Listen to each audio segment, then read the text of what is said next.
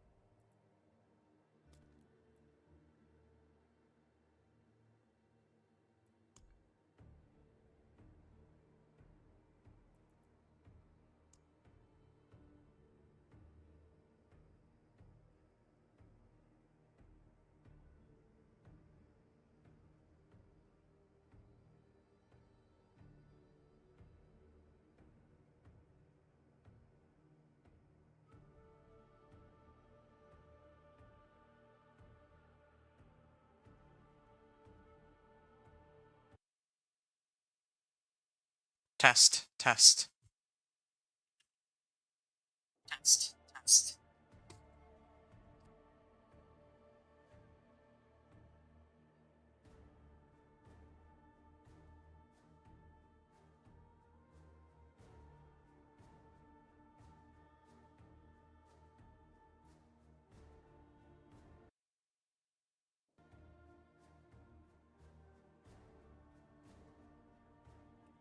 Hey, what's going on? It's Inventor here, starting up my first character on the Diablo 4 Season 12 PTR.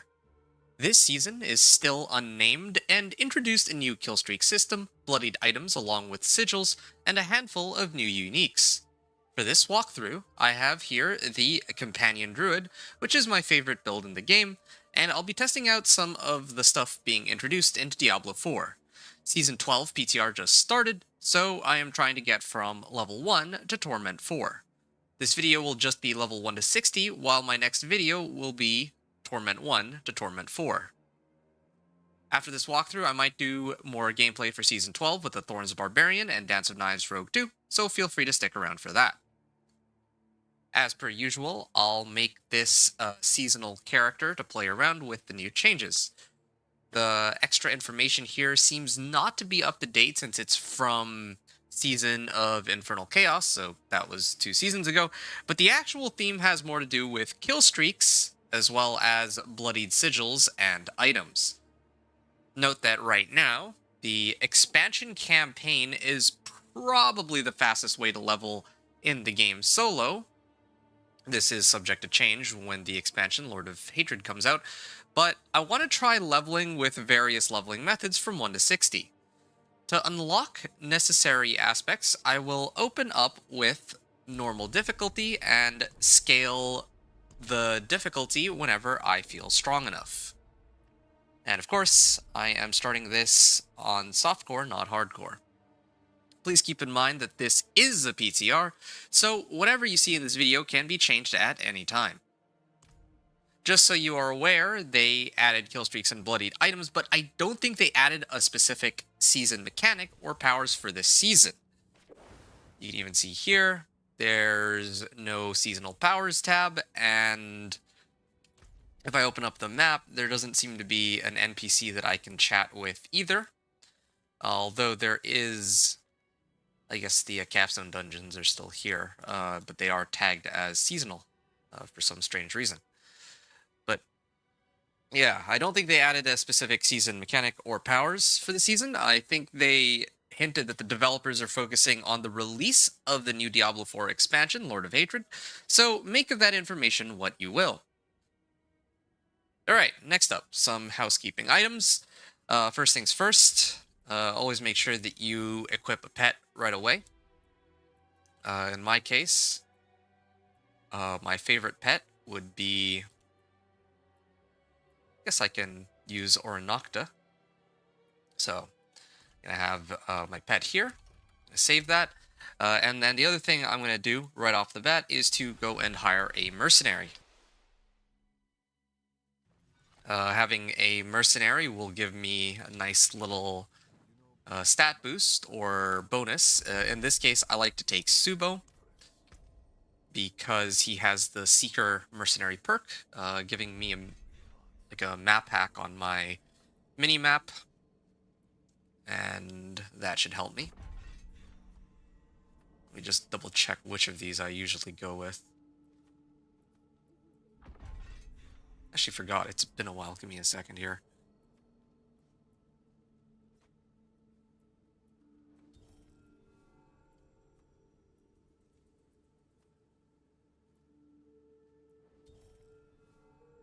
Okay, I guess I can go with this one, so I can get extra crit damage. Alright. Opening fire. Yeah, it's mostly for the Seeker perk, but, yeah. And then I usually like to have Aldkin as my reinforcement, because then he can give me Distilled Fears later on down the line if I level him high enough, and because he will give, like, eventually when I level him enough, he'll give me the, here it is, Field of Languish.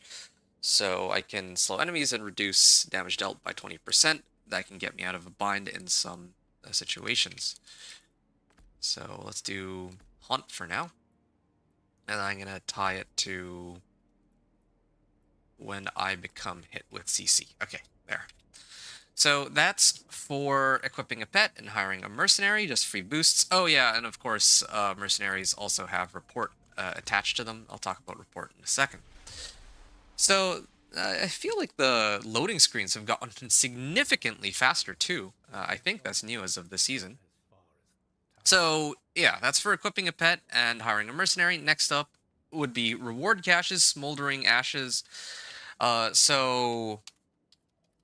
I'm just trying to check the season journey right now. It seems to me that the season journey is not available, presumably because it is the PTR.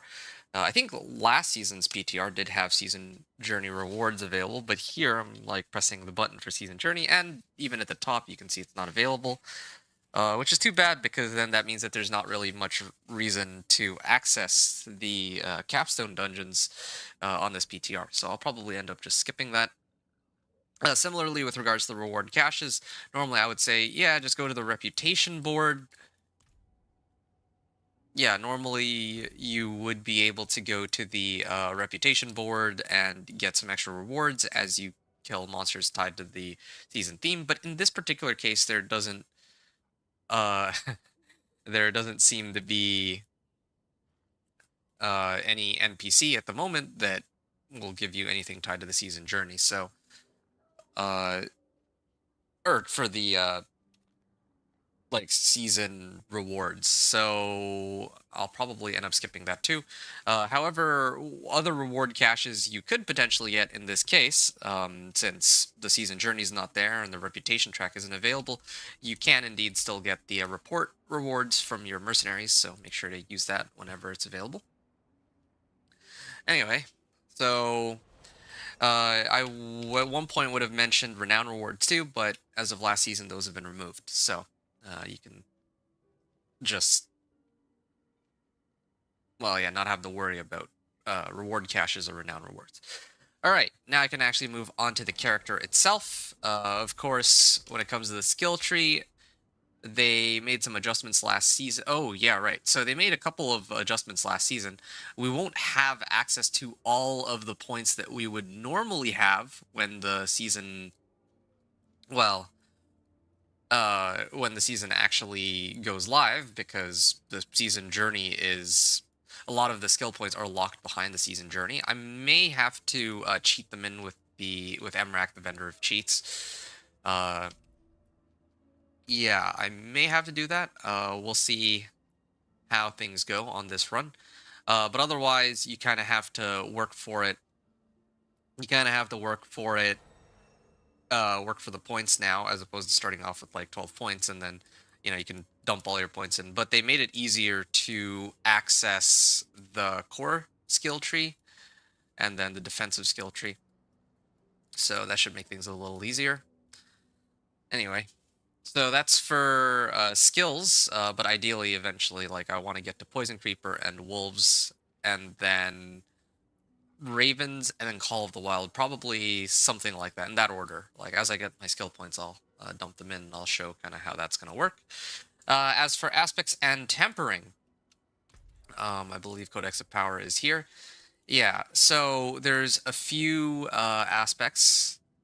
Well, let me start off with the tempering recipes. That's a little easier. So the natural finesse recipe is always the go-to that I want on all of my items. And then, of course, last season they made it so that you don't need to randomly choose between crowd controlled, close, or distant.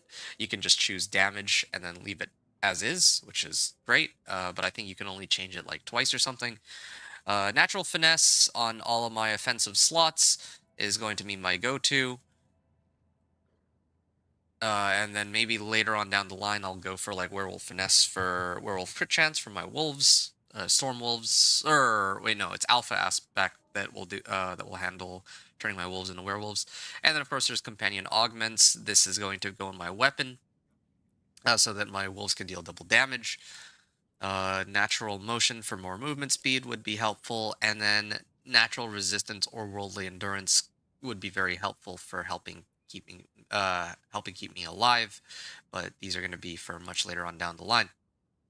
And then last but not least, Worldly Fortune for lucky hit chance to make it more easy to proc my wolves. That's usually what my character looks like. So natural schemes, natural motion, natural finesse, natural resistance or worldly endurance, and then companion augments. That's usually what I prioritize on my items, with a lot of emphasis on natural finesse while leveling.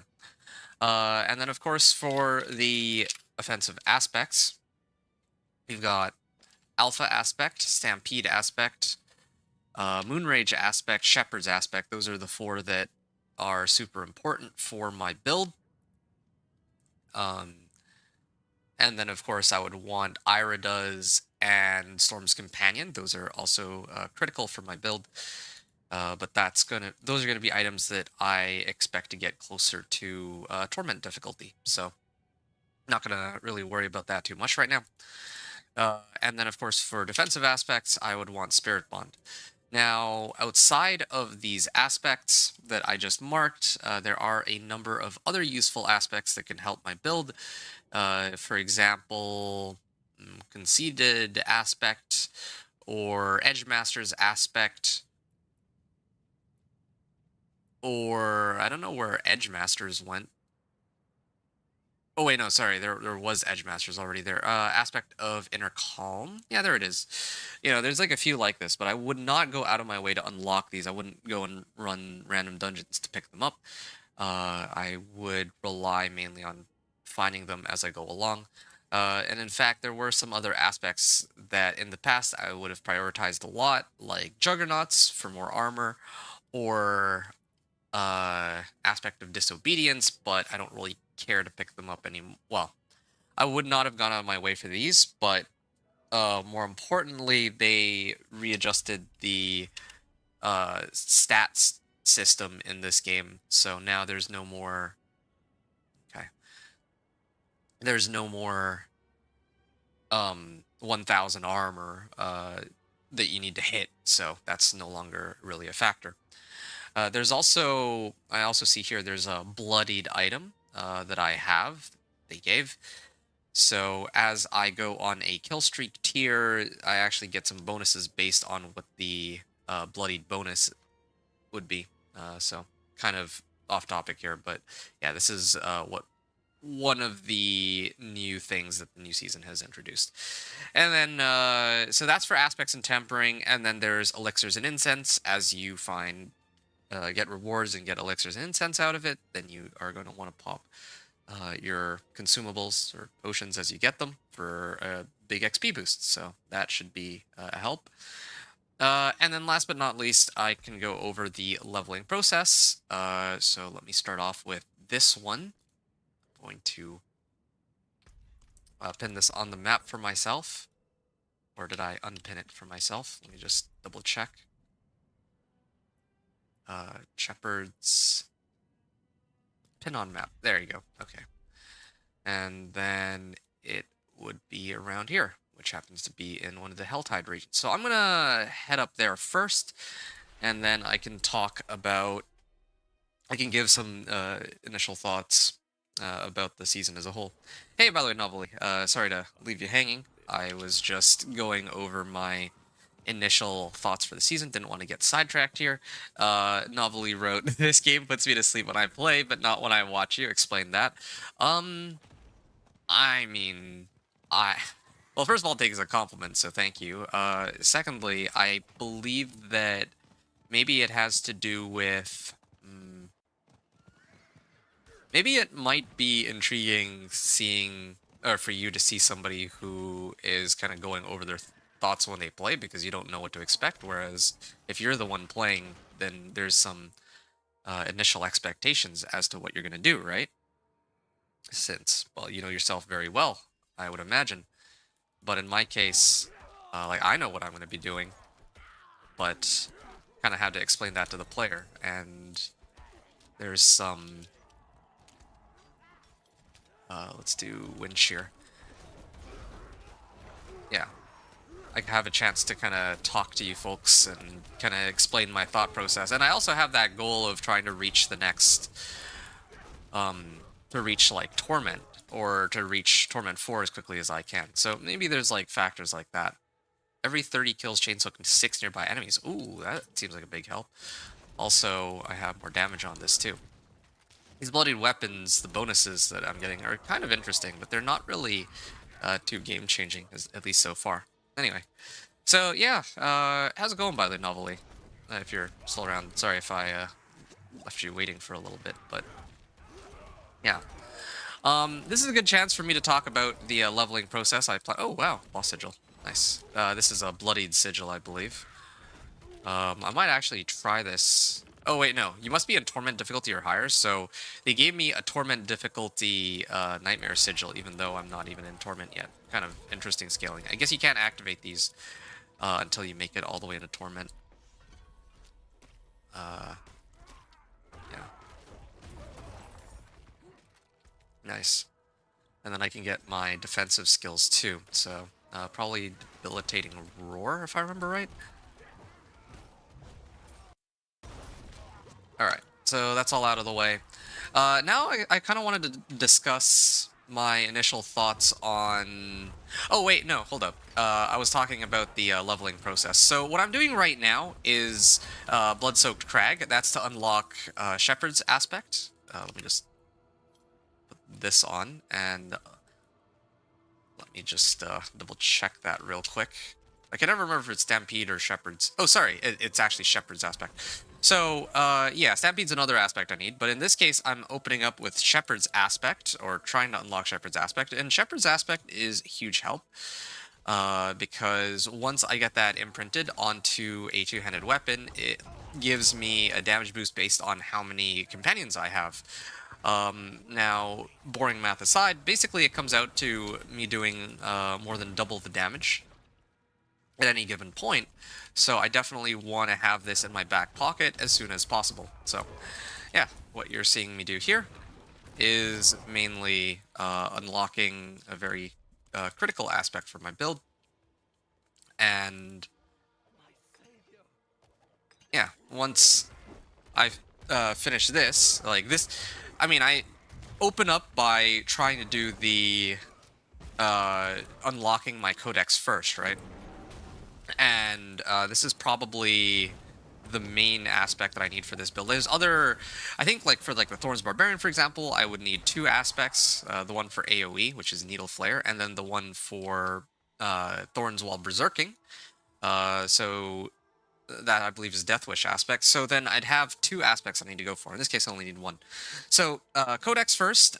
Seasonal quest line would be the second thing that I pick up, or the first, depending on how much time it takes. But the seasonal quest line is not available on the PTR, so I can't really comment on it. When the season actually goes live, I'll have to make the decision whether to actually do that first or get this aspect. But I usually like to start off with this aspect first, just so I have it ready for whenever I actually reach level 15, or whenever I can get my aspects imprinted on my gear. Because it usually takes some time to farm the materials necessary for it. So, unless perhaps it's like my second character or something. Anyway, so yeah, Codex, seasonal quest line, class quest if I haven't actually done it yet, or if the person playing it hasn't completed the class quest that gets unlocked at level 15. Then there are Hell Tides and Whispers is normally what I go with second. Or go with next. And then last but not least, it would be Strongholds and Capstone Dungeons is where I finish off at. Given the way that they have rescaled the gameplay. Hold on a second. I guess I can go this way. Earth and Bulwark, I can use this to break myself out of CC. Alright. Yeah, so given the way the gameplay is now, they've changed it a lot since, as compared to last seasons. Now, when it comes to leveling, you can level a lot more quickly than before. So you should probably start Strongholds closer to level 4. Previously, it would be around level 50. 50 was, the magic number. But nowadays, I actually like to start closer to, level 45 for Strongholds, and that should get you up to 60, no problem, once you start rotating through the Strongholds. So more or less, getting from level 1 to 30 should take about an hour, maybe from, 30 to... and that'll mainly involve, Hell Tides and Whispers. 30 to 45 will take another hour, and it'll mostly be Hell Tides and Whispers. And then 45 to 60 will also take about an hour, and that has to do with running Strongholds, actually. So that's the leveling plan that I plan to follow. Now, I want to take a moment to give my initial impressions of the season's changes, and to be honest, I don't really feel like much has changed. I'm not saying this as if it's a bad thing, by the way. It's just an observation. Right off the bat, I think that even in the developer patch notes, I think that even in developer patch notes, they mentioned that their focus is on the new expansion, Lord of Hatred, and that this season is mainly just preparing Diablo 4 to be in line with the new expansion's release. So, personally, I don't mind not getting any new powers or season stuff, but it would have been nice if they could have at least kept Sanctification or something. Hadriel, who's the Sanctification NPC, is still there, I think, on Torment, based on what I saw a little earlier when I was on someone else's stream. But you apparently can't do anything with him on the PTR at the moment, so I don't know if he's going to be available in the official release. I don't know if they forgot to take him out or something, or if... Yeah, I just don't know what exactly the intention there is, if they kind of left them there and kind of forgot to remove him, or if they just didn't enable him, or they didn't finish, or they plan to release him for the official release, but... I don't know. I don't know what the reasoning there is, or what the intention there is. So yeah, I finished the dungeon, and I'm going to finish Chief Marauder, or I'm going to clear Chief Marauder here. Once Chief Marauder's out of the way, I can actually move on to Hell Tides, and hopefully I'll level more quickly on Hell Tide. So yeah, that's my plan for the time being. I can also get this for now. Maybe use this to my advantage. Just get a little bit of extra damage here. Or I could have put in more points into the Stone Burst, but I was trying to prep for when I actually start getting my companion skills, which are still unavailable at the moment. Again, I'm simulating this as if it's like my first character that I'm running this season, because I have the ability to do that on the PTR.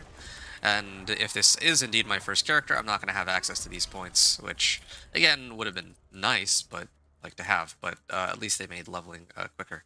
Alright, so now I have access to more items. I probably should have thrown those on earlier. Crit chance per kill streak tier, that's pretty nice. Okay, I'm gonna put that on. Spirit per second. I'd actually like to keep this one. The bloodied items are a bit more important for me to have right now, I would say. Okay, and then I'll salvage all these. And I am getting a lot of gear, but... Oh, yeah, and then, of course, there's the Hell Tide going on right now. So I'm gonna leave... Ooh, and I'm gonna make sure I have a little emote here. Kedbardu. Yeah, okay, that's fine. Anyway, without sanctification, I guess we can look at the season as a season with a new mechanic, some new items, and where we're just weaker relative to last season with slightly tougher content available in the game via the Bloodied Sigils. And it also probably won't be as easy as some other seasons where we had too much power. Overall, not the best season ever, but not necessarily the worst either. I'm also a little skeptical going forward, since I don't know if the developers intend to do another overhaul of Diablo 4 when the expansion comes out, like another stat squish or something. Like when Vessel of Hatred, like the first expansion came out, the developers went through all this trouble to make it so that all the stats were squished, supposedly, and then now we're doing like billions and trillions of damage. But back at the time, they were trying to, well, they were trying to change the core systems of the game. I don't know if they're going to do another one of those when the season goes, or when the new expansion comes up. But yeah, if they do that, then a lot of what we know about the game might be irrelevant in a couple of months. I am not sure yet. I have no idea. But that's one reason I'm taking it easy right now, too. I just think it would be better to save my energy for when Lord of Hatred actually releases, but we'll see how that plan goes. So, that's one of the reasons why I haven't played as much Diablo 4 as in past seasons. And I'll also see if they actually captivate my interest with the changes that Lord of Hatred has for me too. I mean, I'm still probably going to do my companion Druid as always, but I haven't actively been playing all these different characters, and that's one of the reasons why. I know that the new expansion's coming out, so trying to hold off on playing too much for the time being. Yeah. Alright. Oh, hey, I actually pulled some monsters in with the change. There's the kill streak system. I kind of do wonder with this kill streak system. It said 5% per rampage tier. 5% crit chance, I mean. And I think that this is... It just says kill streak, but I don't know how high in my kill streak tier I am. Or which kill streak tier I'm in, because I know that if I were playing Dance of Knives Rogue, this would be... Like, I'd be able to get the kill streak a lot higher than this. Maybe later when I get, like, Stormwolves, it might be a little easier to maintain the streak. But with Dance of Knives Rogue, it'll be significantly easier, I think. So, yeah, that'll be something to discover. Oh, yeah, the Helltide Commander. I do enough damage that I think I can bring him down. I usually like to skip this, though. Just because he does take a while to kill, and there's a chance that he might actually kill me with some of his attacks. Oh, hey, Cliptus. Is this the real Cliptus? I feel like maybe it is. I tend to run into Cliptus in my runs. Cliptus is another content creator He does, well, he's a lot larger as a content creator, though, than I am, and he's got lots of content for the game, mostly for Barbarian, so that sort of tracks with what he has going on right now. But yeah, I think this is a Barbarian, right? Let me just inspect this. Yeah, okay, he is Barbarian. He looks like he's wearing, like, Paladin gear, but I guess that's fine.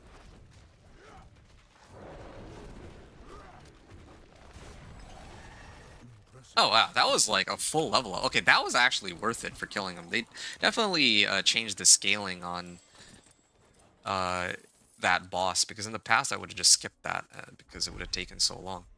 Also have, I'm actually getting a lot of items. I wonder if they changed that at all, because I don't think that I was getting this many items before. Oh, I'm gonna keep the movement speed actually. Uh, yeah, I think I can leave it as is. I like these bloodied items. The bonuses that they give, I think, will be much better for leveling. And I get 2 extra points that I can toss into maybe this, and then 3 points into Ancestral Fortitude. So I'm going to do that. Oh yeah, there's also Backlash. I can pick that up too. Thank you. Farewell. Okay, I'm going to go the opposite direction from him, because I want to actually get my own kills and not have to rely on... not make it... Like, I want it not to look like I'm just relying on somebody else to kill stuff for me. Yeah, these shock lances I have to avoid.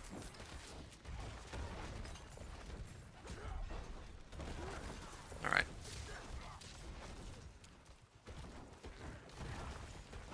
Alright. What does this tunic got? Resource cost reduction. Yeah, I don't care about that. So... Oh yeah, the PvP zone's like right next to me, and all the waypoints are available too. I'd forgotten all about that. Yeah, it's been a while. So I can always just rotate to that whenever I feel like, but I mean, I gotta take advantage of this Helltide while it's up, and I also have to do these whispers. Ah, yes, the whispers are another thing too. The whispers were rescaled so that I can get like a full level up all the way until I'm like level 40. So earlier I said that I was mostly going to be doing like Helltides and Whispers. Mostly the Helltide Whispers in particular is what I'm looking at. But later on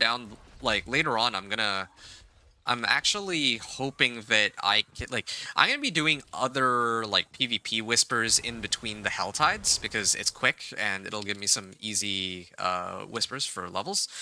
But the other thing, too, is if I can craft a sigil that has, like, a Nightmare Sigil that has experience attached to it, then it might be a fun alternative for leveling, too, because those orbs do give a pretty good amount of XP. Like, clearing one sigil takes maybe like if it scales with the difficulty, so I'd probably set it to Penitent, and then yeah, it might take me like, let's say, like 15 minutes to clear it, but I do get lots of XP orbs, and that boosts me like 5 levels, so I think that's worth it. I mean, I'm making up numbers right now. It's been a while, so I don't remember exactly how many levels I get, but it's pretty reasonable as an alternative to leveling in Helltide. Even right now in Helltide, one of the issues with leveling in Helltide is it is very risky. Like, clearing monsters in normal is fine. It's whatever. But later on, by the end of this Helltide, I want to set it to Penitent, and then actually open up the Helltide chests. And I'm not playing Sorcerer, so I can't just use Flame Shield to make myself invulnerable. So there is going to be quite a bit of danger involved with picking up these chests on Penitent. Whereas if I'm doing the Nightmare Dungeons, there's not really much risk involved. There's no risk involved for Nightmare Dungeons, because Nightmare Dungeons, even if I die, there's not really any penalty. It'll just send me back closer to the entrance and away from the action, which will slow me down, but there's no real, like, penalty on, well, softcore, of course. Anyway. So that's kind of what I have planned. I mean, it's like the usual routine, right? Oh, okay, here. I went up one tier, so now I have Carnage, 133 kills. So again, okay.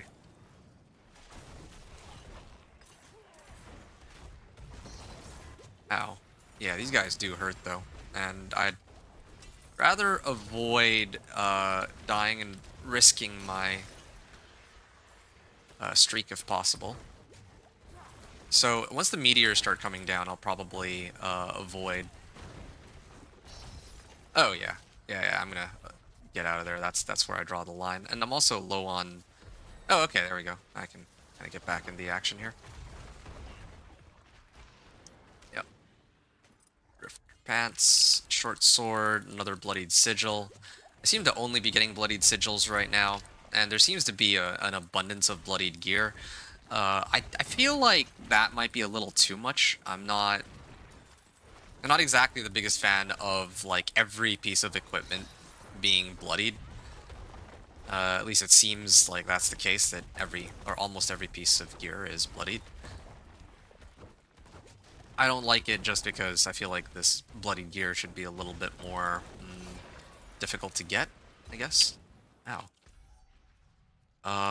Slay the Blood Maiden. Okay, so I do need to clear a Blood Maiden. I think I only need 2 of the Baneful Hearts for that, so I need to keep looking for more Helltide Harbingers. That's usually the easiest way to get it. Or chests, but I'm saving those chests for later. Alright. I might be able to clear this event and get some decent XP too. Yeah, best of both worlds. Clear an event and also kill a whole bunch of monsters for their Helltide rewards. Right. Right. Oh, am I... Nope. I'm still a little bit of time off from my companion Druid. That's okay. I'll get there.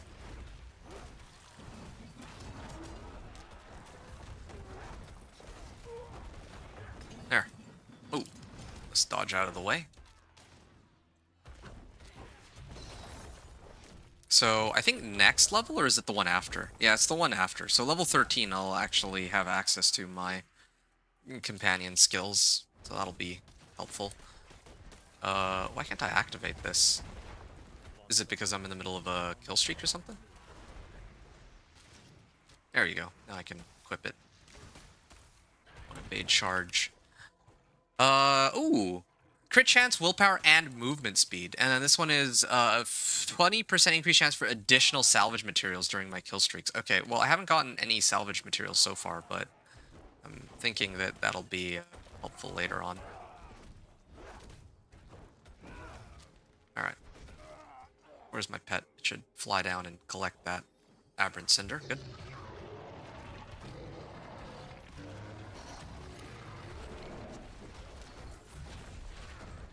Ooh, good level up there. Okay.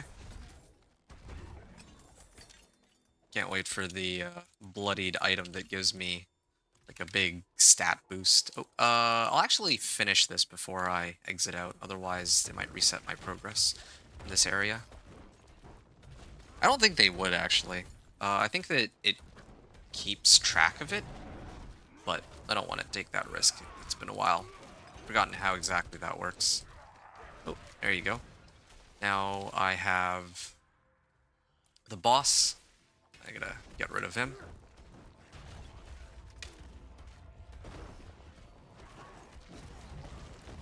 Yeah, got a good bit of ancestral fortitude, but judging by how close I am to death most of the time, yeah, it's not like before where I would very rarely be close to dying on normal. Even on normal, like, I actually go well under half-life, so I can only begin to imagine how much worse it'll be for me if I play on... I'll get rid of this. If I actually play on Penitent. So, that's one reason I was saying that I need... I'll actually need to scale the difficulty after I start on normal, because I can't just go into penitent right away. Like, I could, but it would be incredibly painful for Impressive. not very much gain here.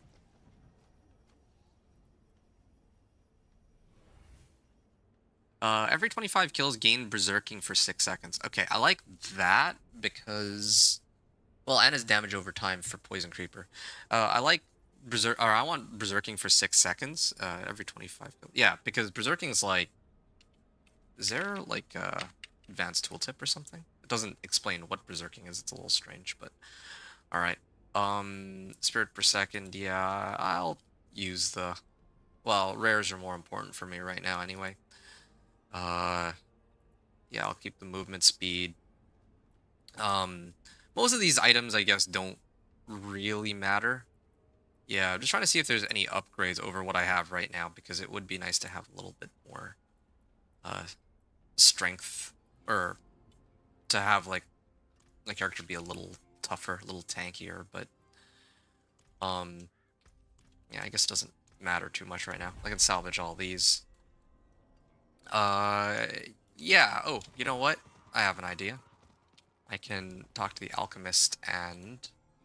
Okay, well, I don't have enough for this just yet. I need gold. I believe this should do it. Increase crit chance. Attack speed. Yeah, I'll get 2 of these, and I'll drink 1. Now. Oh, wow. Okay, so there's Bloody Nightmare Oh, I get it. This is for Harbinger. Bloodied Lair Boss Sigil. So this is for Torment. Oh, these are also for Torment. Okay, that's good to know. Great. I kind of wonder what happens if I smash these. If I salvage them. Maybe I'll salvage 1 just to see what'll happen. If that's even an available option. Gem Reserve. Lethal Shrines. I don't really need either of these. I don't think I'd ever use either of these. 15 fresh meat. Used to gamble for bloodied items. Okay. Does Purveyor of Curiosities have bloodied items on him? No, apparently not. So maybe there's like a vendor that will drop bloodied items. I don't know. Well, yeah. Alright. Back to the grind, I guess. And yeah, I'm just looking at how much time I have left. Oh, shoot. Knocked me off my... Well, they knocked me off there. Yeah, I still don't have the other Baneful Heart. Still looking out for that. There were items here, but they're like gone now. Unless these ones. They're not bloodied items, so I don't know if I care as much. Yeah, I can't wait to get the loot filter. That'll be a huge help, but... Yeah. Druid Shrine. Yeah, I don't know. I guess I could just kill these random packs of monsters. Yeah. I also still need, like, a rare weapon of some kind. I think I'll try to grab the rare weapon once I reach, like, level 15 or something from the Tree of Whispers. Usually level 15 is about where systems in the game will start rewarding you with rare items. Oh, that's a good chunk of gold, yeah. I could also start enriching scrap if I wanted, but I don't really have that much loot, so I'll just hold off until I actually get like a solid weapon and whatnot. Ooh, magic ring. Okay, that I would replace my current piece of gear with. Alright.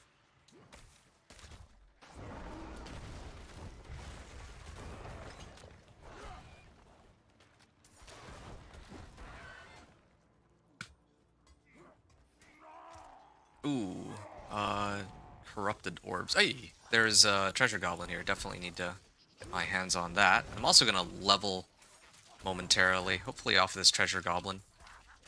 And that'll allow me to unlock my companions. I mean, that is why I'm playing this character after all, right? Yeah, I better not botch this. It's just a regular treasure goblin, but... Come on, give me my... Hey, two-handed axe! Let's go. Okay, well, not... Damage to targets take from your other skills increases by 86%. Okay, here's what I'm gonna do then. So, respec this, I'm gonna put Storm Strike. Makes enemies vulnerable. Respec this into... Well, actually, yeah, I still use Stone Burst. Maybe I'd actually take points off of this. Makes enemies vulnerable, yeah. I'll put a point here, and then I'll put a point in Poison Creeper. There you go. This goes here, this goes here, this goes here, that goes there. Okay. Yes, nice. So now, anytime I trigger my Storm Strike, monsters will take 86% more damage. Now, this is huge. I have my first legendary item of my playthrough, and it is a two-handed axe, like a weapon, right? It also has life on hit and life on kill and damage, so those affixes are good, but not really nearly as important as the fact that, yeah, it's a pretty big boost in terms of raw damage just off of the base stats. But also, because it's a legendary item, I can actually imprint an aspect onto it, in this case, Stampede aspect. Or, sorry, Shepherd's aspect, once I have enough materials for it. And I can also throw on...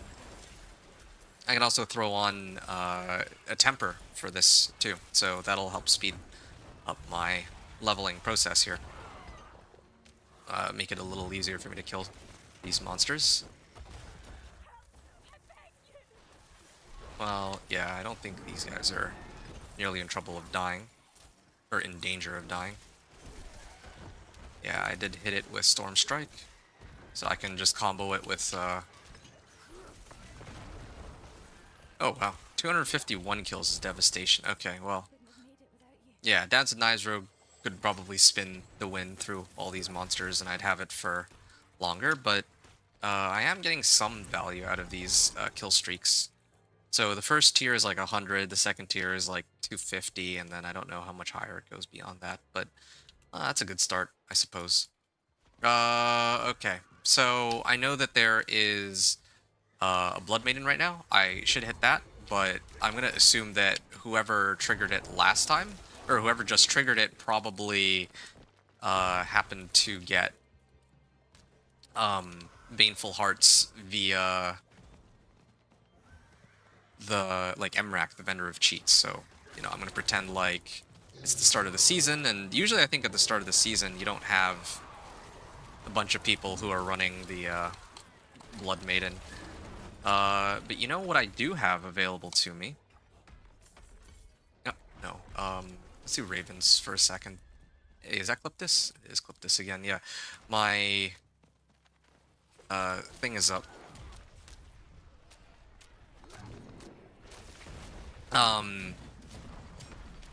Like the rage meter. I forget what this is called. There's too much terminology in this game. Yeah, like the Hellborn's gonna spawn soon, so I might be able to, if I can manage to stay alive, get some. Might be able to get like a heart off of them. Yeah, see, takes a while to bring them down. Oh yeah, Decrepify too.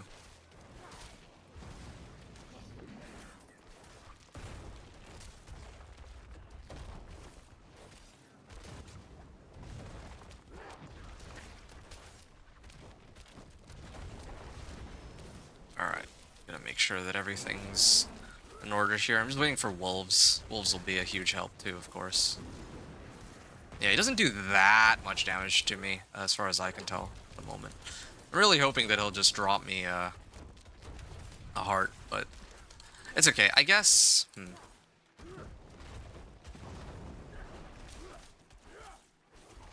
Additional move speed and lucky hit chance, is that right? Yeah, it says additional movement speed and lucky hit chance, but I don't know if that's actually accurate or correct or not.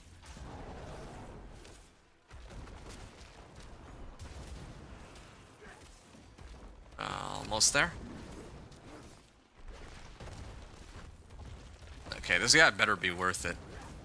Also, Blood Maidens, like, just give so much XP if you can get the hearts necessary for them. Like, that, if you can kill Duriel, that was a change they made last season. You just get so much more. Oh, wow, I got, like, nothing out of that. I didn't even get, like, a good Baneful Heart. Okay, well, I got one more. I might just... Okay, well, I didn't get any Baneful Hearts, despite my best efforts. You know what? I'm gonna cheat a little bit, and I'm actually gonna go participate in this. Originally, I was just gonna hold out, but... I mean... I want to actually see if I can level a little more quickly this way. You know, with this Tide. Oh, clip this. Oh, okay. Again, I wonder if Cliptis managed to... Oh, yeah, I wonder if Cliptis was able to find enough hearts to spawn this Blood Maiden.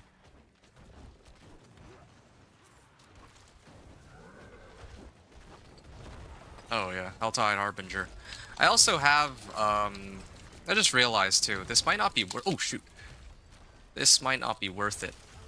I still have, like, 400 Aberrant Cinders. I don't think I'm going to be able to do all this in one go. I just have to choose between either... Yeah, like, I still need to turn in my rewards, too. I'd almost forgotten. I'm actually running out of time. Okay, you know what? I don't think I'm going to kill this in time. I don't think it's worth it after all. That's what I get for being too greedy. Oh, need to pin this. Okay, good. I'm glad Supo's tanking all this. Also, the loading screens are much quicker, so that might help me a little bit here. Okay, let me set the difficulty first. The Penitent. More movement speed. Okay, cool. I'll salvage everything else. I'm not gonna look at it right now. I don't think it's ideal. It's a little unfortunate. I could use, like... Well, I have Poison Creeper. I guess I could use that to my advantage. Active poisoning duration is increased. No. Ow. Alright, I'm gonna head this way.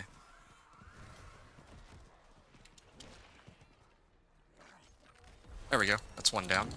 And I'm stuck. I'm stuck. It's not letting me through. Alright. As long as I can sneak in through and hit some of these, it's fine. But poisoning duration... I'm gonna make sure I get that. There's 3 more... Well, I actually thought it was 100 to open Tortured Gift of Mysteries. But it's only 75, so I didn't budget myself as much time as I should have for this. Alright, this is another one. Got another half a level out of that. I'll maybe come back for the Wandering Tunic a little later, maybe? Oh, shoot. No, I can't hit this one. This one's a little...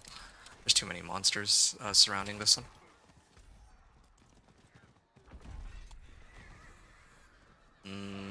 I don't know if I'll get all of it. I'm also surprised that I haven't just outright died on Penitent from taking any sort of damage. Alright, I did manage to luck out and get this one. Again, I'm like stuck. It doesn't like let me move for some reason. It's weird. When I first try to pick it up. Okay, I have 160 remaining. I wonder if I can still pick it up. Baneful Hearts. I still only have 1, despite having opened like 3 of these Tortured Gifts. So they are still a bit of a commodity. Okay, yeah, I should not have stopped here. I should have just kept going. No, I don't think I can make it. I did not budget myself enough time. So I'm actually short like 2 levels. Oh, yes, I actually hit this one. Okay, so I'm only down like 1... Oh, okay, I got some hearts too. So, yeah, I'm only down 1 chest as compared to the number of cinders that I had, which is fine. I guess I can live with that. I did get like 2 levels out of that. Pretty good overall. They're not letting me escape. Oh, wow. I actually do enough damage to clear these guys. Although maybe it has to do with the fact that this is... Let's try to find a safe spot here. It might have more to do with the fact that this is a non-Helltide location.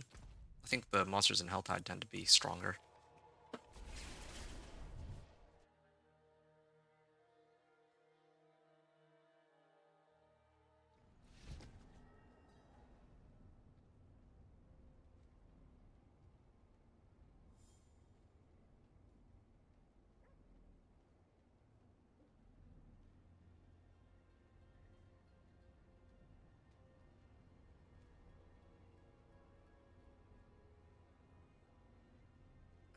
Hold on. Yeah. I'm gonna switch this to normal. Okay, so a couple things need to happen here. First of all, I need to finally get my wolves. That's good. Second, let's see. Life on hit. Yeah, life on hit is most important. Willpower, cooldown reduction. Yes, definitely need that. And then I actually want to start hitting these whispers and getting them out of the way. Might as well. Since this is the end of the first hour, I have like a couple minutes. I kind of wish that I had access to Shepherd's aspect, but I mean, I don't, so I'm just gonna have to make do with what I have. This one might take me a little bit, but it gives me some time.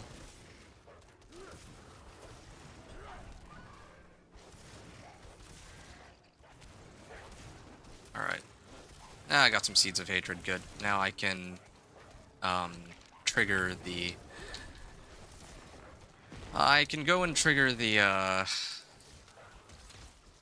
forget what it's called. Altar of Extraction, yeah. I can use the Altar of Extraction and turn them all in.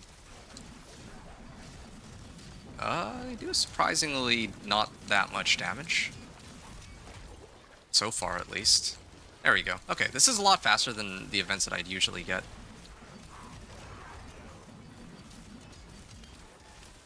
My wolves are not responding to my cast for some reason.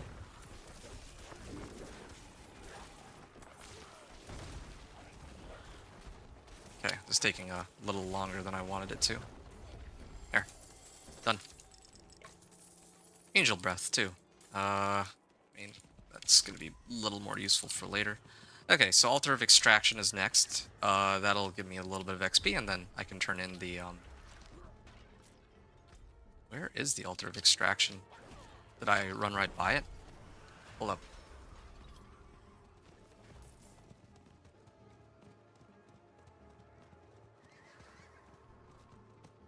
Huh?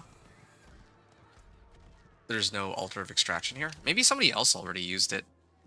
Yeah, there's a possibility that somebody else could have used this, I suppose. Alright. Yeah. Had to chill for a second. When I got to town. Otherwise, I could have had an extra minute to do the other PvP zone too. But that's okay. This gives me, like, this is a good time for me to actually go through my gear and see what I have and what might be useful. Crit strike, damage, damage over time. This is for Poison Creeper. Poison Creeper is doing most of my damage early. It would be nice to have the NPC that... Like, I'm pretty sure there's, like, supposed to be a seasonal NPC that gives the option to gamble for bloodied items. But if I were to take a wild guess, either it's only available in Torment right now, or they haven't actually finished working on that part of the new season yet. Yeah, I'm gonna start salvaging these, although these bloodied night... So far I've only seen bloodied nightmare sigils. It kind of makes me wonder if non-bloodied sigils are available. Yeah, I'm kind of wondering if there's any... Okay, it's time for the new hour. There you go. I'm gonna go back to town. I'm gonna prep for it. I could go and kill the boss, but... Where's the new... Oh, there's a Legion event, too. Well, I could go Legion event just for the sake of variety. Yeah, I think I might go do that real quick. That'll also put me up to...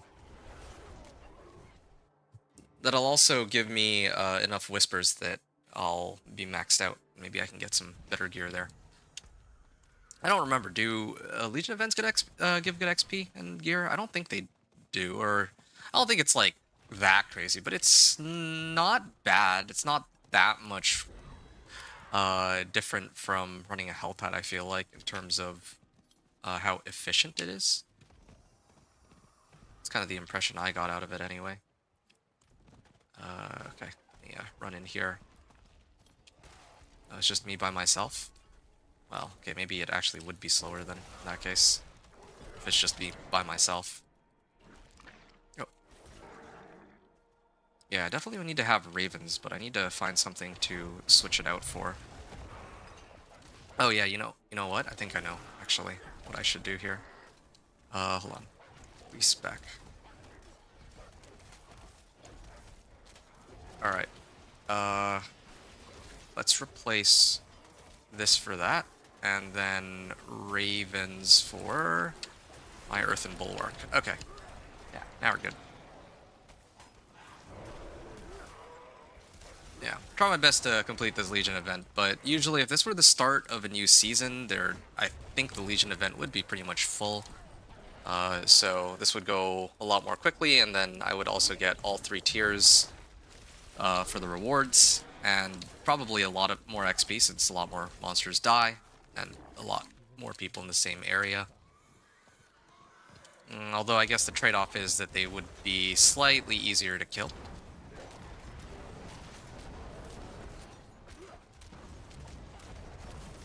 Yeah.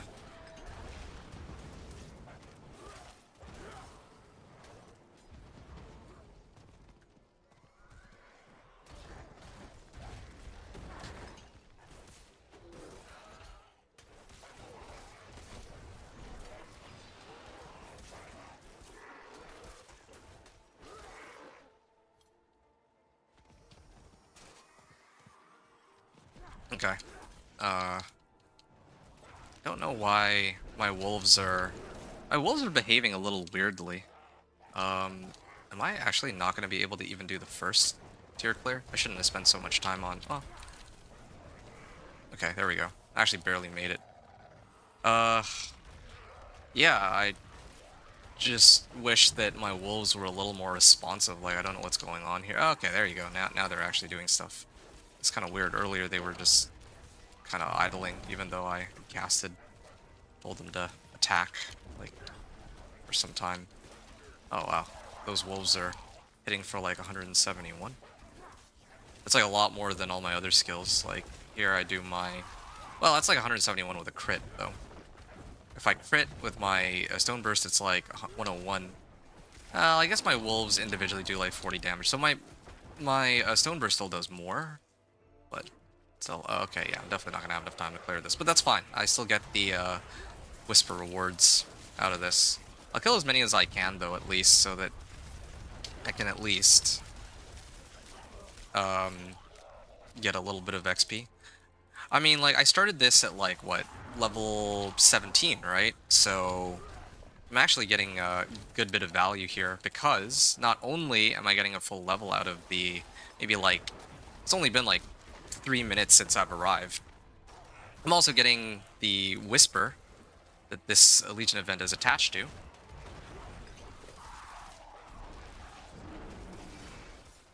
Which means that at the end of this event I probably get another like half a level or something.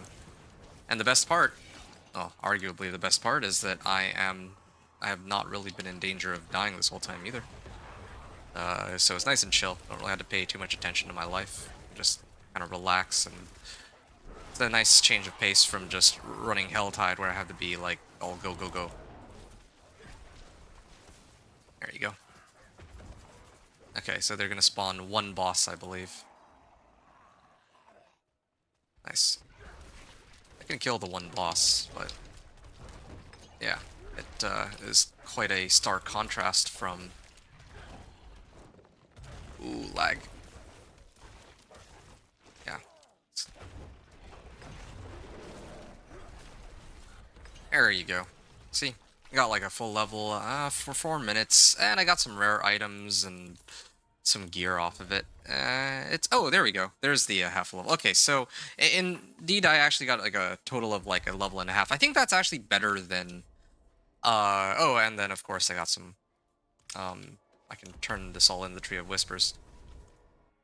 I do think that this, like, not factoring in turning in the Whispers, even without that, I'm still getting like a half a level, or level and a half, sorry, worth of XP for like 4 or 5 minutes of time without opening any chests. That's totally worth it, I would say. A collection of amulets, and okay, so I have an amulet already. I'd like to replace my current weapon with one that's like much stronger if possible. Well, maybe my hopes were a little misplaced here, but it's fine. I can still make use of this. So more movement speed, dodge chance. Yeah, the more movement speed, the better. I feel like toughness would be pretty useful, but I kind of like my crit chance, increased crit chance right now. But then again, like, it's better if I try to make it so my character doesn't die as often. So I think I'll stick with more armor, actually. Yeah. Oh, these items are starting to have more overall damage than my weapon, but that's okay. This weapon is still more valuable because now I can put Shepherd's aspect on it. Yeah, so this should pump up my damage by quite a bit. And I don't have enough materials just yet, but, oh, I need a Baleful Fragment for it. I can get some extra damage on this because I don't have any aspects, so I might as well use my materials for tempers instead. And there you go. Okay, now I have an extra 35% additive damage, so that should help. I don't have enough materials for anything else, so I'm gonna head back. Oh, have I been on... Oh, no, I just switched it to Penitent, so that I could... Right. Yeah, I just switched it to Penitent so that I could turn in my rewards. Right. Okay. It's coming back to me now. Yeah, okay, and I have 2 extra points, so I can toss them in Call of the Wild to pump up all of my skills. Okay, so all of this put together should be a huge help. I think that I'm now ready to start taking on these.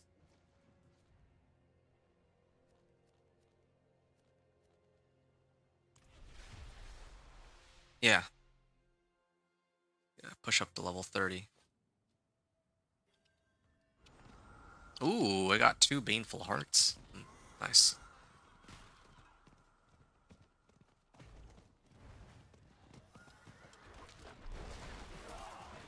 Oh, yeah. There. That's the damage I'm looking for. Oh, they just got completely wiped. I do wonder, though, is it because... I think it is actually because of the additive damage that I just threw on. Because even my Stone Burst feels like a lot stronger than before. Now that I've added, like, a whole bunch of additive damage modifiers. Yeah, look at that. Everything just disappears now. Alright, gonna hang out on this Ravenous Soul Spire as long as I can, but of course that takes a bit. Oh!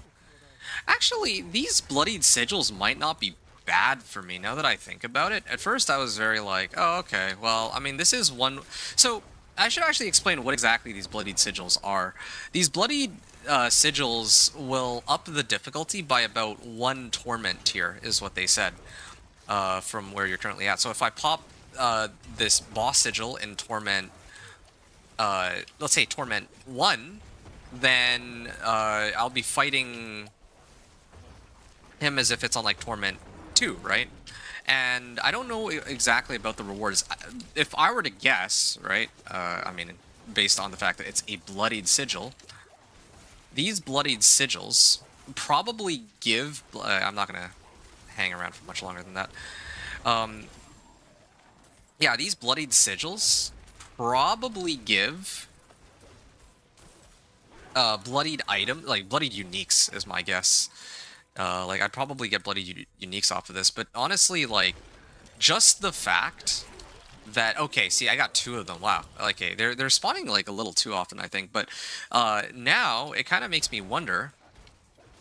I'm kind of wondering if I would. I think I would still need to put in my. I would probably need to put in boss mats still. I'm guessing. But if I don't need to put in boss mats, that would be kind of crazy. Like, then I wouldn't need to go out of my way to like start farming these boss mats. I could just like spawn the boss whenever I want. That'd be a huge help. Yeah, that'd actually be a huge help. So then I wouldn't have to go out of my way to figure out how to get enough distilled fears to spawn the boss and get the items that they're associated with, you know, like... Oh, I think that's the end of my streak. Oh, no, still managed to keep it going. I'm trying to get to 500 here, but it's not easy. But yeah, one of the big bottlenecks for this build, one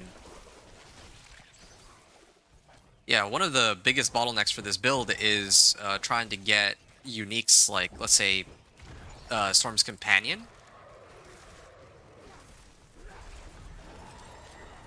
Yeah, trying to get something... Oh, here we go. Here's Bloodbath. I wonder if that's like the highest tier, though.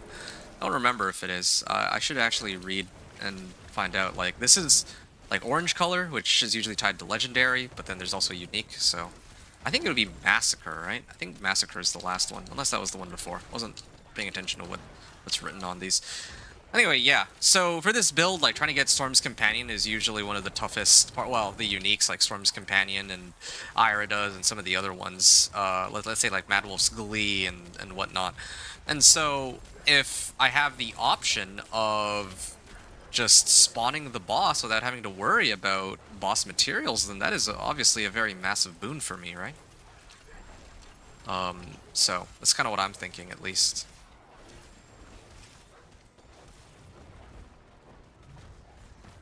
There you go, another level up here. And that.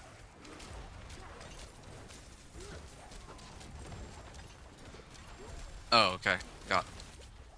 I want to, like, sift through the items on the ground, but I also have to make sure that I don't just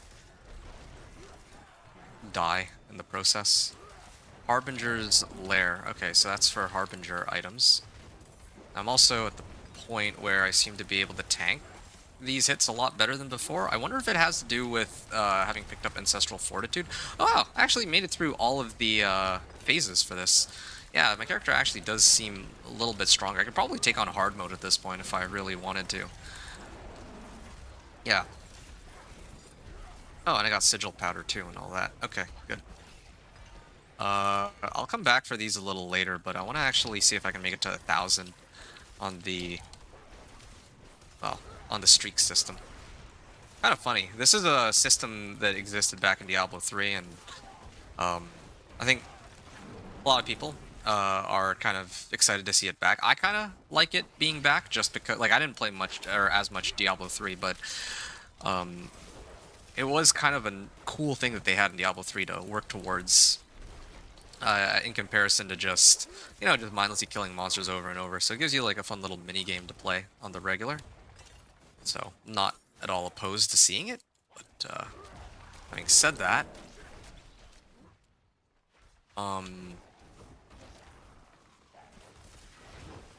well, yeah, I mean, it's a nice addition. That's all I can say. Hey, okay, so Massacre is the last one, and it does occur at 1,000 kills here.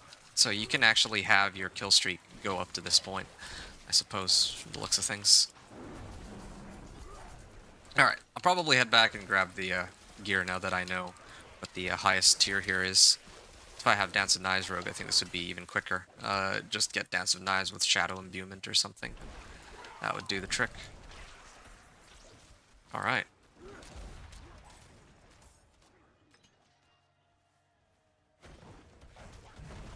Good. Oh, wow. Oh, what's this? Oh, I got a level up. I have no idea what for. Maybe from triggering the Doomsayer?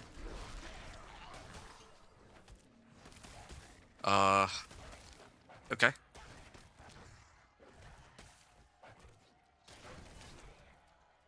I probably will activate Brutal Ravens next when I have the opportunity to do so.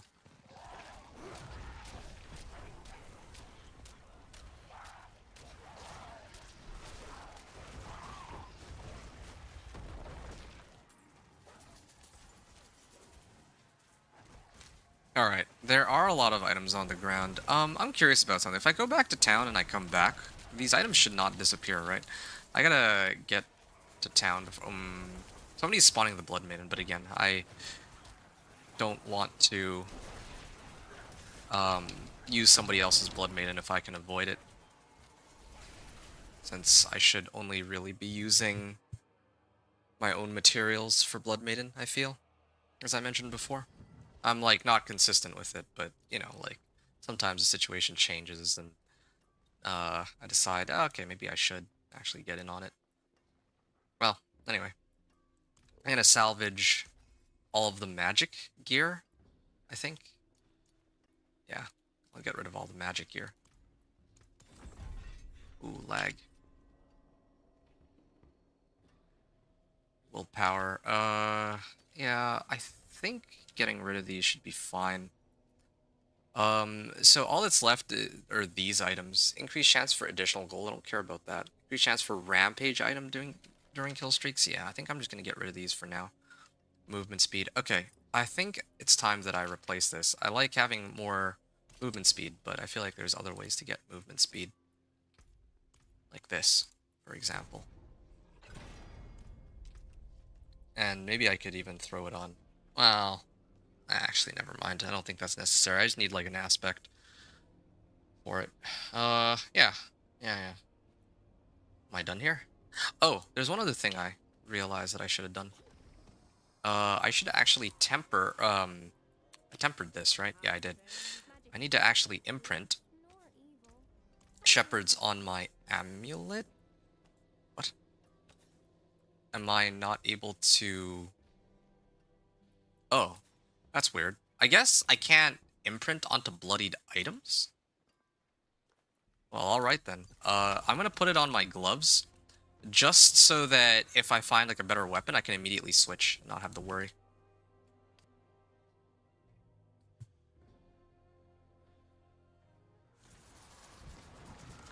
Alright. There you go. There's, like, a whole bunch of items here. Does the Doomsayer actually give XP? Because that's the only thing that should have triggered earlier. Oh, you know what it might have been? I might have actually finished, I might have finished a Whisper without realizing it. I think that's what happened. Now that I'm thinking about it.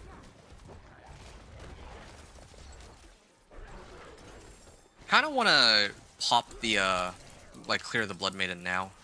I think now would probably be a good time to do it. Yeah, I think I should do that now while the stakes are still low. I should have actually started off on Blood Maiden, come to think of it. I totally forgot about that.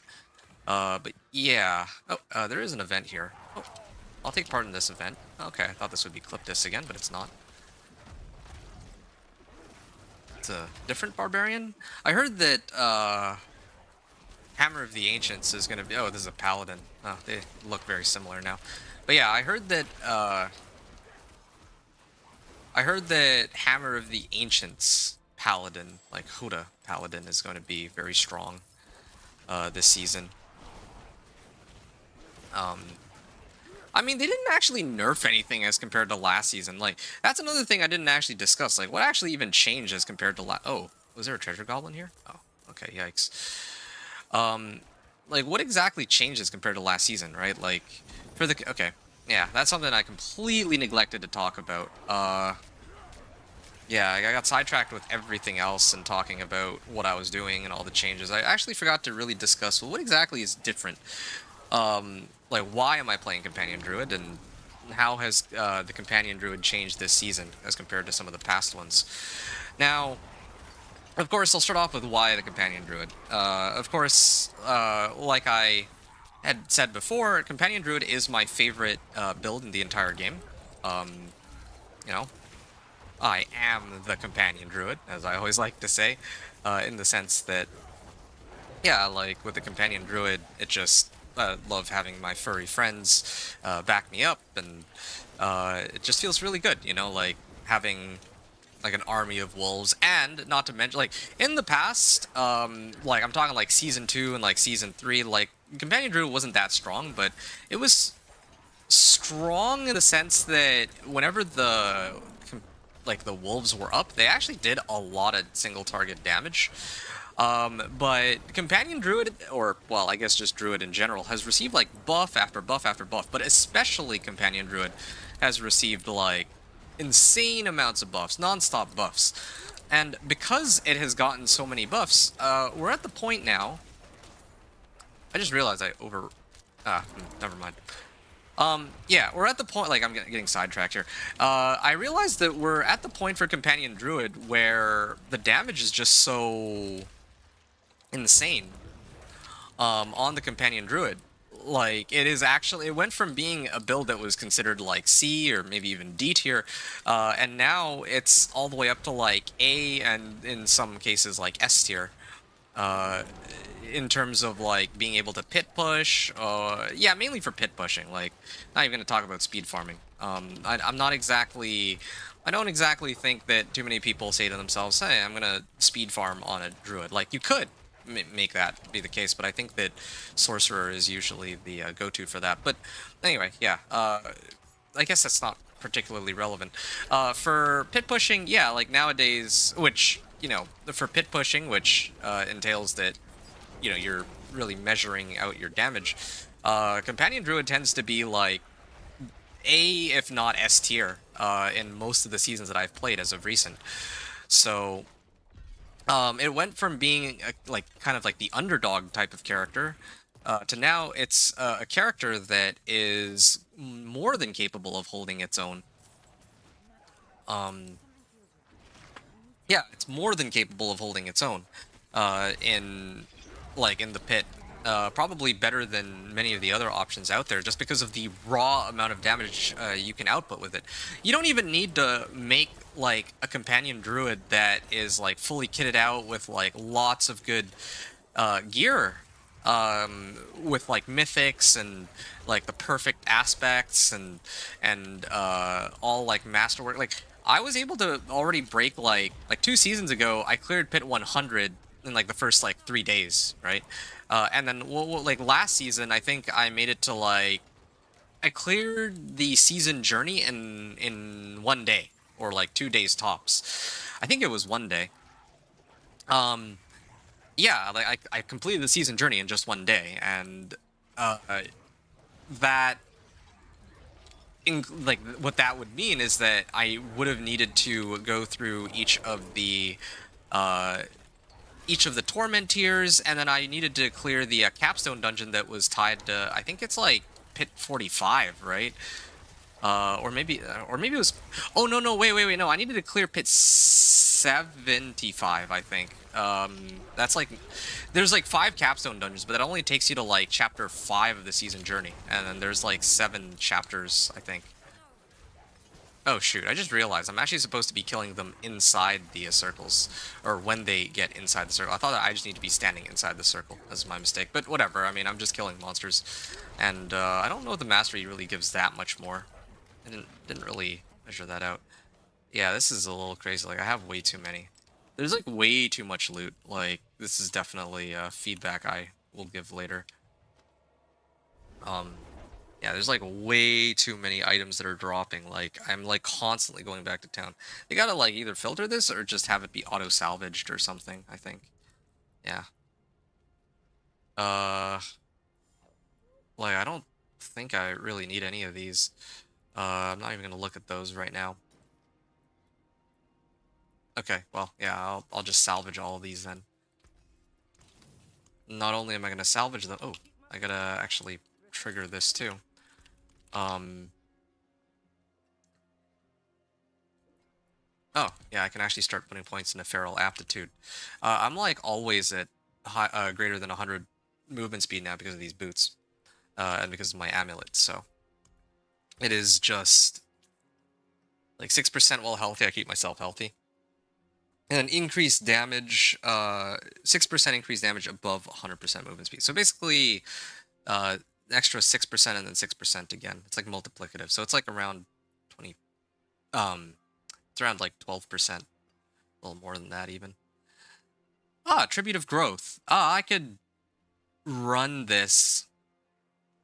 I just can't remember if I get more XP out of running this in like Penitent or what, but I'll deal with that later. Obel's Reserve. I basically never run these. I like the Forgotten Wisdom ones, but the other problem with these Forgotten Wisdom ones is that I can only activate these ones, like all of them, and all of these in Torment. These should just be available like now, I think. Okay, Herodic's Strong Room. That's pretty useful, so I'm gonna have to hold on to that. So let's get that. Field of Judgment. That I guess is. Yeah, I don't know. Ancient Seat Lair. This is for Zir. You know what I'm gonna do, actually? I can toss these in my stash, right? That'll make it a little easier to sift through them a little later. Gonna get rid of this character when I'm done anyway, after I do my video. Okay, I can do 2 standard Nightmare Sigils. Okay, so these are still available. That's good to know. Channeling Shrine, Gold Reserve. Yeah, I still need to farm up enough Nightmare Sigils to potentially get, like, Forgotten Wisdom. At least, ideally, that's what I want to have happen. I'm going to return back to Searing Expanse. I still have quite a while to go before the end of the Helltide. I got, like, another half hour. I'm probably going to farm for, let's say, another 15 minutes, I think. Another 15 minutes, and then I'll start opening the Tortured Gifts. I'm hoping that that'll take me to, like, level 35 or something. And then I can just do a couple Whispers and maybe a Forgotten Wisdom Nightmare Sigil. And that should segue me very nicely into Strongholds. So far I've been at this for like an hour and a half, almost an hour and a half, right?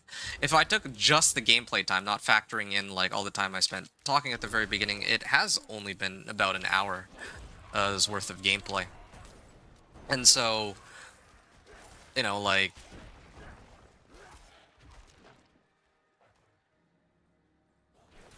yeah, it's only been about an hour in terms of gameplay. I'm already level 23. I mean, I have the Whispers. I have more Whispers coming up.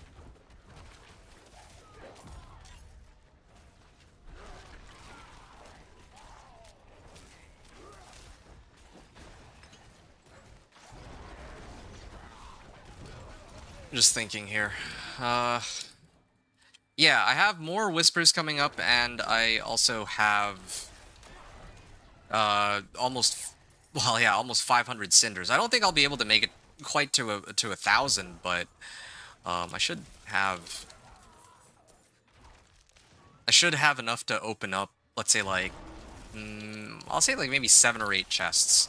And each of those chests gives me like half a level right now, so I'm kind of looking at an extra 4, 5 levels, 6 levels. Yeah, I think that really will bring me to like level 30. Oh, well, I mean, I still need to factor in that I'm getting some XP along the way from killing these monsters too.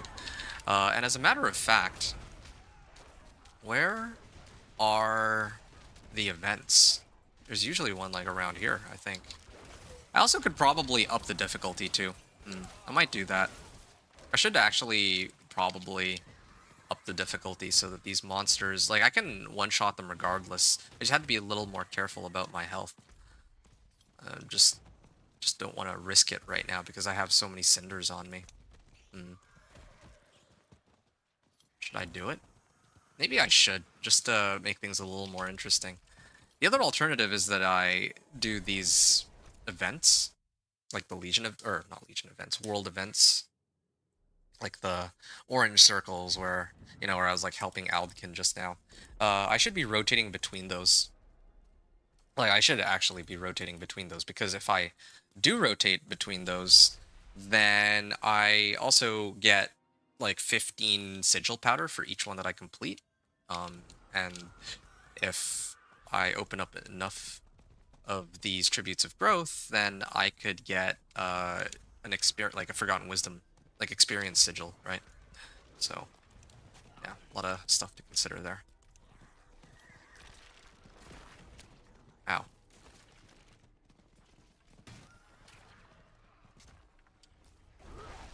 Oh, wow, I do enough damage to kill these guys even on Penitent.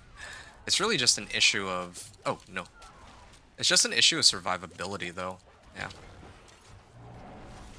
Yeah, alright, fine. I'll have to clear these on the way in. Like, I had to pay a lot more attention to what I'm getting hit by. And I'm also, like, chugging through potions, like, very... They would just let me activate this, that would be appreciated.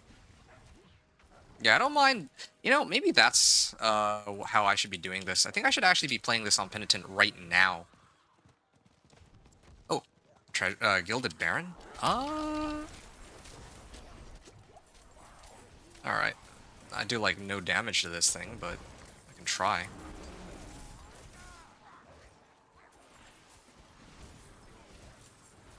Where? Oh, the Treasure Goblin managed to slip through. Yeah, this might take a while, but if I can clear this Gilded Baron, I'll be good on gold for a while. Like, then I'll just be bottlenecked on equipment for sure. Or on materials. Okay. There is a Gilded Baron in there somewhere. Oh yeah, he's just escaping. You have a big pack there. This might not be worth it, actually.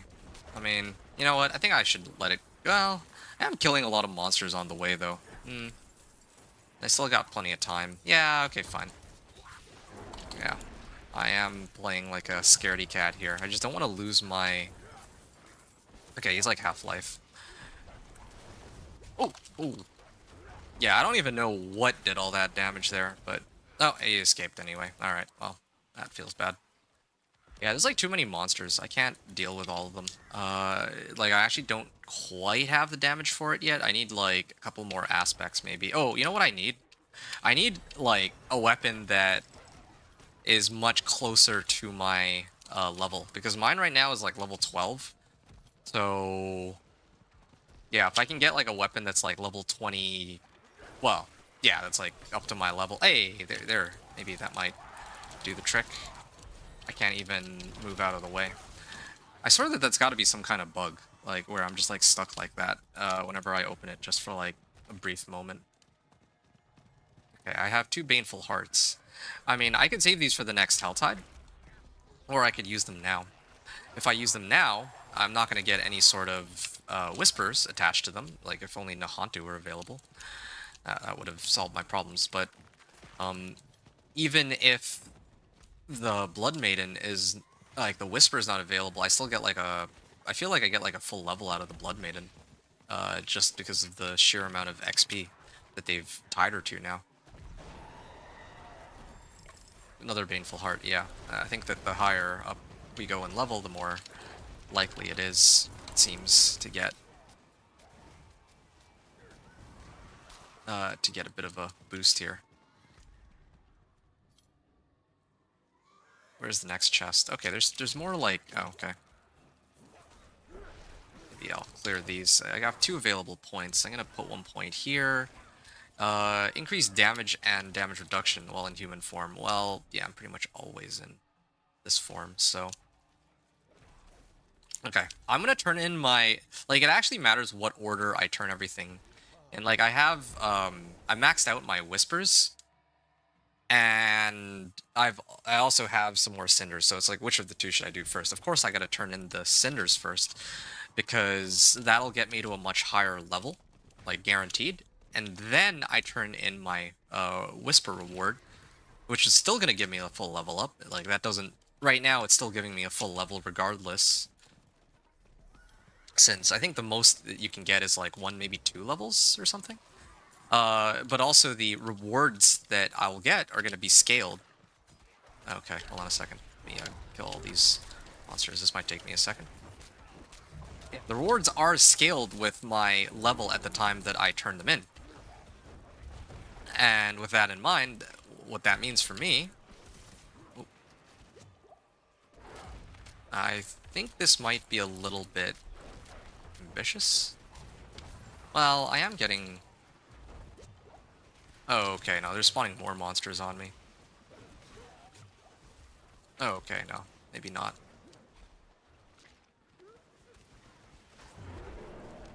Okay, maybe this was not such a good idea. I gotta go for the other one, I think. Yeah, this one should be a little more reasonable, the one that I pinned. Yeah, Penitent would be nice to be able to clear.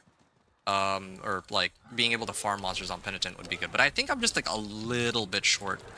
Like, I need, like, a couple more aspects. A better weapon at a minimum, right? Like, look at this Harbinger. I can kill, like, the regular mobs, but I can't even... Definitely can't handle the Harbinger.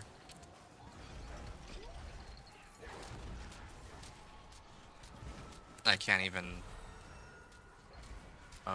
Poison Creeper, maybe? I just need one more chest, really. Well, I guess two, technically speaking, but... Ow. Like, look at that. I actually do, like, 0 damage to these. If I could just... Come on, come on. There we go. There's, like, another... Oh, yeah, there we go. Okay, nice. I actually got a weapon out of that. Yeah. That's, like, an extra 50% damage right there. Here, I'll actually just verify that in a sec. Level 26. Yeah, okay. I mean, I need to farm some more cinders anyway, I think. Okay, cool. Made it out. Glad the leveling is, or like getting out of a zone is much quicker now. Greater collection of materials. Okay, so I had just found like that rare weapon, so I think I'm okay on that for now. I don't need a collection of amulets. I think greater collection of materials is most useful right now because I can get like enough enough like veiled crystals that I won't have to worry about that for a good long while. Same with this too. Let's go with 4 of these. Okay. Now let's see what my weapons have here. Yeah, even this sword was already like almost matching my current damage. Willpower, max life, cooldown reduction. Maybe the life on kill was what was helping keep me afloat, but I'm gonna switch it. Alright, there you go. Here's a nice little adjustment. I'm going from 30 to 50 damage. That's like a 60% damage increase, right? Hold on. 30. Yeah, it's like that's like a yeah, that is close to like a 60% damage increase. This thing has some extra armor. Yeah, definitely want more armor if possible. Let's get some movement speed on this. I'll try to be quick about it. Definitely need to swap this. And the order in which I do this matters now, because that's how they wanted to do things. So I can go damage on my weapon. Then I need to roll off spirit on kill or overpower damage. I mean, I overpower, so this should just be raw damage. Then I can put on Shepherd's Aspect on this. And now I think I should be hitting for a lot harder than I was before.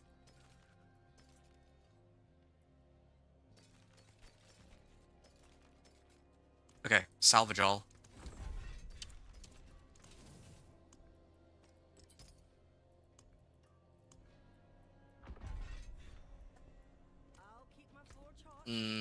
Alright. 2 more.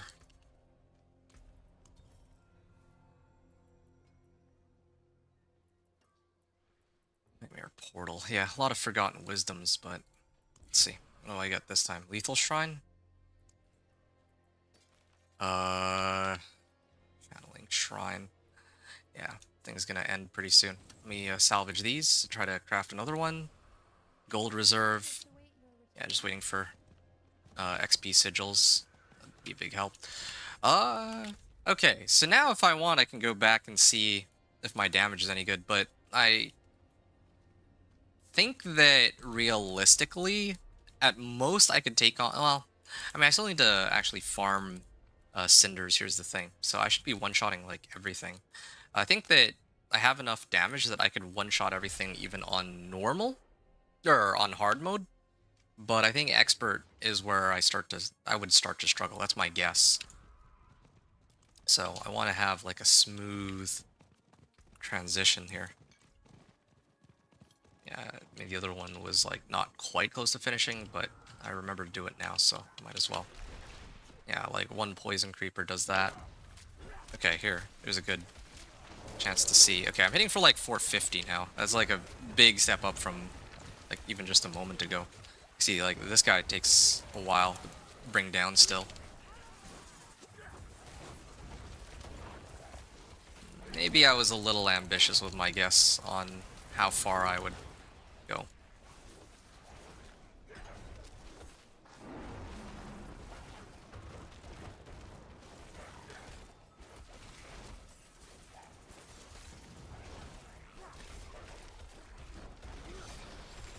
Weathered gloves, alright.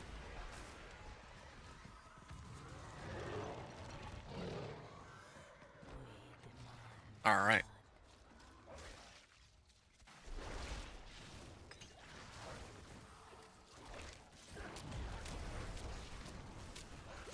Here we are.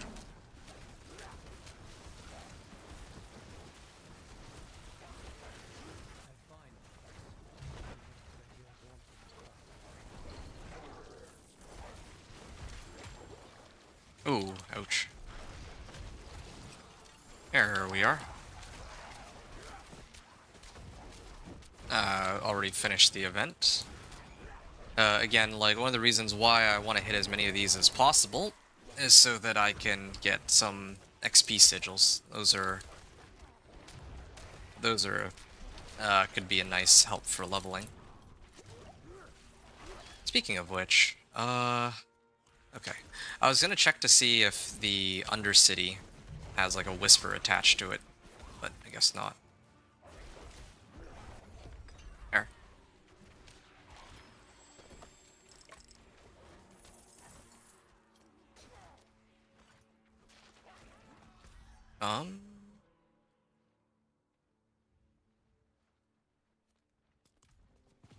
I guess I can keep heading up north this way. So, I mean, I'm glad that I turned in half the cinders at least, so I have a little less pressure on me.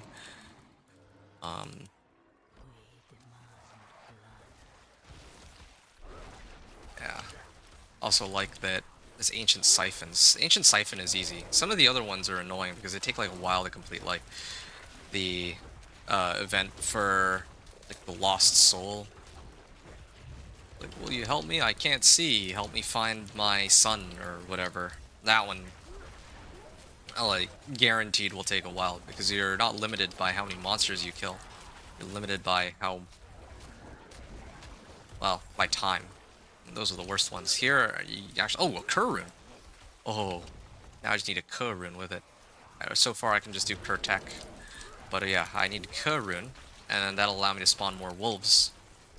Which will give me more damage from shepherds. That's, again, like one of the major sources of damage on Companion Druid, where all the damage came from in the first place. Anyway, yeah, again, I got sidetracked. Earlier I was talking about why Companion Druid. Like, I love Companion Druid, that's why I'm playing it for this season. So how did Companion Druid change this season? I really should have opened up by talking about that. So Companion Druid hasn't really changed all that much. The main thing that changed are the Paragon boards. So now, okay, I don't have the Paragon tree available right now, but oh, got like 12,000 XP. Yeah, I got a decent bit of XP out of that actually. Yeah, I'll have to pay attention to the next one and see exactly how much XP I'm getting because maybe they rescaled that and I just didn't know, or yeah, I'm not sure.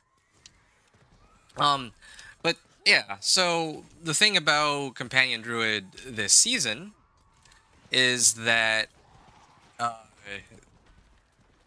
I don't Thunderstruck, right? I think the name of the glyph of the legendary Paragon node is called Thunderstruck.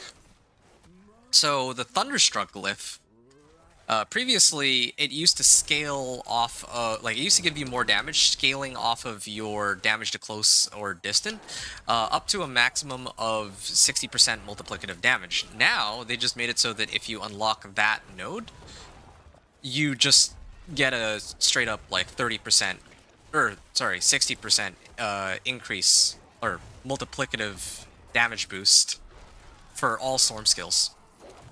What that means for this build is you don't even need to wait for any nodes to get this 60% increase. You can just go right into having 60% increased damage on Storm Wolves once you get Storm's Companion, like immediately after you unlock the like as long as you unlock Thunderstruck Legendary Node and the Storm's Companion Unique Pants.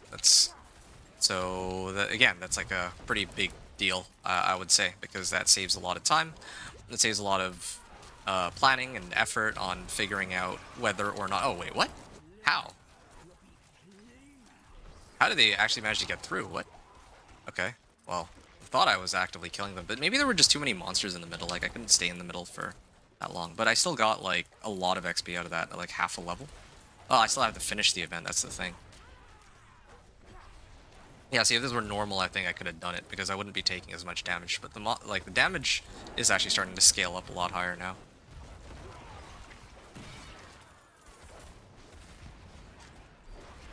Anyway, so, yeah, Thunderstruck Glyph got buffed in that regard, so you don't have to worry about scaling up damage to close or damage to distant anymore. The other thing that changed was that Untamed Glyph used to, like, the way Untamed used to work is you get extra damage every time you cast a companion skill.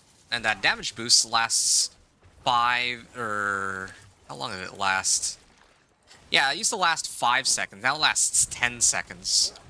So yeah, they just doubled the duration on it, which, again, that's a pretty big deal, because now, previously you would have to constantly keep casting, like, Poison Creeper, or Ravens, or Wolves. I usually remove Ravens at a certain point on my build, so it's basically just Poison Creeper or Wolves, but now you don't even need to worry about that.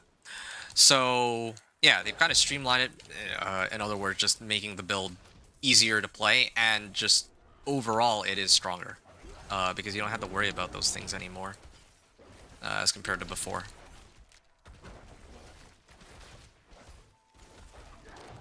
Alright, I will kill this, or commit to killing this, but to be honest, I don't know how worth it this is, and yeah, I don't think it's gonna be worth it, but I'll do it anyway, or try to do it. See, the thing is, like... Here, hold on, let me get rid of this, so it's only...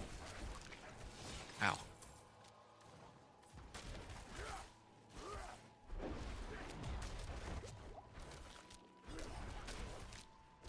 $400 damage on a crit. Well, I can get another point into this too, or maybe directly into wolves. Still 6 away. Closing in on it. Closing in on my legendary node. Or my key passive.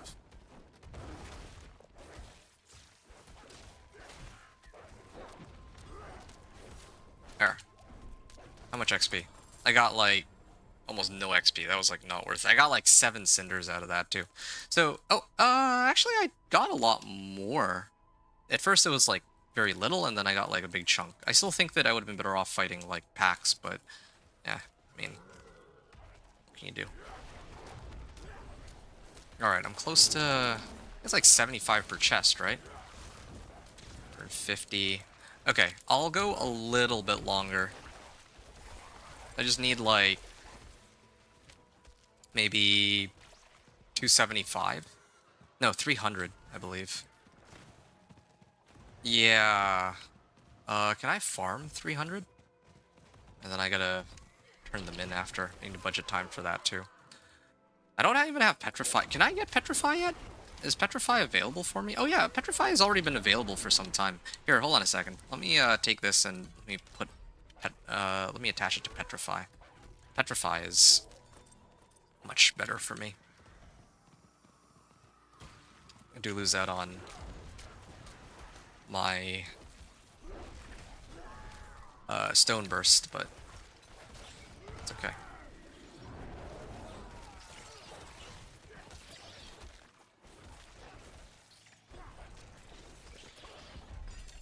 Alright, Broodmother's Signet.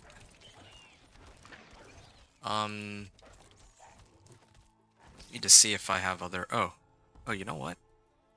I can probably go like that. Killing an enemy affected by Petrify reduces its cooldown. Yeah, I need to max that out later, but, I'll deal with that. Well, later on. I could swap this. Good.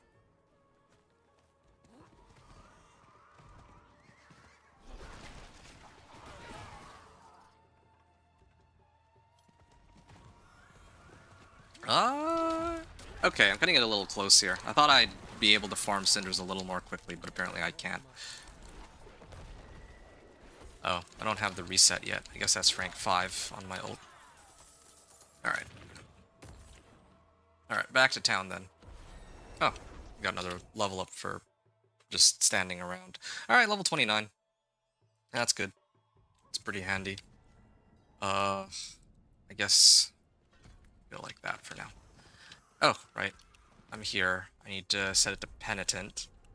And before I go any further, I'm gonna salvage all magic items. I want to actually sift through the rares that I have.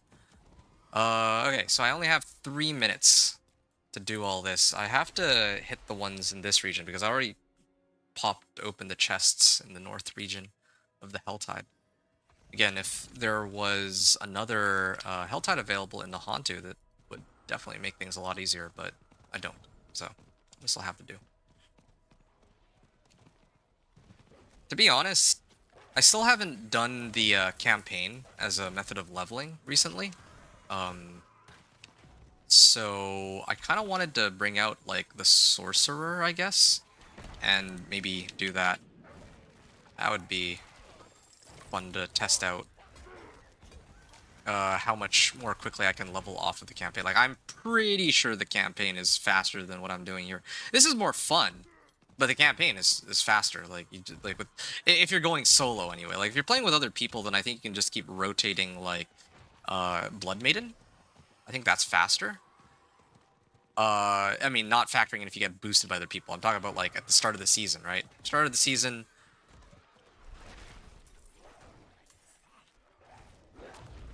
Hold on. I guess my Petrify's not up yet. I'll go for the other one. I'll just Petrify them. Okay, I think I budgeted myself just enough time. This is good.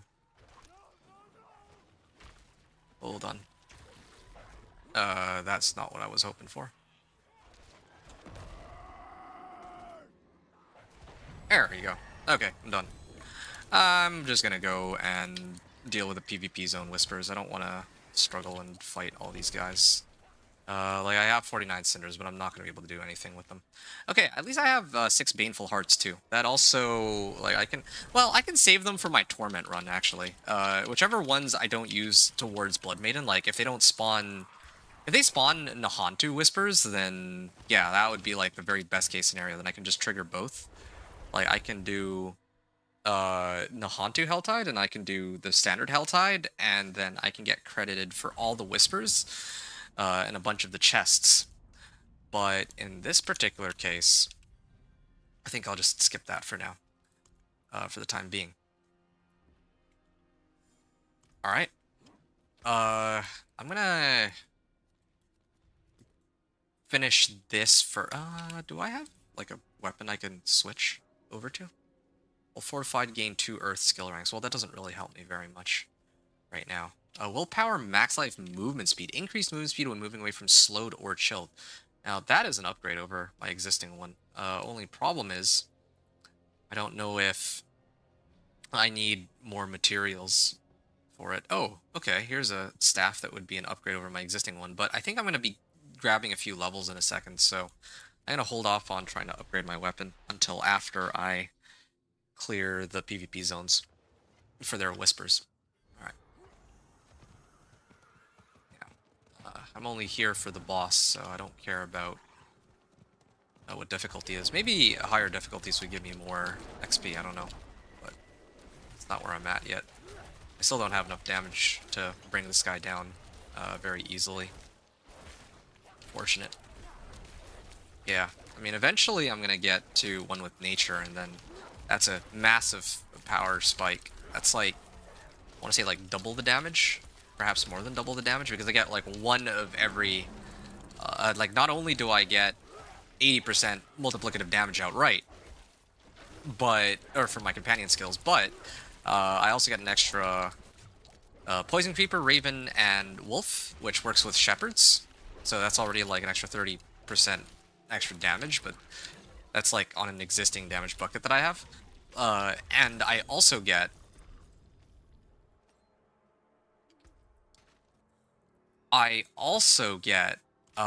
because I get an extra wolf, I get a lot more damage from using the active on my wolves, so it's a lot to factor in.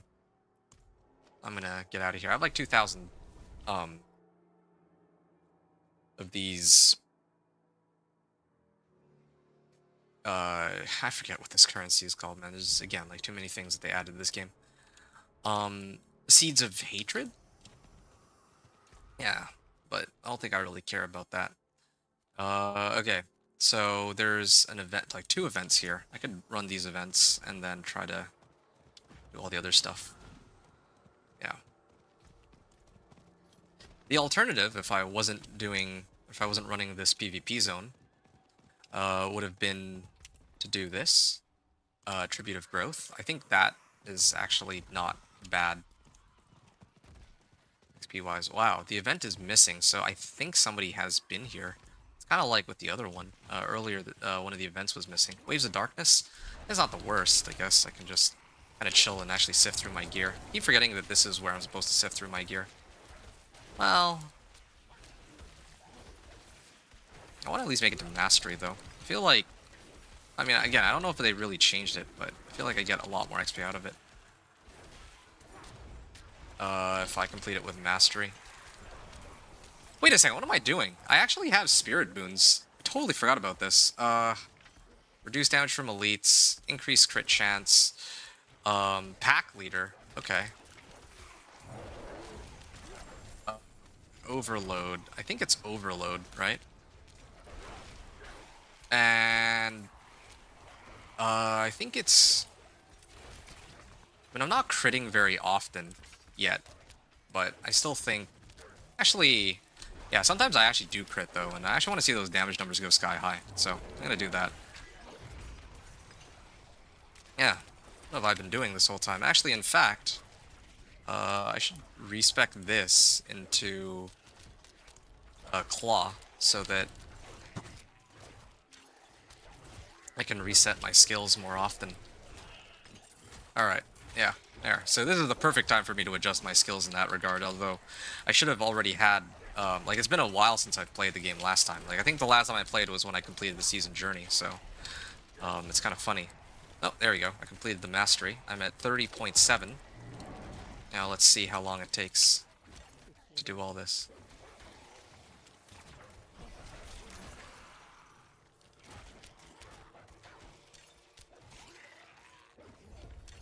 Alright. 30.7. I made it all the way to like... Oh, okay. Well, I got like 30% for the completion of the... Oh, well, I guess that's because of the Whisper, now that I think about it. So, I only got like 15% for completing the event. The Whisper, of course, gave a lot more, but that's kind of what I was expecting anyway.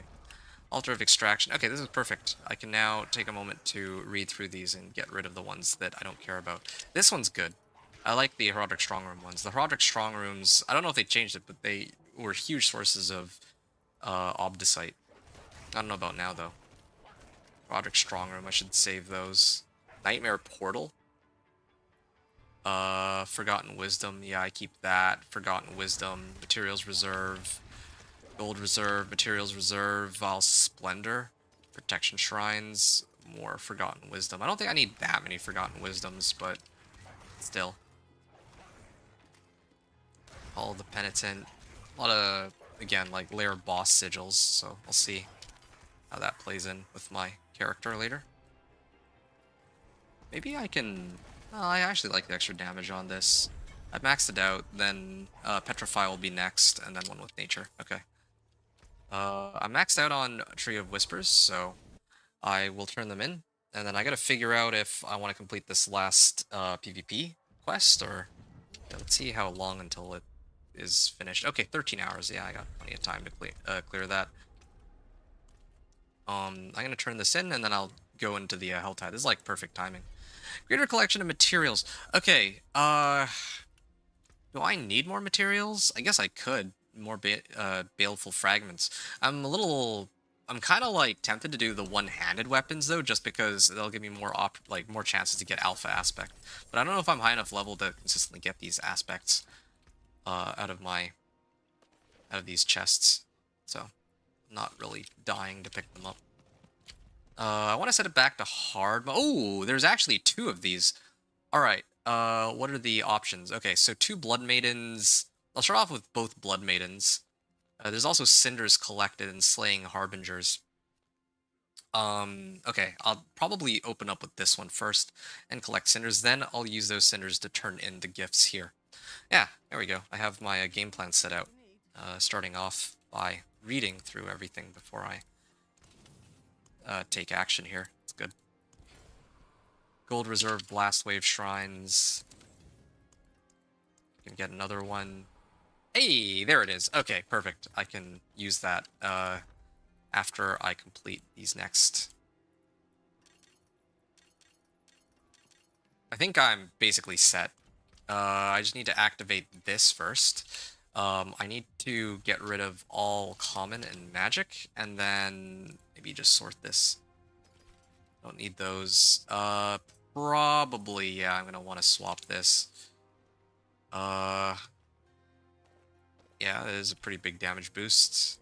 This is nice. I want to actually see. Do I... Oh, yeah, exactly. I need more Coiling Wars, but I like the aspect on this, so I might keep it. Or maybe other way around. I'll actually smash this so that I get the aspect staff. I think I will actually use that staff. My boots are already good. Yeah, this is a slight damage increase, and then I could combo that with Earthquake. Yeah. So I'll do that. Oops. Can I get damage on this? Yes, I can. And then I'll replace resource cost reduction with something else. Willpower. Ah, why not? And then put Shepherd's Aspect. And maybe on this one I'll put Aspect of the Moonrise to get some extra attack speed. Good. And if I salvage all this, and I'm in pretty good shape to continue on. I don't know why I have a magic ring here, but whatever.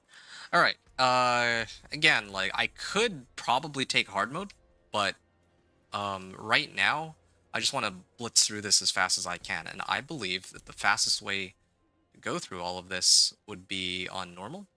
Just so I can hit the Blood Maiden and then do all of these Whispers in rapid succession. This Helltide first, and then the Nahantu one second. Like, I could not have asked for better timing on the Nahantu Helltide, because this is a Helltide in which I can use it, and I have 6 Baleful Hearts. I think it's Baleful Fragments and Baneful Hearts. I'll clear this first, though. I think I can afford to do... If I can do events, I always like to do the events because... Well, yeah, I can get more Sigil Powder. Although I guess I already do have the Forgotten Wisdom Sigil, so it might not be necessary, but... Yeah. Still, might as well run it.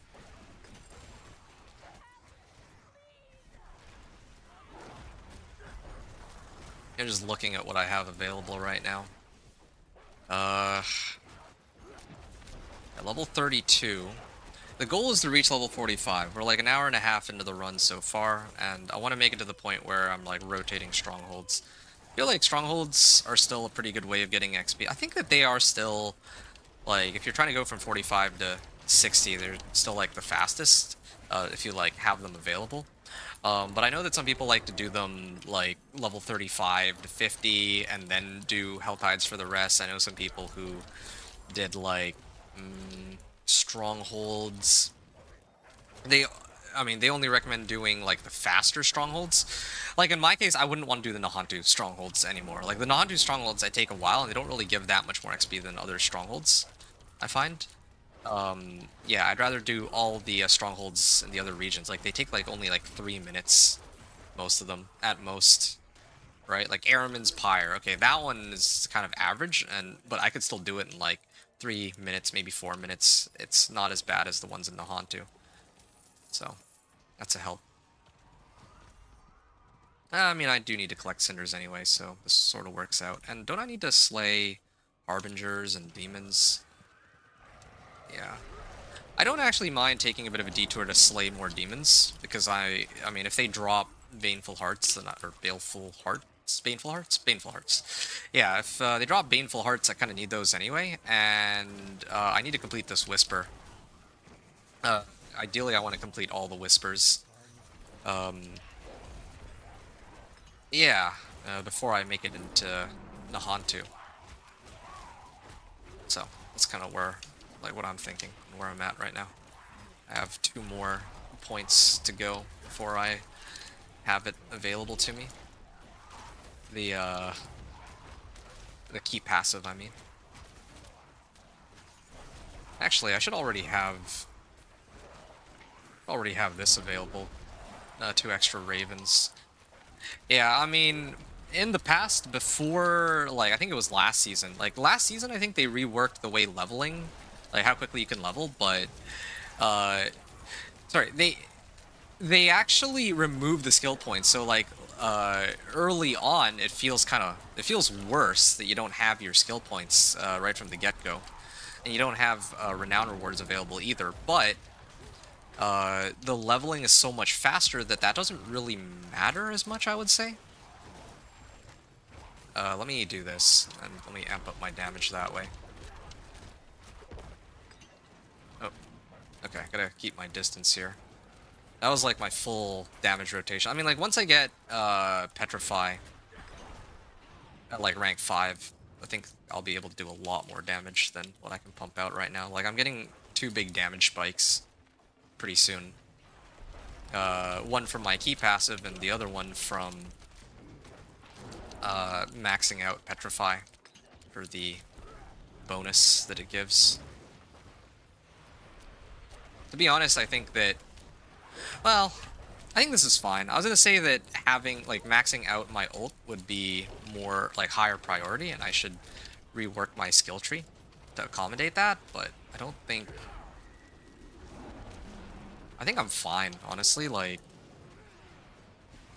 the only monsters that really require me to use more than 2 casts, or 2 rounds of wolves, is Blood Maiden and other big bosses.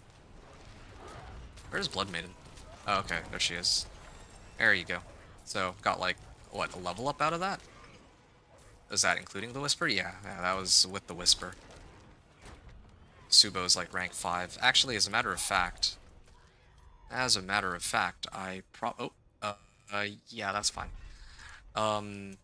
I can put on Field of Languish when I get hit by CC, and then I can go this way, and I can get my own sort of damage increase.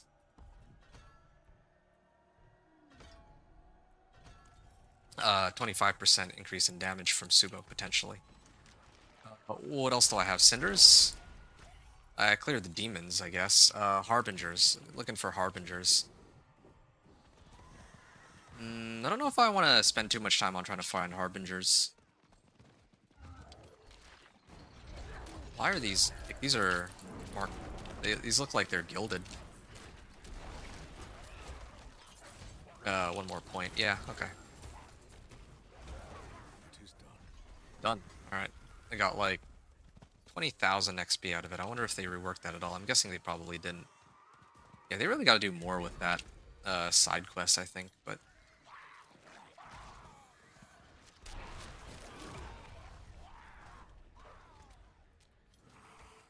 Grants items on use. I mean, sure. Got some materials out of it at least. Yeah, it'd be nice if you could even get, like, guaranteed legendary item or something. I still have yet to find any legendaries. Well, I mean, I've found legendaries, but not very many, right? Yeah, it'd give a reason to do those side quests at least. Okay, yeah. It is taking me a while to find the Harbingers. Oh, there is a treasure goblin. Let's head for that. That's pretty important. I mean, it's gonna go down real fast. Ah, bloodied gloves. There we go, just as I was talking about legendaries. What is this? Crit chance. 4% crit chance. I can get behind that. Stone burst deals increased damage. Yeah, I don't need that. Yeah, this doesn't have modifiers that I need. And yeah, trying to put movement speed on it would be a pain because it's already legendary. As opposed to if I grabbed a rare instead. And use that instead. Medicine staff. Level 33. That's like up 5 levels. Yeah, okay. Yeah, that's a pretty big damage increase. I'm gonna have to switch that.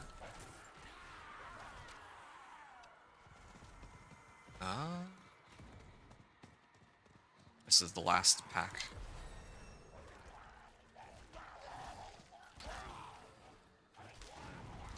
Increased damage to immobilize, stun, slowed, or poisoned. Yeah, okay, sure. Why not? And then my next level up is going to be for my old... Hey, this is not even a Harbinger. Yeah, fighting Harbingers is actually so annoying. And I guess it doesn't matter because I'm already maxed out on Whispers, but still. Okay. Setting it to Penitent and then turning it in. It brings me to level 35.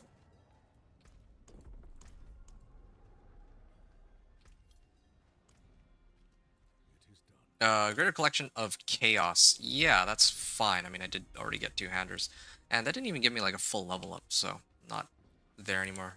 I know that in like a couple seasons ago, I could get like a full level up all the way to level 30, like level 38, I think. So kind of scaled that down, I feel, but guess it's fine. Ooh, yeah. Movement speed, crit chance. Yeah, I'm going for armor right now. Like, I need more durability. Increased experience from kill streaks? Yeah, okay. Plus armor.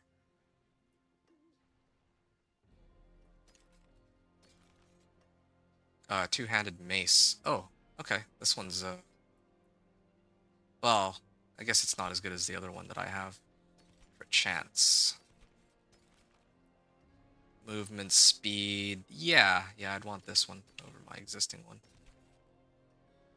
Rare staff. Okay, sky collar, boots, totem. Wait, what's this? Greg's non-elites. Okay, so max life armor. Attack speed per kill streak tier?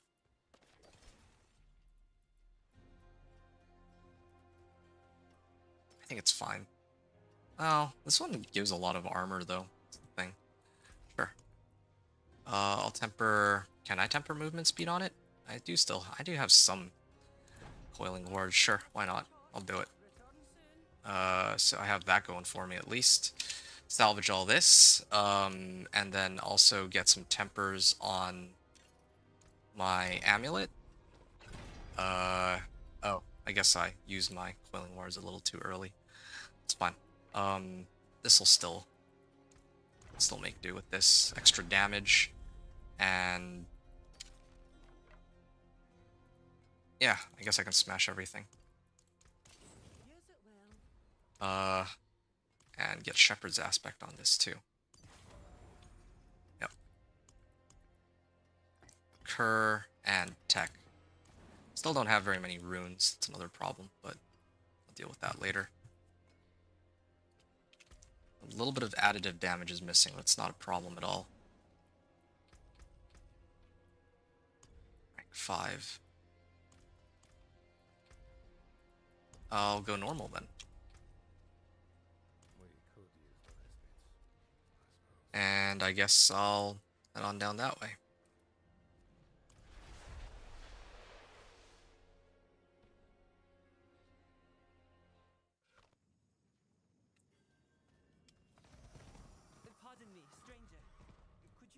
Oh yeah, I still have a whole bunch of cinders I need to turn into.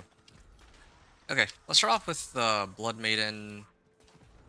I mean, I'll end up slaying 150 demons by default. Harbingers might be a little bit more troublesome to come across. Yeah, just bypass all these for now. Maybe this might spawn a Harbinger? Guess not. Oh, there. My first Harbinger of the hour. Possibly my only one at this rate. Oh, I'm gonna level up here. Ooh, nice. Oh! It's here. There we go. One with nature. So now I'm gonna be hitting for... Just make sure that I have the correct imprint. Yep, I'm gonna be hitting for like 1,000 crit on my wolves, I think. So, yeah, these guys should be dying like a lot faster now than before.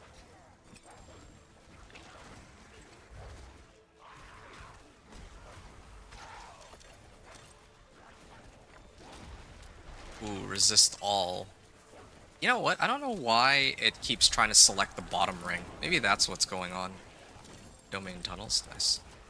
Yeah, I can replace my top ring with it. Yeah, and then put on the additive damage temper later. Yeah. Let's get my wolves. Oh, wow, 3.6k damage when everything's put together. Yeah. Also, I'm hoping the resistances will be useful here. Okay, I'll actually look at that a little later. I think I should actually pay attention to what's going on here. Or I could just instantly wipe her out. Oh, there, level 36. Was that because of the Whisper? I actually wasn't paying attention. Or was that because of the kill streak? I think that was because of the Whisper.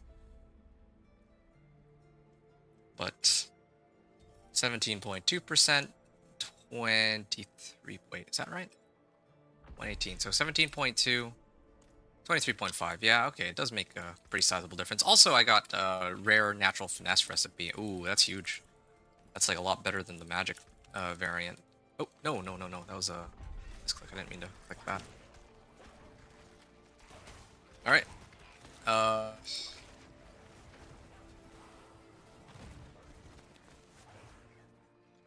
Alright. I think I'm done here. Get more armor.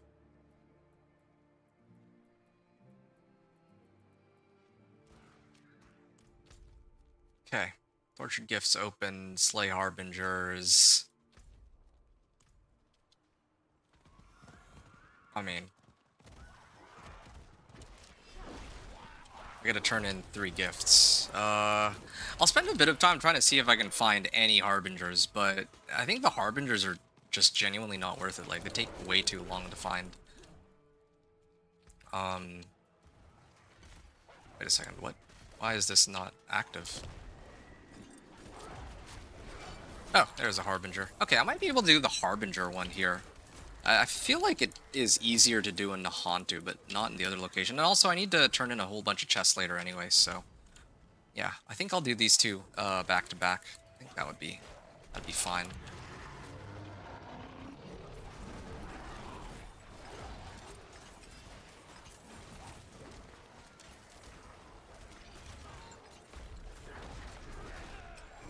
Oh yeah, I totally forgot too, but the events give obols. That was the other reason why I do them. I like to stack obols for when it's time for me to actually gear up in Torment, and then I have like a bunch of obols at the ready. But I do find it worth noting that I've only found the base treasure goblins. I haven't found like the gelatinous Cyrus. I haven't... Well, actually, no, it's not true. I found one gilded Baron, but no gelatinous Cyruses. What are the other ones? No, none of like the curious Merles, the ones that give obols. None of the...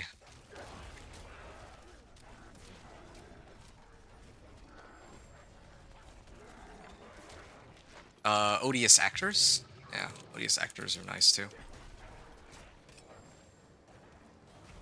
Cinders. A lot of cinders. Yeah, it's like such a nice chill walkthrough on normal. Yeah, but as soon as I said it to hard, I actually had to pay attention, and the monsters were like much tougher all of a sudden. I guess I could set it to hard though now, just because I got like an 80% damage increase, and my weapon is pretty much up to date. I could do it. But I think I'll do it after.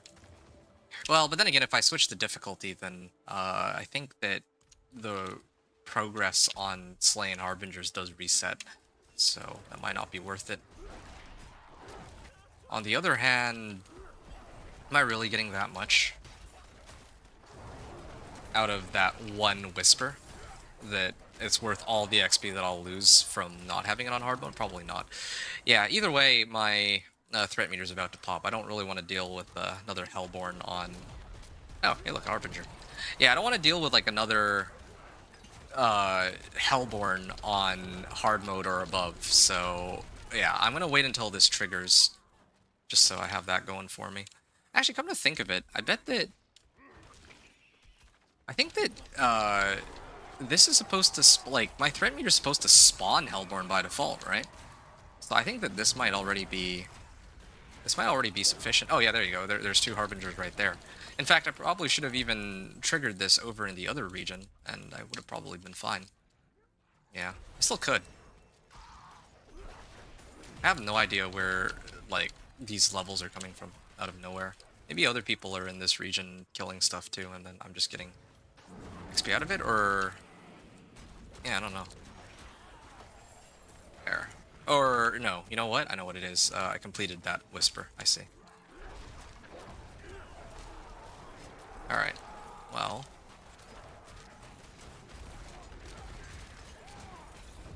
Alright. Hell gives way to their champion. Do they spawn another batch? Yeah, there you go. There's more harbingers. Yeah, I think that... Yeah, I actually did make a mistake here. I should have actually gone to... back to the other region. To trigger the threat meter, so that I could complete the whisper. Gloves. Nice. Oh, shoot. Oh, and I only have 30 seconds to clear this guy. I really don't know if it's that much better to complete like a mastery event here. I don't think it is. I got like 10% of my XP bar. That's like nothing. Another Helltide Harbinger. Another Helltide Harbinger. Okay, I'm gonna get out of here and salvage all my stuff first. Then I'll set it to Penitent and turn in the Tortured Gifts. I think, yeah, I can probably open like 6 of them. Then maybe set it to hard and go back into the other region. That should be okay. Yeah, this really should bring me to like level 45 or something. Like I'm pretty close, I'm pretty sure. In fact, I don't know if there's even a point in... I mean, there is kind of a point in me upping my gear as I go along, because if I want to actually fight on the higher difficulties, then my gear should actually be up to date. Otherwise, like, they can melt me really quickly. 52... Okay, sure. There. That's an upgrade.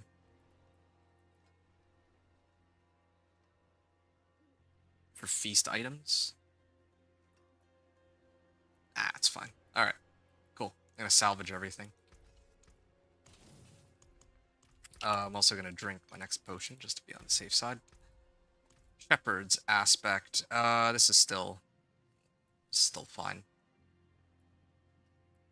Oh, yeah, I can't imprint on bloodied items. I gotta be careful about that. I don't know if that's by design or if that's a bug. I honestly think that's probably a bug. That doesn't really make much sense that it's like that right now. Like, why would they make it so that, oh, you have a bloodied item, you can't actually do anything with it? That just doesn't make much sense. Like, they would probably be worthless then on release. Oh, that's fine. I haven't died yet so far. Got my damage. Oh, you know what? I can actually temper an upgrade for my damage because I got the rare version. Oh yeah, that's a big increase. Movement speed. Alright, yeah. I mean, I have everything And I think at this point I need to start pumping up Petrify. I have it on Penitent, so I can turn in my rewards, hopefully get a lot of value out of this. And then I can figure out what I want to do after. I could probably do the Nightmare Sigils. Like the XP Sigil. Yeah, that'd be good. Oh, shoot. Okay, well, I was hoping I could just bypass them, but I'll petrify them first. Yeah, I mean, I put in some... Oh, ouch. If I get hit by the meteor, I lose, like, a good chunk of my life. Yeah, I do enough damage now that I can kill these guys in a reasonable amount of time, but I'm more scared about dying. I guess if I just constantly turned in the chests, it might not be that bad. Ooh. Okay, yeah. I think I might do that, actually. There is an event there, but I'll have to skip it. I don't think it's a good idea for me to run an event right now when I'm still sitting on 300 cinders. Okay, well. Really?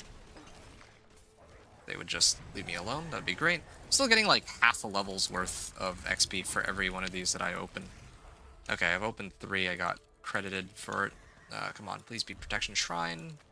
Channeling Shrine. Okay, that's not bad. Because I can use it to petrify. Yeah, I'm getting like loads of XP here. And I can open up 2 back to back here while this Channeling Shrine is still active, I hope.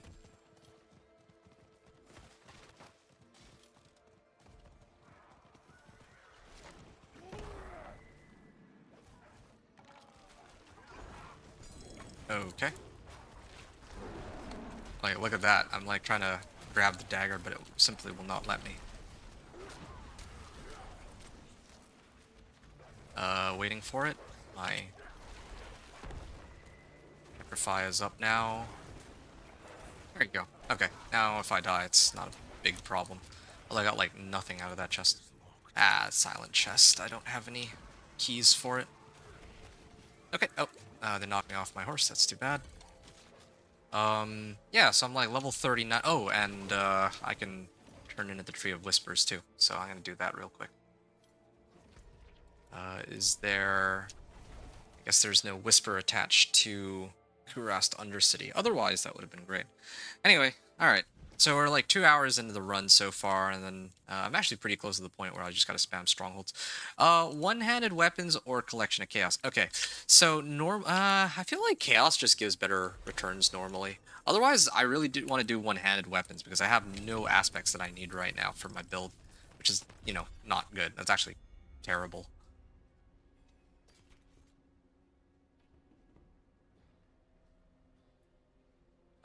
Okay. Oh.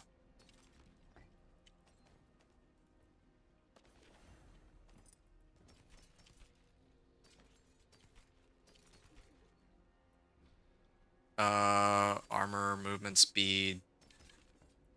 What do I have here? Shred? I don't need that. Be a big boost over mine, though. Level 37. I can switch my gear, I guess. Yeah, sure. Why not? Always gotta switch if I have a alternative. At least that's how I feel. Yeah, okay, fine, sure.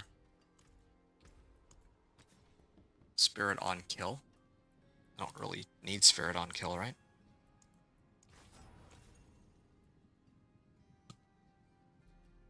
Okay. Yeah. Let's slam Shepherds on this. Getting a decent number of offensive aspects, just not the ones that I need. Yeah, okay, sure.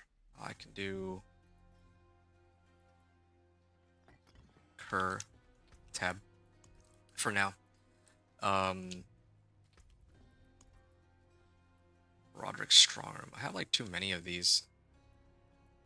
Equipment Delve. At this point, I even have perhaps too many Forgotten Wisdom Nightmare Sigils too. Materials Reserve. Yeah, no, I got way too many of these sigils. See how many more of these I can get. Lethal Shrines, Obol Reserve.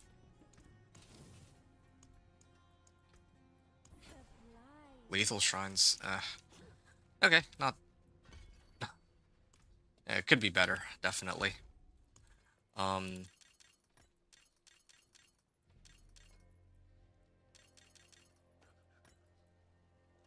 Okay, what do I have now?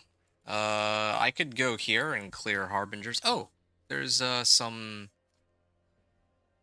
whispers that just spawned. I'm debating whether or not it'd be worth it to go back and actually clear them. But the other issue too is I'm like level 40. I don't want to like overshoot strongholds, but I think it should be fine. I mean, like if I skip a couple strongholds, it's not the worst thing.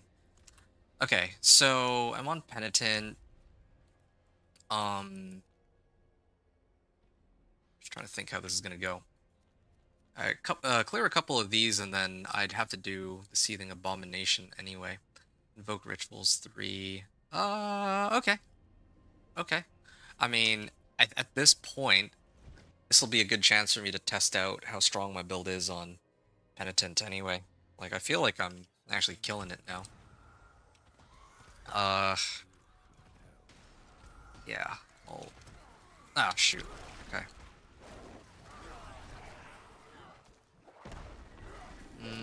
Do I care to trigger this Hellspire? I don't think I want to. Yeah, I feel like Expert would be still the best option, because I think the problem here isn't my damage. Like, my damage is actually a bit of a... look at that. Yeah, well, what I was gonna say is I don't think my damage is the biggest problem here. I think it's my survivability. Like, I think that if I at least played on Hard or Expert, I can kind of, like, hold my own. But not on Penitent. Not on Penitent.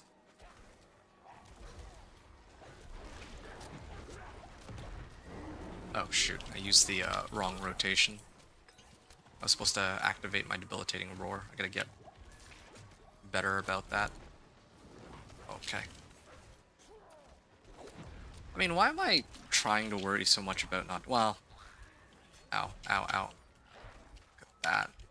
Can't even get on my horse. Yeah, there's too many of them. Trying to run this on Penitent is, like, actually pretty annoying. Yeah, this is a very prime example of why I'm, like, reluctant to run it on Penitent. I think the scaling is just... Like, if I had this level of power, like, maybe 5 levels earlier, it would have been okay. But where I'm at right now, I just don't think that's going to happen. Like, this is actually kind of a waste of time. Like, even trying to hit these Invoke Rituals, like, I'm actually making this way tougher for no reason. Alright, I'm gonna get out of here. Like, actually, I have made a bit of an error. I'm gonna set it to, I think, hard mode. Like, I think probably Expert might be okay, but I don't want to take that risk. I think I'll just set it to hard mode and just be done with it. Yeah. At this point, I should be able to at least dog walk hard mode. Like, yeah, I had to pay like a little bit of attention to my health, but at least it's not going to be like, oh, they dropped the meteor on me and I lost like 80% of my life, right?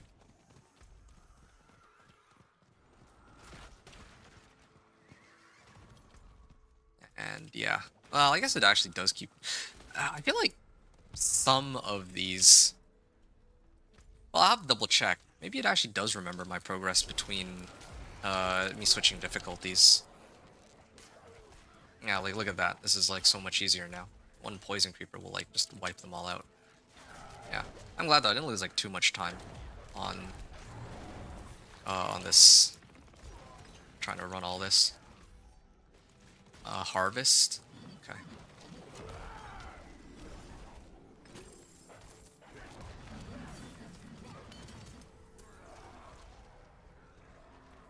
Slay Goatmen? Yeah, okay, I can slay Goatmen here. I mean, I need to boost my threat meter anyway, because then I can go claim the other Whisper from the other health side. So I gotta pay attention to that, too. Should probably restart my game. I think it's gonna crash soon. Maybe do it at the end of this hour. the end of this Helltide. I don't think I'm gonna make it through the whole hour though, so.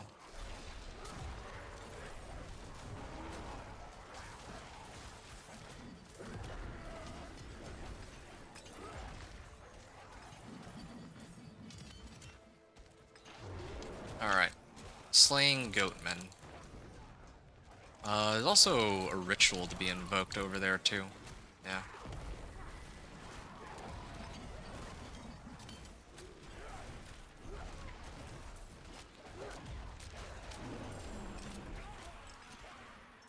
Alright. I'm gonna head on over there. I think this should level me up. Just want to get this out of the way. There you go. Good level up out of that. Complete an event, slay goatmen, deposit Venus motes. Yeah? Yeah. I think the goatmen should be fine. Like, I'm pretty close to finishing that. Yeah.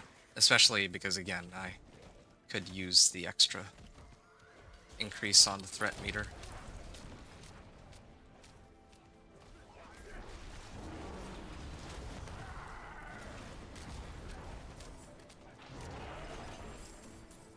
Demolisher. Nice. That's gonna be yet another big increase to my damage. Like a 20% increase. Right.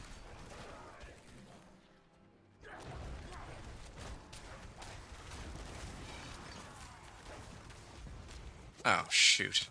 Yeah, those things hurt. Like, those falling swords have no business doing that much damage. And, like, that's one of the reasons why I remember I wasn't really enjoying the new season. Like, those falling swords are actually not fun to play around. Yeah, they really aren't. At least not for me. Maybe some people really like playing dodgeball with them. I don't know. Can't speak for others, but I can speak for myself in the sense that, yeah, like, there's no interaction, like, no real way to interact with it.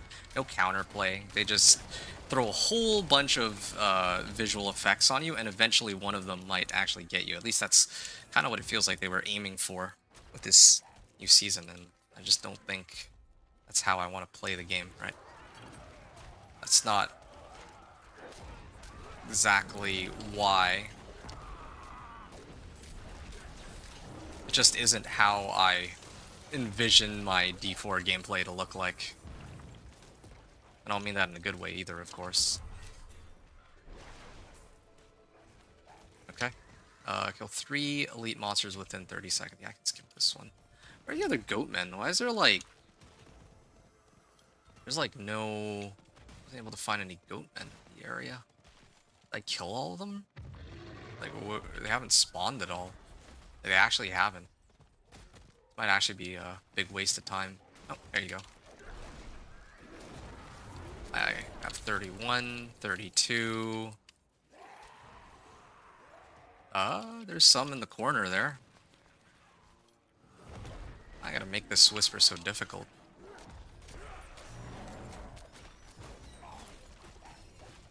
$35, okay. Yeah, almost there.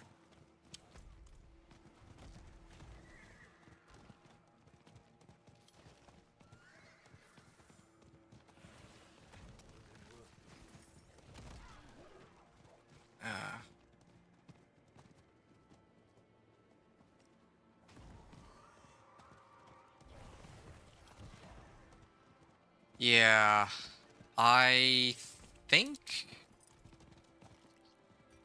there's just no way, like... Okay, fine. I'm gonna get out of here. Like, they're not actually spawning any more goats. Yeah. I'm gonna use my threat meter, which is about to pop, to maybe get this other whisper. I mean, I think I'm making decent enough use of my time.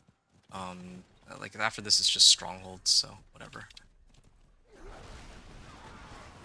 Well, actually, that's not true. I still need to run this thing. This Nightmare Sigil. So we'll see how that goes. Oh, cool. Is this a Harbinger? It is not.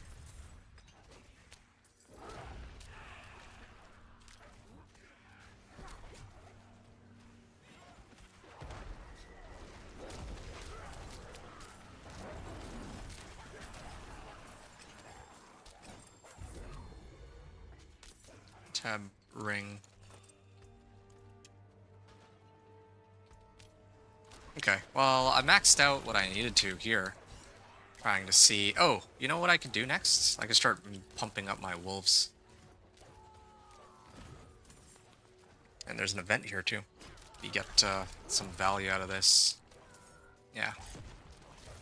Complete this, and at the same time... Oh, wow, it's hard mode, I just realized. So, I can just walk, or dog walk these portals. Oh, ouch.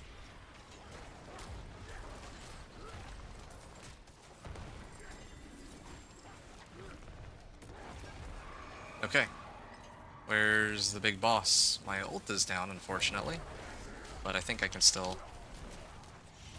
get this. Okay, yeah, my threat meter actually popped now. I think I chose the right difficulty. Because if I had set it to expert, I think I... Like, even here, sometimes if I get hit by, like, falling swords, they could come close to killing me. But it's mainly just falling swords. If I set it to expert, I'd have to worry a little bit more about falling swords. There you go. Oh, I completely misclicked that Raven's cast.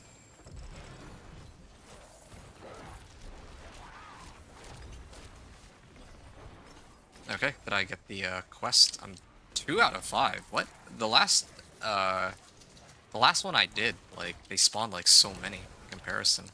Kind of confused. Alright, well.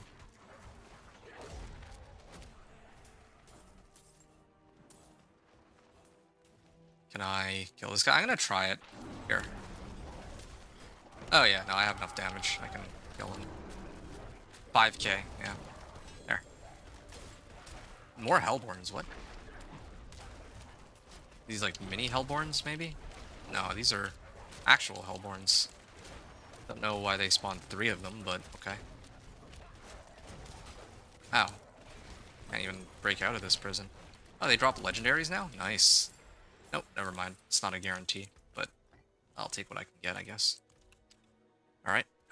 I think I'm done here. I was going to try to hang out for the Harbingers, but the looks of things, that's not gonna fly. I'm gonna head back to Samak. And maybe salvage all of my rares. Except for the ones that I've marked. Yeah.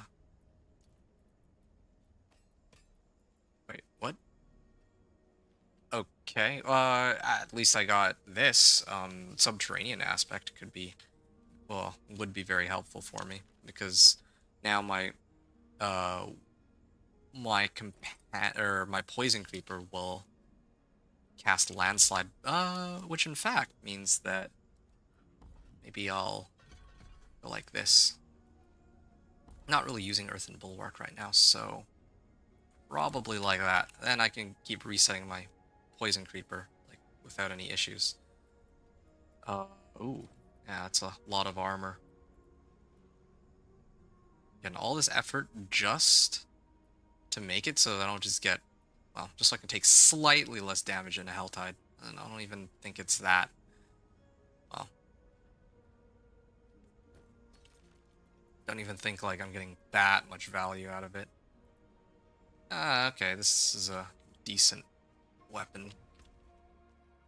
But it's gonna be outdated pretty soon, I think. Alright.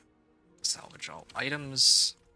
And yeah, I'm gonna get going here. Let me just double check that. It does cast landslide. Okay, yeah. Slay goatmen. Okay, good. They actually respawned a few. Wait, it didn't reset itself? Actually, yeah, come to think of it, I don't think I've seen my skills reset themselves very much, even though the point, like, the lucky hit chance is like what it normally is supposed to be. Oh shoot. Okay, I'm gonna back up here. I'm gonna set it to Penitent.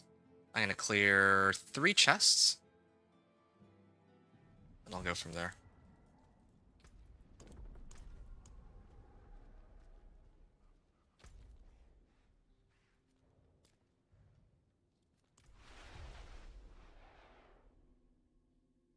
$75, $150, $225. Yeah, okay. I mean, I was debating whether or not I should farm more cinders, but I don't think I need to. Okay, there's one here. Let's start off with this one. There don't appear to be any monsters nearby. Oh, this one's a freebie. Except for, apparently, they drop like a whole bunch of meteorites. I do that.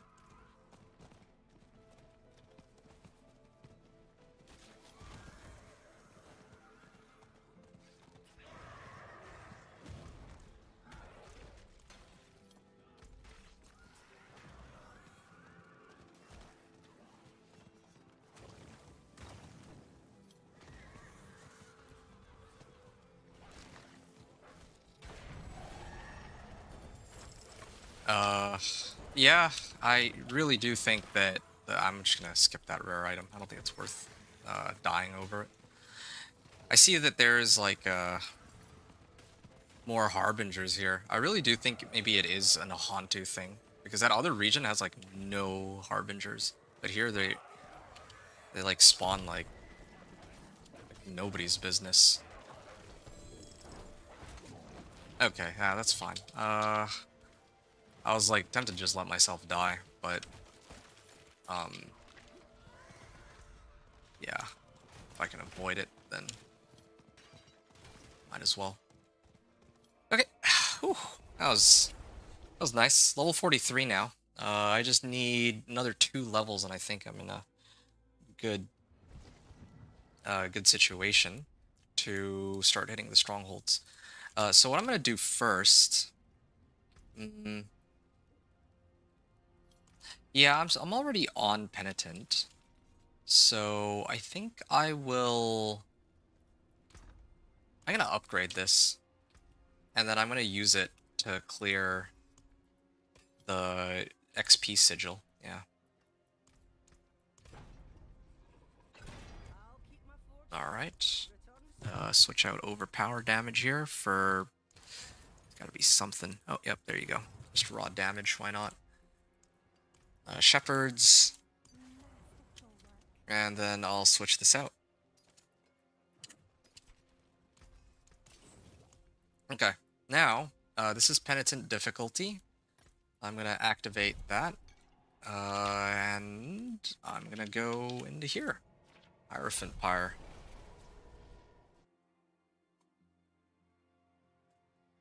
When this is done, I also still need to do the PvP Whisper. Or maybe I can just save it for when I reach like level 60 or something. Yeah, you can see it like takes me a little bit. Oh. Okay, well there you go. There's my first death. I mean, I have it set on Penitent. Just trying to figure out like why you guys are so difficult to kill. Oh, ah, yeah, falling swords, of course. Yeah, I mean, I just walk in and die. Might have just burnt this sigil for no reason. I'm hoping that the rest of the dungeon might be a little easier. Oh, nice. I tried to dash out of the way, and then there was like a short little stagger before that went off. I don't even know like what exactly I died to there. Was it the explosion? I think it was the explosion. Keep in mind, I actually have max life on this too. Oh, look at that. Falling swords. Nice. I'm even getting... I might have to actually ditch this. I don't think I'm getting that much more XP. I'll have to see how the rest of the dungeon... Oh yeah, no. They do way too much damage. I can't. Like, they hurt. I remember being here and like last time and it wasn't that painful. But here, like, they're actually just completely mopping the floor with me, or at least the elites are. I guess the regular monsters not so much. But yeah, if I get hit by falling swords, then yeah, it's a problem. The orbs are good, 12k each, so... Yeah, I didn't really keep track of how much XP I had when I started, but... Yeah, this is still, I think, a nice change of pace from my usual runs.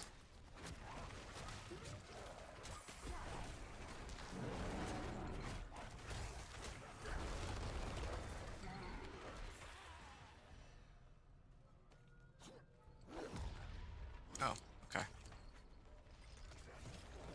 Okay, so it was just... Still gotta pay a little bit of attention here, but it's not, like, unplayably bad, though. It's not like, at the entrance... Yeah, at the entrance of this dungeon, there were a whole bunch of elites. I think that that's, like, the main problem. If not for those elites, like, I would have been fine.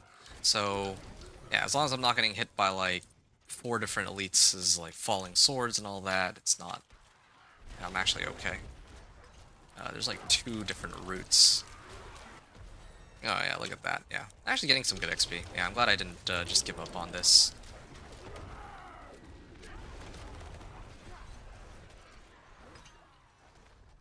Okay, so judging by the fact that there's some monsters on that side, maybe...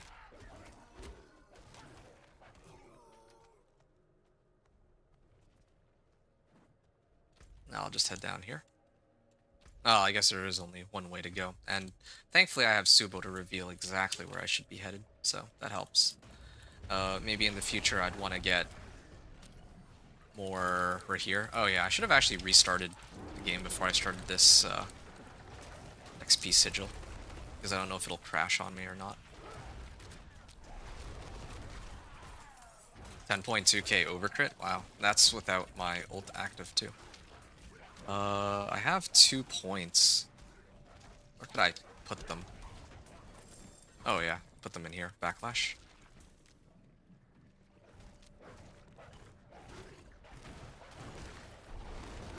Hatred growth.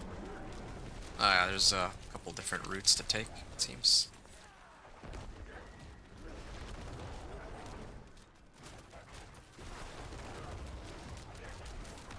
Wow, this guy takes a while to go down. Better give me a good XP orb out of that. No, he didn't even give me an XP orb. Yeah, it seems the bloodied sigils are most frequently encountered in the Helltide, because judging by this run that I've done so far, I've gotten like no nightmares or bloodied sigils, right?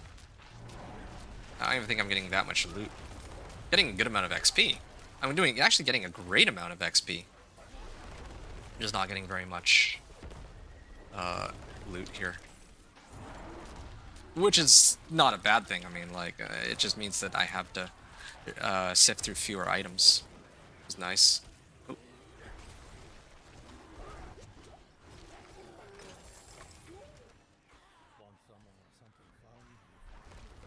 Yeah. I can level a couple, 1 or 2 more times out of this at a minimum. Like, look at this. Oh, walked past that orb like 5 times, I swear. Okay. Yeah, that's exciting. Might be done this a lot sooner than I expected to be. This as in the level 1 to 60 run. Okay. Whoa. That's an interesting delay. Maybe I'll go this way.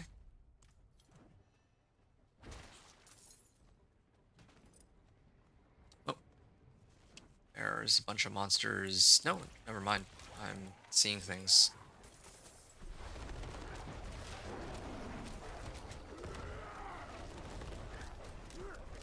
There we go. Got him. Why are these guys so painful to deal with? Ah, I don't need that totem. I don't think I'd ever really use a totem anyway.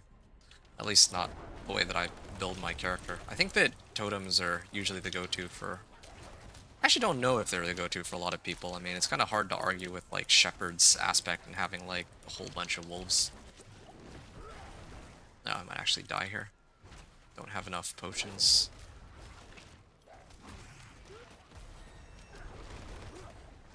Oh yeah, that level up kind of saved me.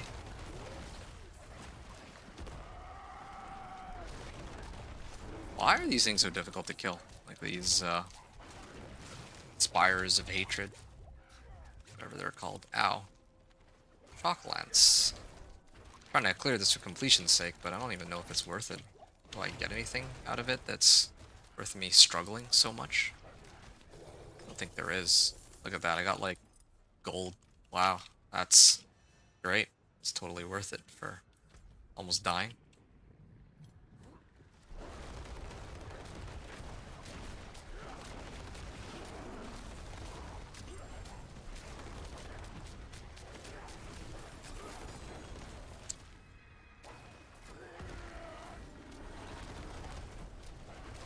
Yeah, I do feel like this is honestly a pretty good alternative to doing Hell Tides. Really is. I just think that I should have started this a little bit sooner. How close am I to the end anyway? Yeah, like, I think I'm gonna end up being over-leveled by the time I get to the last stronghold. I mean, it helps that I don't have to do the Nahantu strongholds anymore. That saves me time, because I got rid of Renown, so I don't really have as much... Ow. I don't have as much incentive to run the Nahantu strongholds like before. Previously, I would run it so that I mean, I get like 1/6 of my XP bar for level 59 to 60, but I don't have to worry about that as compared to previously. Ow.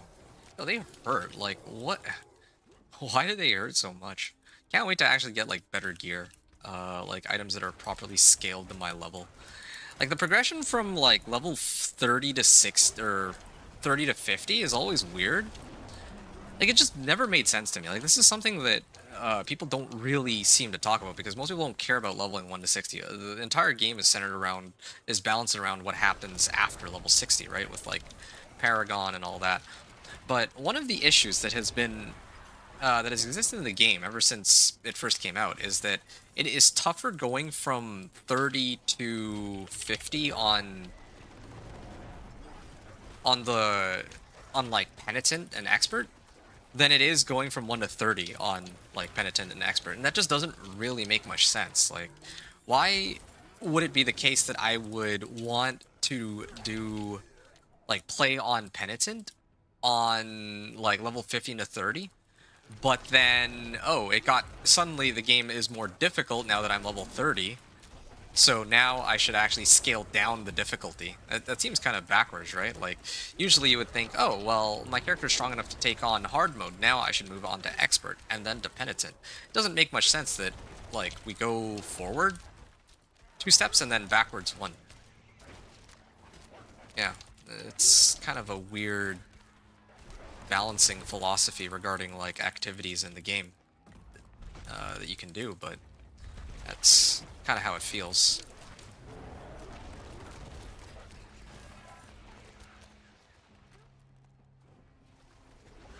Okay. I didn't even get to cast like Petrify and I just instantly die. I don't even know, like, I got killed by a Pululator. That's like one of the regular monsters, right? I don't even think it's like one of the big guys. Yeah, I still think that my ultimate actually did go off because it's on cooldown. Wow. Yeah, I actually almost think that running Hell Tide's just the way to go. Like, if I were playing hardcore right now, this would be a stupid thing to like. I would never want to touch Penitent. Like, this is actually, it's not even a question of how unfun it is, but it's just so dangerous and for no reason. Like, I still don't know how, like, I should actually watch how others play. Like, this is probably the one time that I'm actually stumped. The way the game has been structured as of last season, like, level 40 to 50, if I want to actually tackle on Penitent, like, do the other people who play ever touch Penitent, or do they just keep it on normal all the time? I know that they used to keep it on normal all the time, and they just run through campaign. Maybe that's what they do, actually, because in campaign, it doesn't matter if you're playing on normal or Penitent, right? Like, that's one of the reasons I said that, yeah, like, campaign is going to be the fastest. You just breeze through campaign. Like, you can actually just dog walk it. Not think twice about it. There's no challenge. There's no... there's very few monsters that are going to be, like, genuinely threatening or dangerous. And you get, like, more XP, by far, than actually doing, like, any overworld activity. Can't believe I'm saying this, but maybe I should just let myself die to get more potions. And again, that's not a complaint. I'm just saying that's like... That's basically I'm just stating it as a fact, right? Like, try it. Run campaign, and then do what I'm doing. Trying to play Helltides on either normal or... I mean, I guess, like, in the... Oh, okay, nice. In the very best case scenario, if your character is already, like, fully geared out, you have all your equipment, you have all of your tempers, you have all of your aspects, you have all your materials, then, yeah, running, like, Helltide might be quicker. It might be quicker because you can, like, breeze through everything, and then you can open chests on Penitent, and then you can level super fast like that, maybe.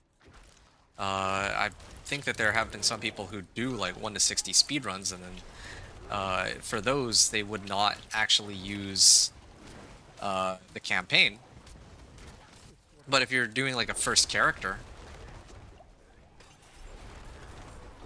then, yeah, you probably want to just go through the campaign, because it's like, especially if you're playing solo, because it's just so much easier, so much faster. I actually can't wait for next season too, because, well, not season 12, like the season that's coming up, but there's, I think after this season, Lord of Hatred is coming out, and they did hint at solo self-found mode. So it'll be nice and interesting to see what it'll be like matching up my own individual progress, like playing by myself, to other people who essentially play by themselves. Because, like, yeah, I mean, I don't regularly play with others. Like, for most activities, I play solo. Occasionally, I'll play with others, but that's typically only if I want to help others out. Well, I guess what that means is I'm not going to be able to help others out as easily, but still, that still means that I can have a lot more fun. Well, I can have a bit more fun with going through the game and all that.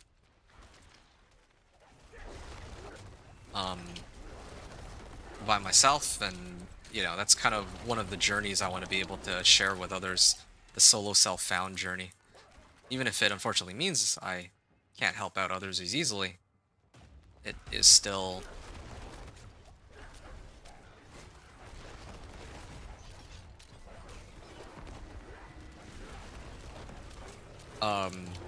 it's still something that interests me a lot, because then I get a chance to see what it, you know, playing solo, like, fully is like.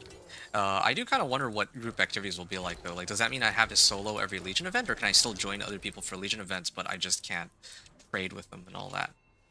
Because I think that... I want to say that would be the best case scenario, but, like, maybe you just can't party with other people. Yeah. I think that's how it works. Yeah, you can join others for world bosses and Legion events, otherwise, like, how are you going to do like a world boss, right? I guess you could solo it. But yeah. There you go. Oh, Joe's staff. Okay, that'll be an upgrade over my existing equipment. I'm kind of curious to see how big the damage increase there is, though. Alright, Heart's Garrison. Ow. I just keep non-stop spawning monsters. Did they even drop any orbs? Oh, okay, one of them did. Hey, look at that. Another big damage increase, 40%. So keep in mind that my old weapon, which was like 4 or 5 levels ago, was like, well, I guess it's still like a 10 level difference, but yeah, that's like double the damage. Like I went from a weapon that hits for like 80 damage per second now to like 133. Let's say like a 75% damage increase over 10 levels. It's kind of crazy at this point. Yeah. Yeah, really. I guess the one way that I could have really sped up my run is I shouldn't have spent so much time trying to clear these one Grim Favor Whispers, and then I could have just done this instead. Grim Favor Whispers. Yeah, I also went back and tried to do some... Yeah, I think that's fine. I think that's like the main issue. Like going back to clear like one Grim Favor Whispers. But the thing is, in the Hell Tides, I actually, because I was doing those Whispers, I was getting, I was actually getting Cinders. Oh, nice. I just instantly die. I can't even walk into the room without just getting completely murdered. Is this a cursed well? No, it's not. There's no event either, in this map. I actually scoured the entire map. I was very meticulous about it this time. Oh, and my ult is down. I like how my ult still goes through, even though, like, even though I just die immediately. Okay, there. Good. Let me make sure that all the orbs are collected. Oh yeah, there we go. Level just in time for the boss. Kind of wanted to use this Blast Wave Shrine for the boss, but guess I'm not gonna have that luxury. Takes so long for the boss to spawn. Does it matter though? Yeah, I mean, in comparison to everything else I did just now, like, this boss feels like a cakewalk in comparison. Oh, look, honestly, it makes no sense either that the elites feel tankier than the bosses. Like, how does that make any sense? Alright, well, sure. That was painful. I died 9 times during this. But, at the end of the day, I'm still a lot happier that I got to clear all this, right? I think that I got like 5 levels out of that, over the last... When did I start this run? Like 15 minutes ago? Maybe a little earlier, a little more time than that, like 20 minutes ago? Like 5 levels. It's not terrible. There's a Whisper here. Debating whether or not I should go and clear it, or if I should actually just commit to hitting the strongholds at this point. Oh yeah, that's a nice bloodied axe. Can I even imprint onto it though? Because if I can't, then it's pretty worthless, right? It is actually worthless. Movement speed per kill streak tier? Yeah, sure. Well, I mean, my current one has life, though.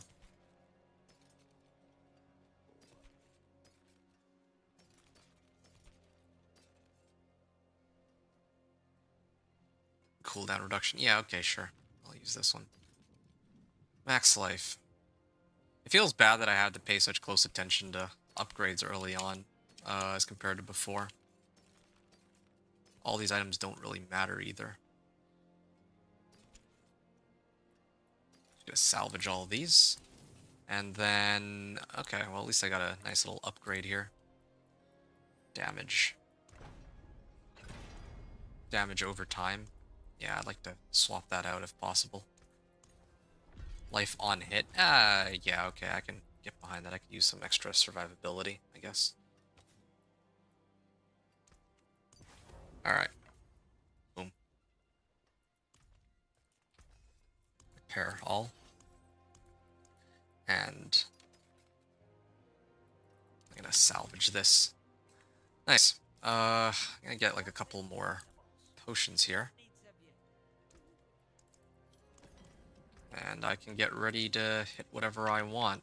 So I'm level 47 now. Just trying to plan out my route for the rest of the run.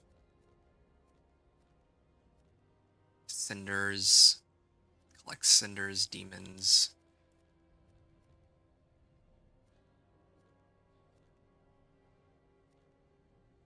There's like another one underneath. Yeah, I should do this one. I feel like doing the Whispers and the Blood Maidens are like very fast XP. I'm gonna go and set it to normal. Or hard. I'll do hard. Yeah, I think I can manage hard. I'll go hit Blood Maiden. And then I'll do the Whispers. All of them in rapid succession. And then after this, it'll be Strongholds. I was hoping to start the Strongholds at level 45, like I mentioned before, because now I'm going to be, like, way over-leveled, so I'll probably have to skip some of the Strongholds, but, again, like, I got the Forgotten Wisdom Nightmare Sigil a little too late, and, you know, it did take me a decent amount of time to clear all this. Oh, okay, well, they seem to have gone ahead and spawned this. I can't quite one-shot it. I mean, it's on hard mode, too, so it's part of the reason why, I guess. Struggling a bit. Okay. Oh, shoot.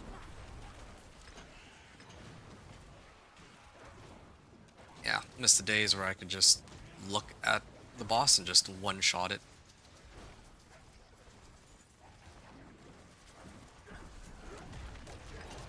Why am I struggling so much with Blood Maiden? Maybe it's because I don't have any aspects, yeah. It might be because I'm lacking all of my aspects, like I straight up don't have any... Oh. Spirit Anima from the Undead. Yeah, I don't usually like to run Blood Maiden with other people, but I actually have enough Baneful Hearts that I could have spawned it myself, and I would have spawned it myself, so whatever. Not gonna fret over it too much. Penitent. Should give me a good amount of XP. Greater Collection of Chaos. Hurrah. Ah, Polearm. Now we're talking. Okay, now this is a huge increase in damage. Yeah, I will use this. Okay, what about the other things that I got? Hopefully we got some goodies out of this. Now the items I'm looking for are starting to show up. Oh yeah, this would be a good boost to my damage. Physical resistance too? Yeah, can't really argue with that. 2 to rabies, if only it was plus to wolves. Oh, this thing is for... I think I'll salvage this. Use Juggernaut's aspect, why not? Basic skills. Alright, well, not the best, not the worst, I suppose.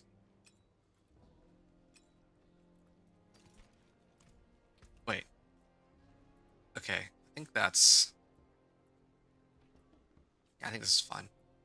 That was the right adjustment. Okay, yeah, I'm fine. Right. Do I have the companion? Temper yet? I guess not, huh?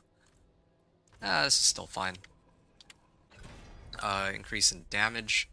And then, what else do I have? Yes. I can put on extra damage on here. And then there's the Shepherd's aspect. Okay, it doesn't really cost that much, that's good. I can throw it on this new polearm I got, and I can also replace Spirit on kill. With vulnerable damage, sure. Okay, I can salvage everything. And now I have a much stronger weapon than before, and I have 3 points that I should probably actually use at this point. Maybe here. No, wait. It's the wrong one. It's in Venom I'm supposed to use. Oh yeah, and there's Catastrophe too. Actually, in fact, I should probably max out Catastrophe first. In case I need to fight another Blood Maiden, something of that sort. Cinders collected, slay demons. Oh yeah. I want, Just collecting cinders, right? Yeah, alright, fine. I'm gonna do these whispers, and then I'm gonna move to strongholds. And then the PvP thing I'll activate. I'm gonna do that when I'm like prepping for level 60. Cinders, slay demons. Okay, yeah. In that case, there's tons of demons here, so I'm gonna get right to it. Again, I'm on hard mode because I think I can handle it. Despite the fact that I have yet to come across any of the aspects I need aside from shepherds. Again, like, I made the right call trying to pick up shepherds right away. Because if I did not pick up shepherds, then this whole time I would not have an extra, well, I mean, 10% times however many companions. Oh, odious actor, nice.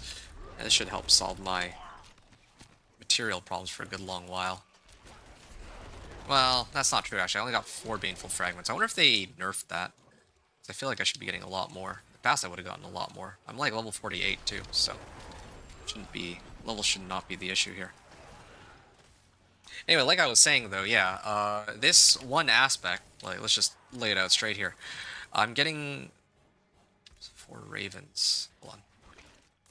Yeah, so I have 4 ravens, 2 poison creepers, 3 wolves, so 9 companions. So if I didn't have this aspect, I would not have, like, I'd be short like 90% of my damage. Like, I'd actually be doing half the damage I've been doing this whole time. And I've had this for the last 40-some levels, right? Oh, ouch. That hurt. Ow. Yeah, they hurt. The sooner I can get out of here, the better. I want to set it back to normal. Yeah, strongholds are still the way to go for maybe 40 to 50. 40 to 50 is the toughest part of the leveling process. After 40 to 50, it's actually a lot more bearable. Something to consider for the next runs that I do, but I got kind of carried away with, like, getting from 20 to 30. Well, I feel like 1 to 30 feels longer than 30 to 60 nowadays. It's not, but because from like 1 to 15, you have to struggle just to get your,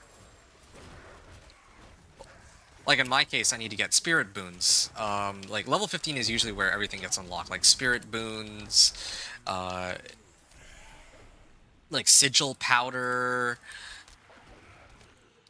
tempering, or aspects. Yeah, that's all unlocked like level 15. So once you get 50, oh, and not even mentioning that for this particular build, my companion skills are like here, right? My companion skills are all the way down here, so I need like 11 points to get there. So it takes actually quite a while. It takes quite a while to reach there. It takes quite a number of steps. But then once you get there, from 15 to 30, then the issue is just trying to get your build to clear stuff quicker. And then once you reach level 30, that's when things go like much faster. So, yeah, that's how I feel about leveling now with their new system. I only have 80 cinders. How does that make any sense? I have 104 cinders on hand. Yeah, I didn't even max out on... Oh, maybe I did max out on whispers, actually. Yeah, that would make the most sense. Somebody else is in this Helltide. I see. Died to a warden. So far, I've only died on Penitent. I can kind of live with that. And keep in mind that this is me dying on Penitent, even though I actually upgraded all my gear to where it... Oh, okay. Well, just as I said that I have not died, aside from on Penitent, I died on hard mode. Nice. Well, whatever. I don't think that matters. Cinders collected. Yeah, I think this is yet another mistake that I'm making too. Well, I mean, I guess collecting cinders is worth 3 Grim Favors, so that's not that bad, but at this point I should just be running the strongholds. Eventually, though, I want to do the PvP Whisper and then just turn it in to get my level up. Yeah.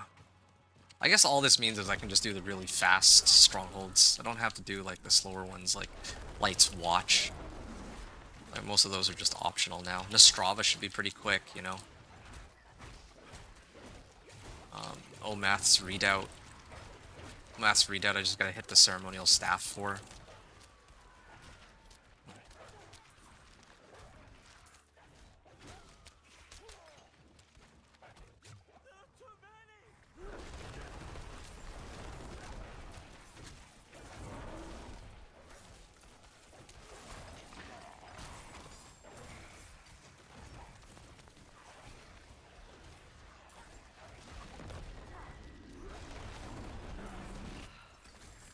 Okay. Still no Nightmare Sigils that have dropped this whole time. I mean, there's Bloodied Sigils, but not any Nightmare Sigils specifically. Oh, that was a misclick. Didn't need to enter here, but sure. Yeah. I feel like realistically, the highest you could go with most builds is hard mode. I wouldn't go anything further than hard mode.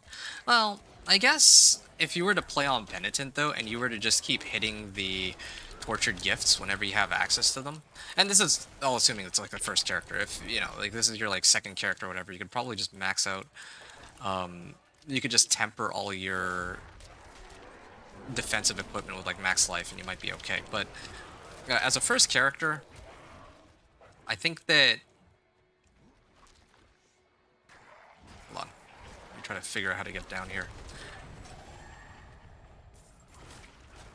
Yeah, as a first character, realistically, you'll probably only ever want to play on Penitent or on hard mode at the most, or yeah, at most, because like, I mean, as you can see here, like I have more damage than what most like B tier builds would probably be putting out at this level for leveling, and yet. A lot of the trouble that I'm facing right now is survivability. Like, I actually can't stay alive on Penitent, and probably on Expert. On hard mode I died once, but okay, to be fair, that was avoidable. Like, that's kind of on me for not paying attention. No, Penitent, like, there's actually nothing I can do. Like, there's actually just way too many things that'll just instantly kill me. Maybe it's a skill gap. Maybe you, whoever's watching or listening to this, if you make it this far into my walkthrough, might play and then find out that, oh, well, I'm so much better than this inventor guy. Like, I'm actually able to stay alive a lot more easily than he can, right? You know, your mileage may vary, but the experience I have right now is... that this is quite a struggle. Oh, look at that. Level 49, great.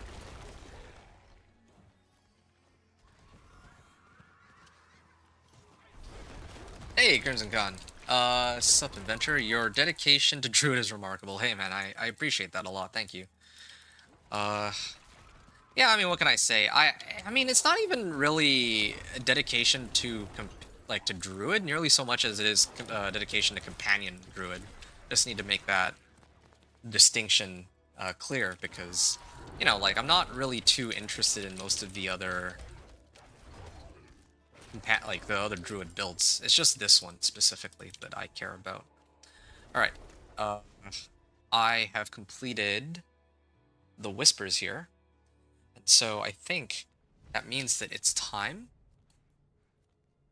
I gotta slay some more Harbingers, but I don't think I care about that one. That's actually gonna take forever if I'm still at 2 out of 5, despite having already cleared a Blood Maiden and 2 other Whispers. Alright, I'm gonna set it to Penitent, and yeah, let's see if I can bypass these monsters and just use Petrify to get around. How are you doing, by the way, Crimson Khan? How, like, have you been playing D4 recently, or what have you been up to? Yeah, I'm just going through the game, you know, the usual drill. There's a PTR, so I wanted to test the new changes with my Companion Druid. I'll be frank with you, I don't really think there's very much that's changed overall. Like, to the point where I don't even know if it really makes much sense for... Like, yeah, I'm gonna play this character through to Torment 4, but if I'm being completely honest, I'm not exactly dying to do content right now.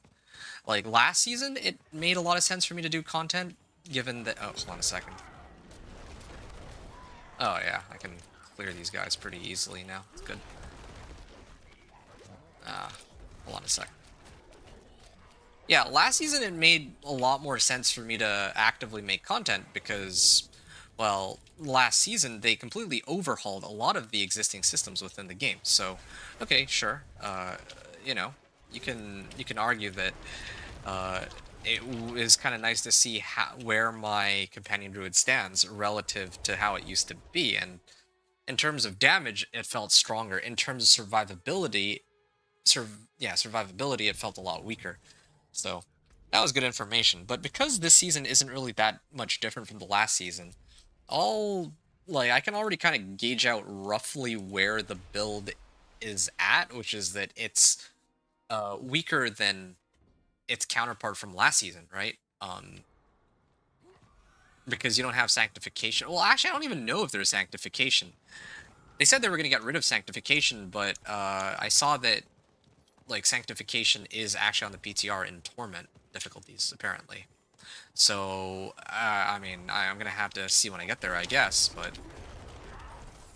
Oh yeah, let's take a look at this damage here. Wait, where are my wolves? Huh? Thought I reset it. Okay, that was weird. Alright, well, I got my whisper complete. Now I can actually begin doing strongholds. Yeah. Cool. I'm starting it at like level 49, which is roughly where I would be normally. And I could like turn in my whispers to hit level 50, but I'm going to save that for when... I'll save that for when I reach level 60 so I can get some easy gear.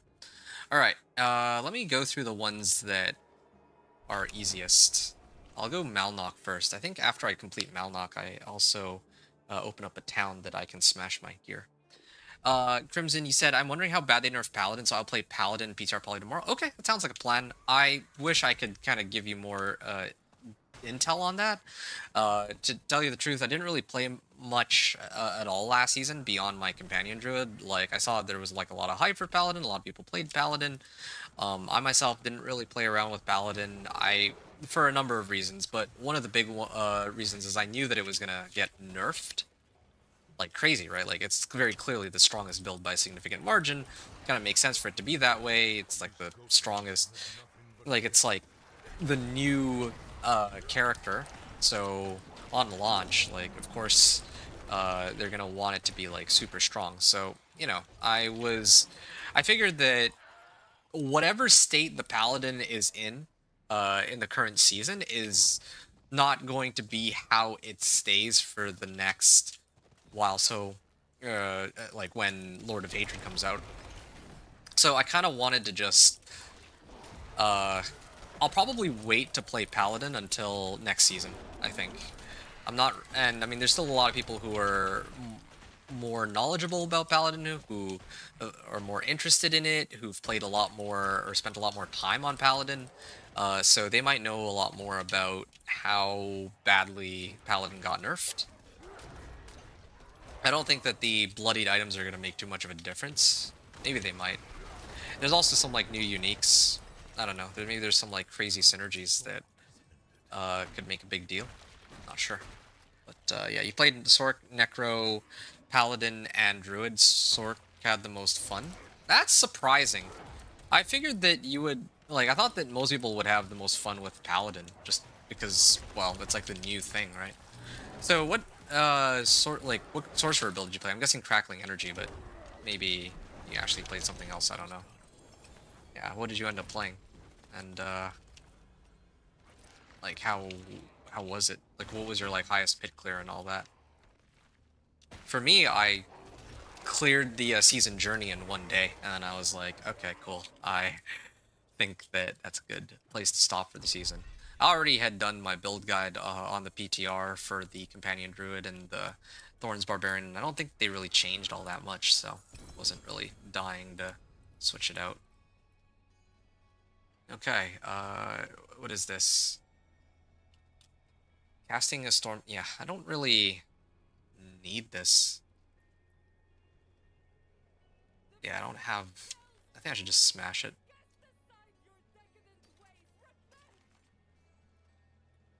Okay. I think I'll just salvage everything. Like, I was... Oh! Wait. Yeah, I need this.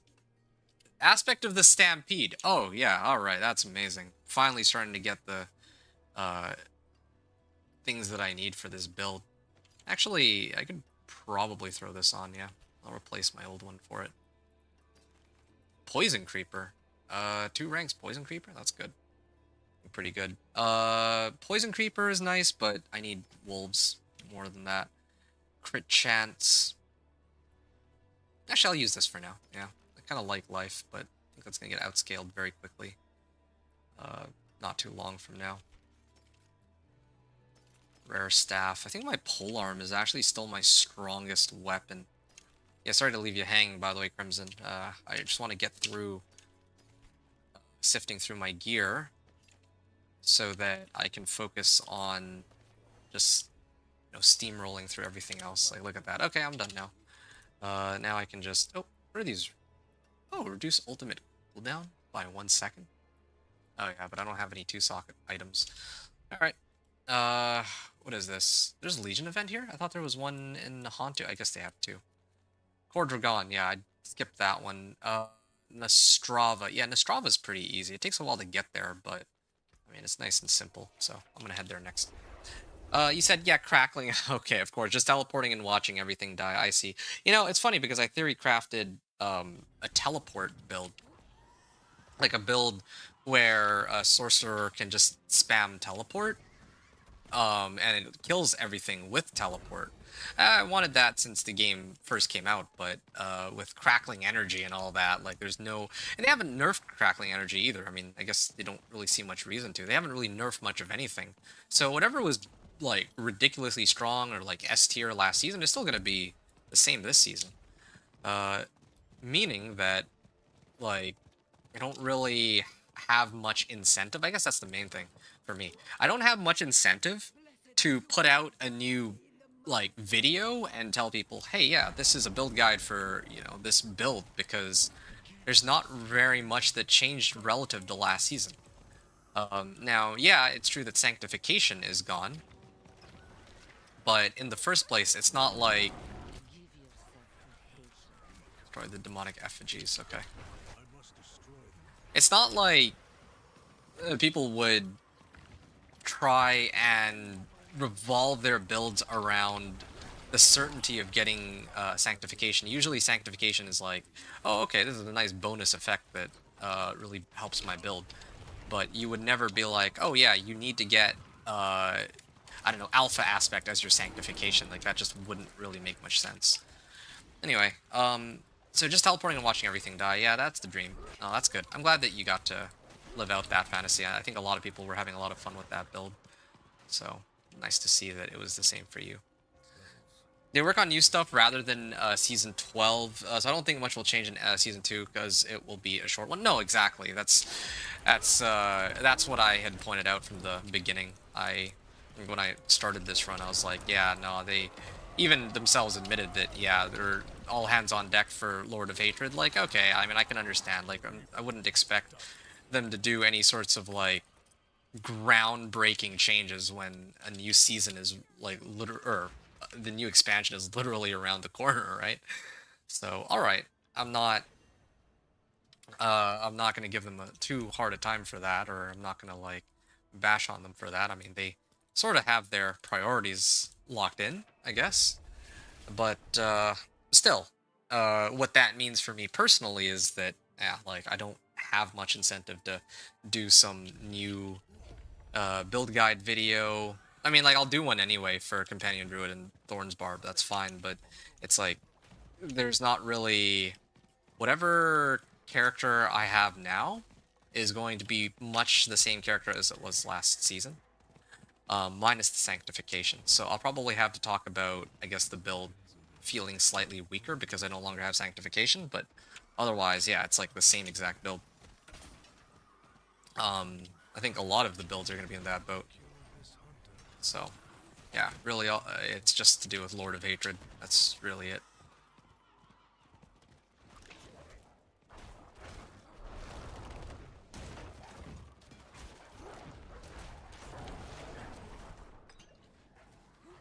am I doing here? I should be going straight to the bottom. Waiting for Beast of Mordain. Yeah, okay, I have more than enough damage to overkill it, so I don't need to upgrade just yet. I could probably smash my conceded aspect on this. Yeah, that'd be good. Nice. Enter the Beast's Lair. I also have 3 points. I can toss it into Poison Creeper, I guess. Wait, actually... I mean, my wolves got this. I have 3 into Finality. Do I have 3 into Backlash? I guess I do. Yeah, I mean, I guess I can just focus on maxing these out, whatever.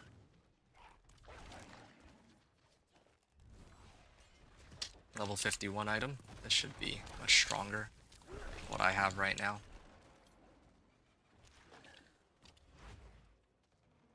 Anyway, that's good, though. I'm glad that, I mean, it sounds like you've been having quite a bit of fun with the season as of recent, or the recent seasons. Alcarnus and Crusader's Monument should be easy enough. Shouldn't take that long to get there either. So just to recap, I think I started at like level 50. Pretty much. Like a little before level 50.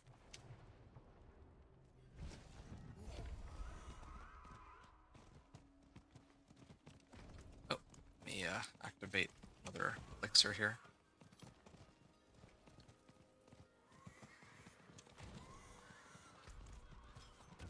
Yeah, I don't know what to say about the new season though. Like, I don't know what... I don't expect to play very much of the new season. I'll just be upfront about it. Like, as I had mentioned before, if Lord of Hatred is right around the corner, I don't want to, like, invest all my energy into making a whole bunch of content for a season that's going to be shorter and not very different from last season. Like, like, part of the reason why people make content is, oh, well, this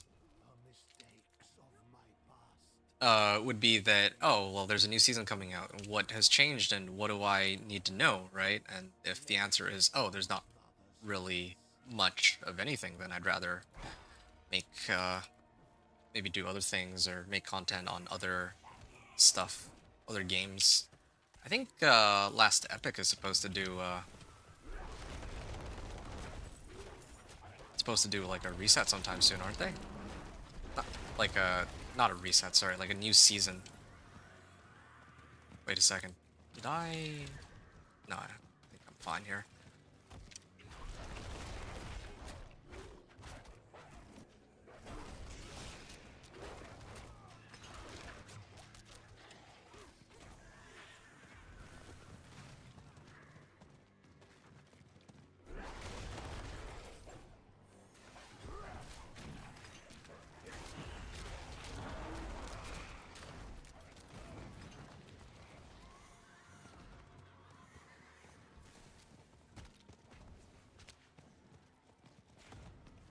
Okay, so I have all 3 skulls. That was nice and quick and easy. That's 2. Okay, what if I just petrify them? Alright, well that was easy. Oh, and they actually all do end up spawning. I can kill all 3 of them at the same time. Oh, except this guy is a little bit further out.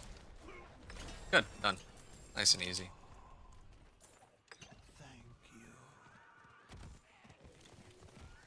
There, done. I think this gives me a good amount of... This gave me a good amount of XP. What do you think about Darkhaven? I'm a bit hyped. What's Darkhaven? This is my first time I'm hearing about it. Is it like a new ARPG or something? Or what exactly is it? I don't know anything about this. I'll do Omas Redoubt, I guess. Yeah, that's fine. Yeah, I have no idea what Darkhaven is.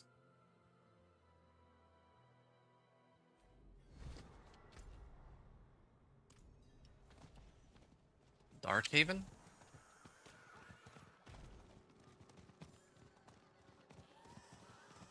I'm not opposed to trying out new games. Like, I remember when I started this channel, I was thinking to, like, play a whole bunch of different games. X-Defiant, last Epic, obviously Diablo 4 here, and a couple other ones, but... Oh, and Grim Dawn, too. That one kind of fell by the wayside. I just never got around... Like, there's just too many games and not enough time. And also, like, if I want to get to know a game to the point where I'm happy with making content for it, then I think I need to invest, like, a lot of time. Like, I'm not very good at, like, juggling between, like, 3 or 4 different games and knowing them all at, like, a decent level. If I get into, like, if I get in Diablo 4, I really get in Diablo 4. So, I never ended up actually playing a lot of these other games, even though I intended, or, like, I played them, but not as much as I would have wanted to. Altar of Ruin. I guess I could just do all the strongholds aside from the ones in the Hantu. Maybe this one, Alcarnis. I can go through there via Tarsarak. Sure, Dolra takes a while, if I remember right.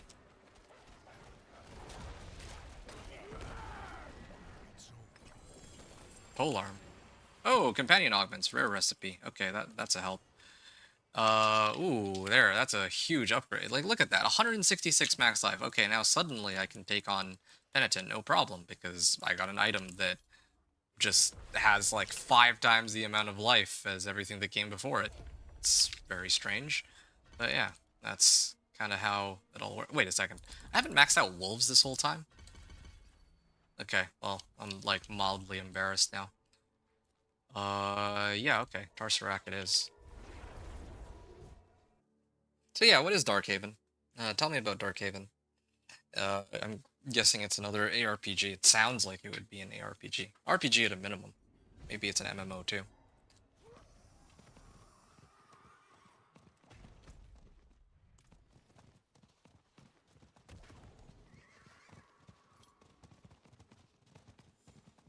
Yeah.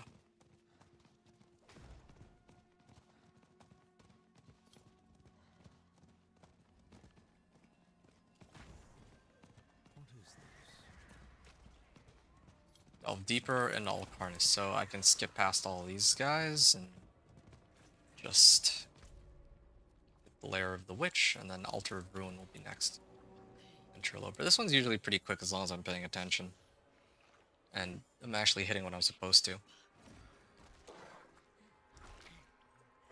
I guess this run is gonna come out to be like a little...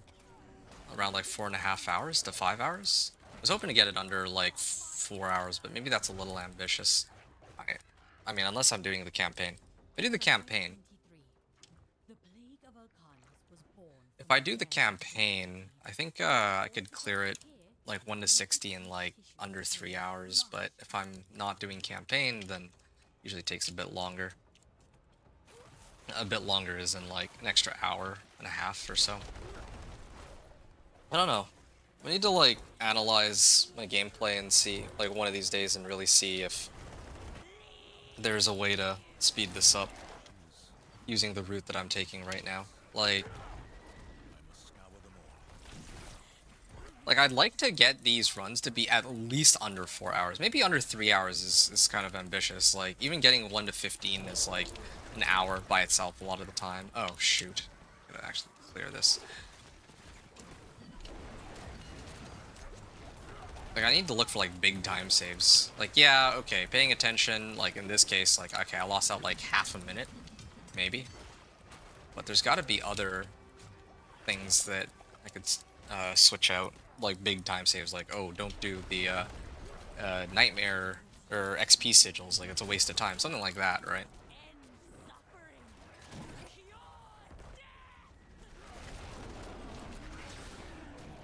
Alright. Lair of the Witch. Yeah, alright.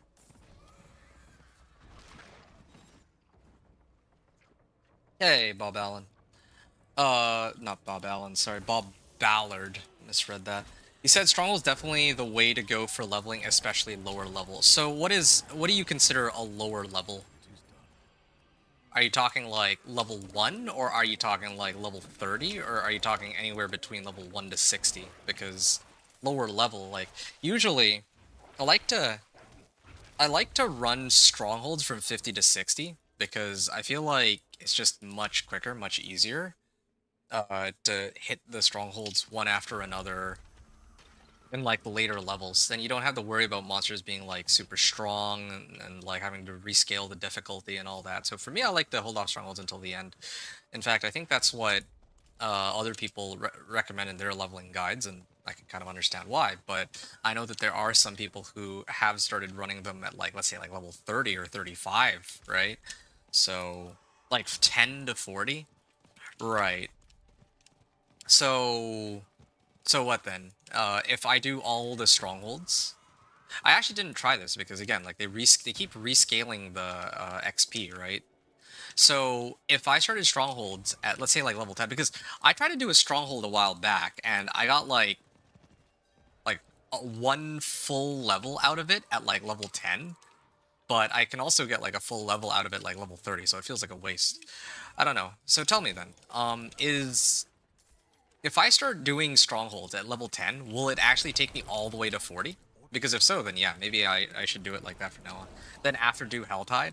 So Helltide from 40 onward, but then Helltides from 10 to 40? Okay, how long does it then do Helltide with Elixir on? How long does it take you then? Like, are you on PTR right now? Is that your leveling method? How long did it take you to get from 10 to 40? Okay, I don't know what's going on here. Explore the cavern. Like, these guys should already be triggered. Did I miss something?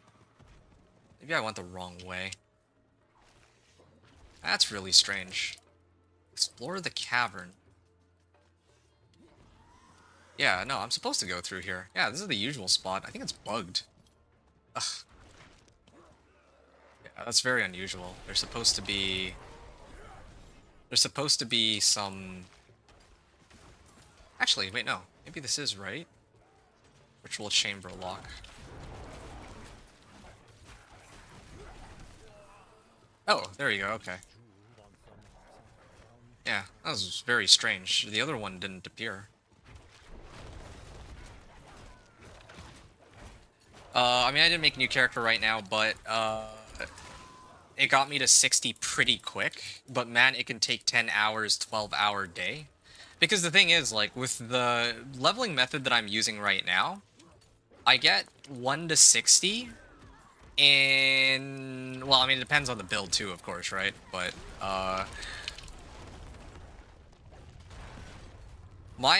like, right now, I'm on track to complete my 1 to 60 in about 4 hours of gameplay time.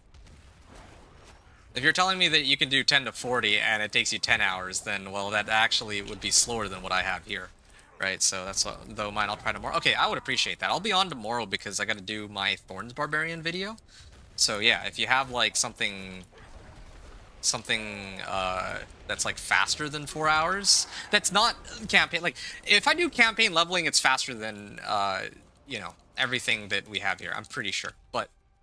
But yeah, like maybe I'm wrong about that too. Maybe you'll do your leveling method and it'll turn out that, oh, it actually only takes like, I don't know, 90 minutes.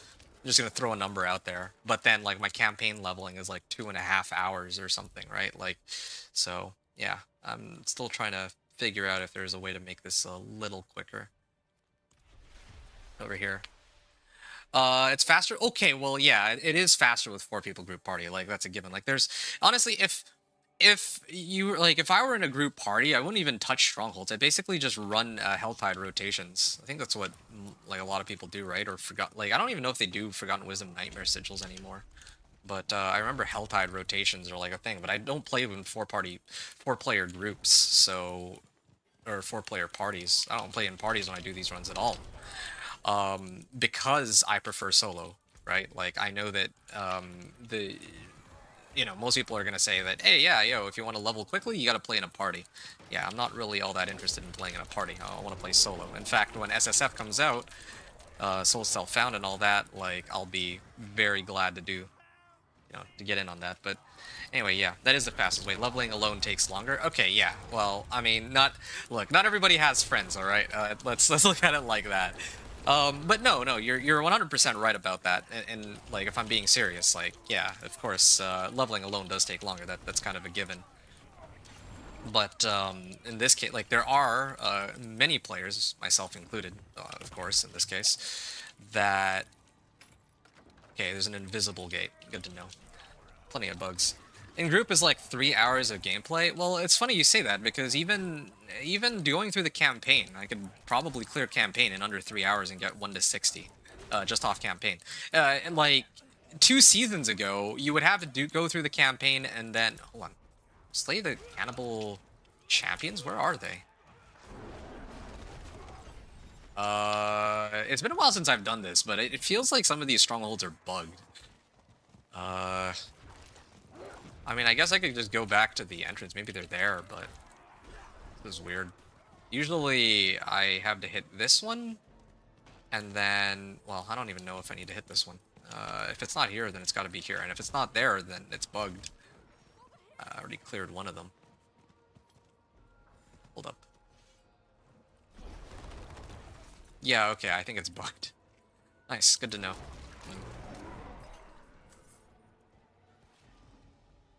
I mean... Yeah, no, it's actually bugged. Alright, well, I'm gonna go to a different stronghold then. That's great. I don't even know how they managed to break that. Like, strongholds? Really? They haven't even touched strongholds this season. How did they manage to mess that one up? Anyway, that's very bizarre.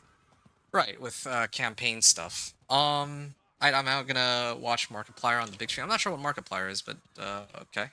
Sounds good. You have fun with that, and yeah, thanks for sticking around. Yeah, so regarding campaign, like, yeah, campaign, like, Vessel of Hatred campaign is, as far as I know, the fastest method for solo leveling right now. Right, like,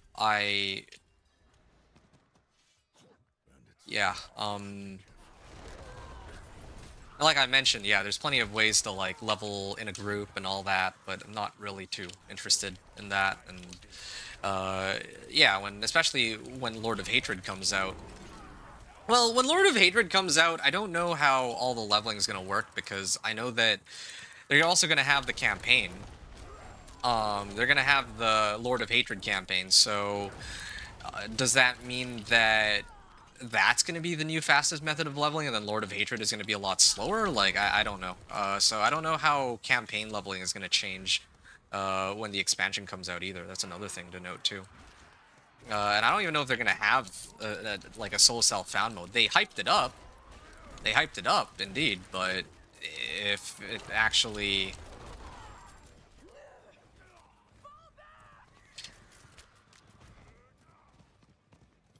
Yeah, like, Vessel of Hatred campaign, or...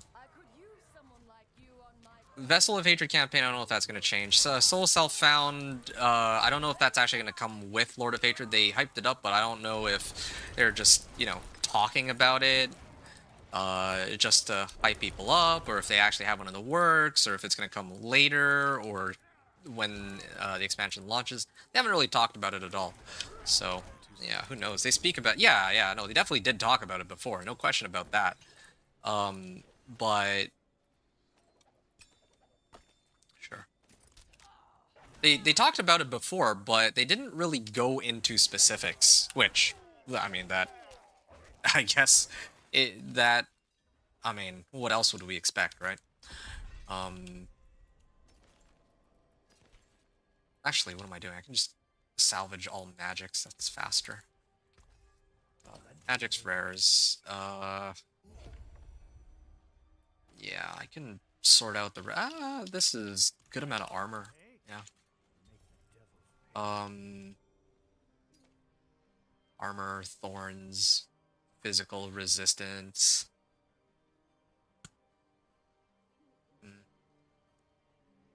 Yeah, whatever. I mean, this one actually has max life, the one that I'm wearing right now. Alright, I'm just gonna leave it be. Oh, this would be a pretty substantial damage increase though, so I'll swap that one. I lose out on shepherds, but I think I'll live. Okay, what other strongholds can I do that aren't bugged out? I've done most of the easy ones at this point. I could do Airman's Pyre. It's slow but easy. Yeah, I'm gonna go for that. Single player, yeah. Yeah, exactly. Single player. I guess I could just I call it solo self. Well, the thing is, you said single player. The thing that I'm a little skeptical about is I don't know if when we say single player, I don't know if it's like a true single player or if it's just that you can't make trades with other people because there's a very big distinction there. If you have to play like if it's single player, that means that whenever a world boss or a legion event spawn, you have to do that entirely on your own, right? Whereas with solo self found, you could run bosses like you could run world bosses and legion events with other people. You can still get carried. You can probably run bosses for other people, right? But then single player doesn't have any of these. Like single player is just single player. No, it's not the same thing because like let's say I want to actually help other people out, right? Like let's say you have like a fresh level 1 character and I'm playing solo self out. Well, I mean, I found stuff myself, but I can still like carry you through pit. I can still run your bosses. Versus single player where yeah, I just can't interact with you at all. So it's a subtle difference. You probably don't care about. Well, I mean, you should care about that actually because if ever you were to play solo self found versus single player and you know, you were suggesting playing in a group of 4, right? Like so single player implies that you can't even play in a group of 4. You could only ever play by yourself versus, I guess, or sorry, that would be for solo self-found versus a single player. You wouldn't have that option whatsoever. So yeah, there's some there. It's like you might argue it's semantics, but there's actually a very subtle difference that actually makes quite a big difference. Anyway, that's just my 2 cents on it.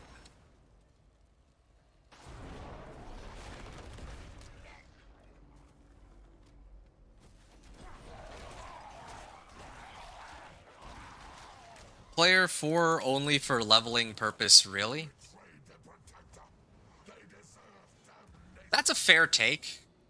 That's a fair take. But that leveling purpose encompasses a lot of things, like playing with friends, you know, for those of you who actually have friends. Um, and there's also like in my case as a or maybe not just my case, but like you know, there's like a lot of content creators out there, other Diablo 4 YouTubers and Twitch streamers, and they have like a community that they've grown over the years, and they're like, uh, you know, it would be nice if they have the option to only be able to use the items that they've worked for but that they can still help other people out if the option arises, right? Like, it might not be something that really impacts you.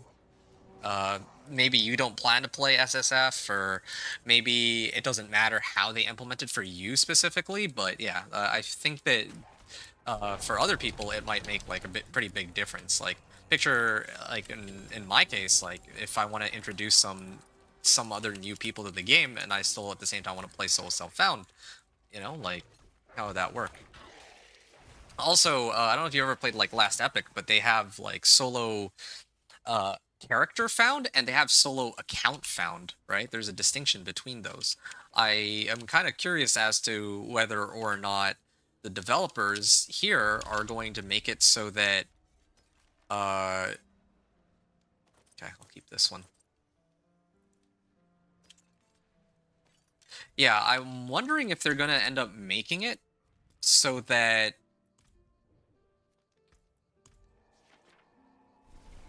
for solo self found, like I don't know.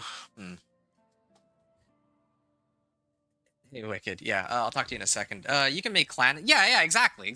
Making clans and stuff, right? Like, yeah, I guess you can like make clans with other people. Yeah. So for last epic, it was a choice between whether or not you can make it solo character found or solo account found. But in Diablo 4, traditionally, like a lot of the stuff on your account is account wide, like shared account wide. It's not like per character has their own, like let's say like materials, right? Like that's the thing that I noticed. Like ever since that they had the whole tempering system, I noticed that the tempering recipes are shared all between characters. But like a true SSF would be if you make like a brand new character, you don't have any recipes to start off. You don't have any aspects. You have to regrind every aspect entirely on your own, right? You can't just rely on somebody else or one of your other characters to clear it for you. And here's another one too. Stash space. Does that mean that every character gets its own 5 stash tabs? And what about like whispers, right? Like people used to level like a brand new character by hitting up whisper caches, and then like on one character, and then you like transfer them to a different character from Torment. Like you go from like Torment 4 caches onto like a normal mode character, right? So yeah, there's like so many different things that they have to consider for SSF. I think. All right, so I'll chill here while I talk with you. Easy to make friend and helping, etc. I've heard about those. Yeah. Also single player probably without internet connection. Did they say anything about that? I don't recall them ever mentioning anything about single player without internet connection. That'd be really cool. I feel like this could be a game like this could be a game that is easily playable on single player without internet connection. When the game first came out, and they mentioned like world bosses and Legion events, it did seem like it's kind of like if you were to play like World of Warcraft, right? Like that's a game where you get the full experience from playing with other people. But Diablo 4 is not like that. Like Diablo 4 is a game you could actually play entirely on your own and never interact with others. So yeah, at that point, you might as well just have a single player. You know what I mean? Well, yes and no. Hopefully you know what I mean. Like, I'm kind of following what you're saying, but I'm also kind of trying to point out that there's some nuance that makes a difference. Can't just... I don't think it's... We can just, like, brush it under the rug and just ignore that there's certain conditions that other people might want to see when it comes to this SSF mode, right? If you play on BNet, is the same. You have the farm all over every new season. I don't know. Yeah, you're right. It is true. You do have the farm over every new season. That's right. But like that's for a new season, though. It defeats the purpose of a new season if you don't actually have to farm all those things again. But then the materials and aspects and tempering recipes are all are shared account wide, right? Whereas for solo self found, is that solo self found for the account or is that solo self found for the character? So anyway, yeah. You don't. I mean, I'm not looking for answers to all these questions. I'm just trying to point out that yeah, there's a significant amount of conditions, I guess, that they need to look out for how solo self found is or single player, whatever you want to call it, is how it's going to work. And then interacting with others, right? Like you could play solo self found but still not interact with others, right? Like that's an option. There you go. Okay, that's better. Hey, Wicked. Okay, there we go. Now I can properly greet you. How's it going, Wicked? Thanks for stopping in and to say hello. I hope you're well, and yeah, how have you been? Really happy to see you. I was wondering if I would get to see you on this PTR. I've been MIA for like quite a bit because, well, for a number of reasons, but one of the big ones was that, yeah, like last season, I mean, I completed the season journey in like 1 day, so I didn't really think there was too much incentive to keep playing much more than that. Oh, wow, yeah, so it was a bug the whole time. Ah, that's good to know. I was wondering why I couldn't do it the first time. Yeah, there was just a missing monster that prevented me from clearing this. Yeah, companion druid as always. That's where I'm at, and yeah, so far so good. It's going pretty well. I am now at the 4-hour mark of my stream. About 4 hours of. I'm at like. Yeah, I did like 20 minutes of like talking about my build and the plan and all that. So I think in total I'm at like 3 hours and 40 minutes of gameplay. Ooh, let me hit this chest before. Oh, got nothing out of it. So 3 hours and about 40 minutes. I think that I'll reach level 60 at about the 4-hour mark. So that's looking pretty good. Hopefully I'll have this whole thing wrapped and finished by 4 hours 45 minutes, around there. Yeah, what are the remaining ones? Ruins of Kari Yisu. I'm surprised I didn't already do this one, but okay, sure. I guess I can run in from at an overlook. And you should know by now I'm not going to miss your PTR testing. Oh yeah, no, I appreciate you, dude. Like a lot that you're here for. Actually, speaking of which, are you joining in for PTR testing? Yeah, no, I know that yeah, that you're gonna make it to the PTR testing. Actually, to be honest, at this point, I'm actually at I'm at the point where I think I might be the one that might bow out of a PTR. Like this season's PTR, I almost missed that it was going to be taking place. I was really just waiting for the new expansion to come out, and also even when I found out that there's a PTR, I was like, well, is there a point? Like, there's not really much that they're going to change relative to last season, save for like a couple buffs, right? And the reason why they're not going to make very many changes is because, yeah, like Lord of Hatred is coming out. So, um, yeah, at least that's what the reasoning they gave. But I actually believe them on this one. If you're gonna have this new expansion, then you're gonna want to have all hands on deck. Like that just sort of makes sense. So, you know, for once I'll say that, okay, sure, fine. Like let them cook and see what kind of cool things they have cooked up. Yeah. Not gonna lie, I'm probably just waiting till the expansion. That's totally fair. No, I'm in the same boat. I think I can't help but feel like plenty of other people are too, right? Like, yeah, there's going to be people who try the PTR, there's going to be people who play the live season, but I don't think that there's going to be any, like, big, exciting changes to the game until the PTR, and even, not even just in terms of, like, gameplay changes, but also, in terms of them releasing, like, solo self-found mode, or, well, yeah, SSF mode, as I was just discussing with Bob Ballard.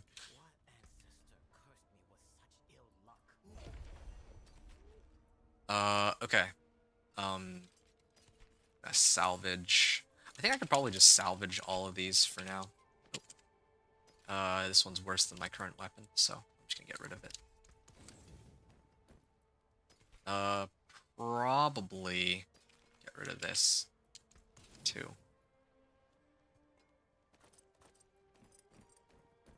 Alright. Do I have a stash here? Yeah, okay. I'll access the stash real quick. I'm glad I happen to be here. Ah, close enough. Do I have more dungeon key space? I do, actually. Okay, what are my remaining, dungeons, or strongholds? Cordragon? Ugh. Alright, fine, I'll do Cordragon. I think it should be fine. I might have to do a Nahantu, stronghold at this rate, which is kind of weird. I could have sworn that last season the leveling, like, are they... I wonder if this is... This has to be season 11, like the version of the game from season 11, right? Like, I was just thinking about it. I remember like a couple seasons back, like I started the strongholds at level 45, and then that takes me to 60. I think like on the PCR of last season. But here I'm like level 50, and that was not doing the Nahantu ones either. But then here I'm like going through the strongholds, and I'm actually progressing through the strongholds a lot more slowly than I expected to. So I'm kind of wondering if, especially because the tooltip at the beginning that outlined what the season was supposed to be said that it's Season of Infernal Chaos, which was 2 seasons ago, and that was before the changes. So I'm kind of wondering if maybe they're using a different version of the game for the leveling process, and they never bothered to switch it back. Yeah. I don't know if that makes any sense at all, because right now I don't think I'm leveling as fast as I should be. Like, I should already be like level 59 or something. Like, last time I went through a bunch of the strongholds and I didn't even... Okay. Yeah, like, I went through a whole bunch of the strongholds, but I didn't do all of them. And despite having... Oh, I can't even... I have to go all the way around. I guess I gotta go this way. Yeah. Despite not having done all of the strongholds, I was still at a much higher level than I am here, as far as I can tell. So, that's a little strange. Level 57, nice. Yeah, thanks, dude. Yeah. Level 57. Yeah, I mean, that's fine. I'm gonna hit level 60 within the next 10-15 minutes, I think. Well, actually, I don't even know about that, because, again, like I mentioned, the level scaling feels a little weird. I don't know. Sometimes it's because of, like, a bug, and other times it's because of, you know, undocumented changes, and that's one of the biggest pain points I have with testing stuff in this game. I just, you know, I enjoy the game, but, okay, hold on. Yeah, this is one of the reasons I don't like doing Core Dragon, if I can avoid it. I can never really keep track of... Oh, is it this one? Is it this guy? I had to kill this one. Ah, shoot. I got CC'd. Let's lay all Sanguine Knights.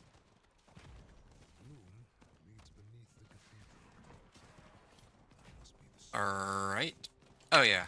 I guess I missed this one. Thought I could clear this, but I guess not.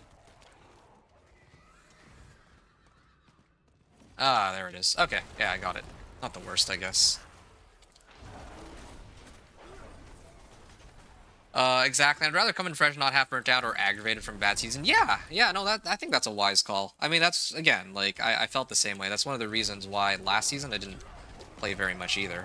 Along with the fact that, again, I had already, like, completed the season journey. So I think that I completed the season journey in, like, 1 day, so I was like, alright, well, I did what I wanted to do, what I should do, and yeah, time to go and do something else, I guess. Time to go and do other things while I wait for them to get their stuff together. Alright. Completed Core Dragon. There's 2 other strongholds here that I could complete, I suppose. Hope's Light and Turdulra, so I'm gonna go with that. Yeah, it was last season. They had the XP overbuffed. I don't even know if I would say it was overbuffed. Like, I think it was fine. I think that you know, somebody could argue that the XP sigils were overbuffed like crazy when those first got announced in like season 9. I think it was season 9, right? Anyway, but yeah, like last season they did rescale how much XP you need to go from one level to the next, and because of that change, I know that I only need to be like level 45 to start the strongholds, I think. That's what I recall when I did my tests on the PTR, and even for my companion druid last season, or at least that's what I remember. So either I am misremembering, or they're using the wrong version, or something has changed. I'm not really sure what the situation here is. So we'll see. I mean, that's fine. It gives me an excuse to not have reached level 60 so quickly. I mean, I think that when I switch over to my next character, whichever character ends up doing the Vessel of Hatred campaign leveling, I'll know for sure because there's a very easy way to find out. Like, I know in the past that I would do the Vessel of Hatred campaign, and I would be done somewhere between level 38 and 42, usually around like level 40, right? Level 40, give or take. But now, with the changes that they made last season, if I did the Vessel of Hatred campaign, then I would get from level 1 to 60 before the campaign was even over. Like, that's how big the gap was, right? Like, yeah, with the Vessel of Hatred campaign, or, well, using that leveling method, I would have to do the additional quests. I would have to, you know... Wait a second. There's, something here, isn't there? Winch. There it is. Yeah, so I remember with the Vessel of Hatred campaign, before last season, you had to do all these, like, placeholder quests where you have to, like, clear a couple of random dungeons, you have to do the stronghold, I don't remember, like, no, not Malnock, Chekir or something. Anyway, you had to do a bunch of, like, strongholds, but now you don't even have to do that. You just have to go through, like, 80% of the campaign questline, and you're, like, done. So, yeah, I feel like something has changed, and I think the easiest way to find out, or something has changed, is in, like, I'm not getting XP as quickly as I should be, and I think the easiest way to find out is if I run the Vessel of Hatred campaign on the next character I do, which is supposed to be the Thorns Barb, but maybe I'll switch it up and do Sorcerer instead, or something. I'll have to think about it. Yeah. Okay. This guy should already be dead, but didn't activate my ult. My Petrify, because I didn't think I'd need it. Oh.